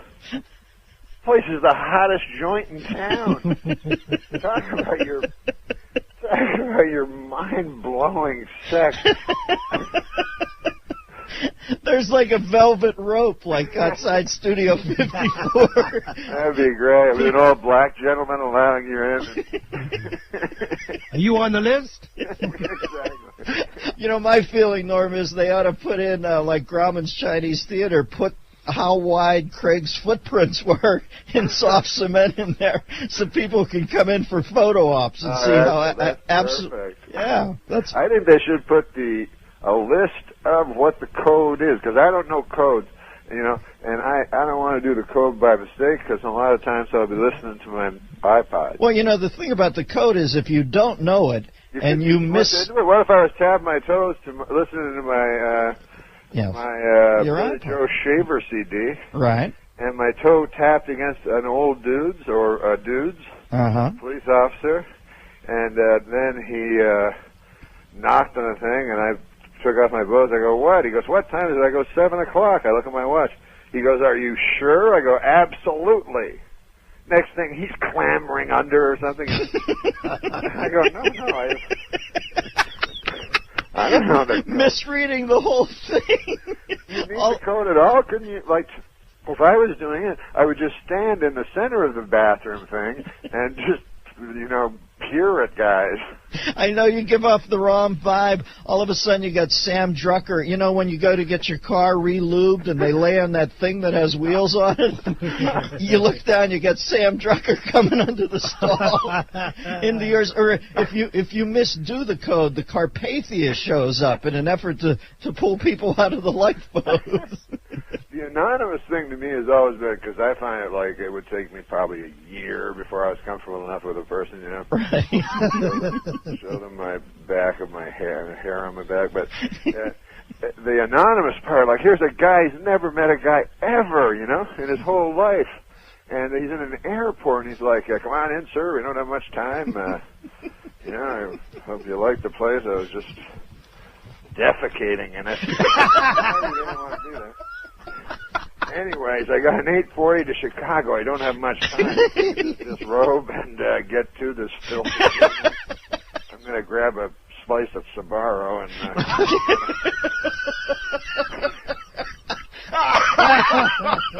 All right, Norman, I got to rock, baby.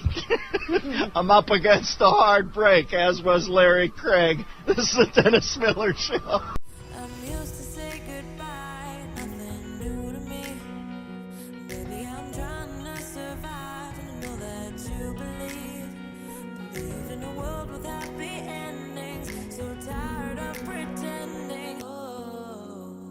Craig was arrested for alleged lewd conduct with another man in an airport bathroom. Similar accusations against him materialized. I go to bathrooms to use bathrooms.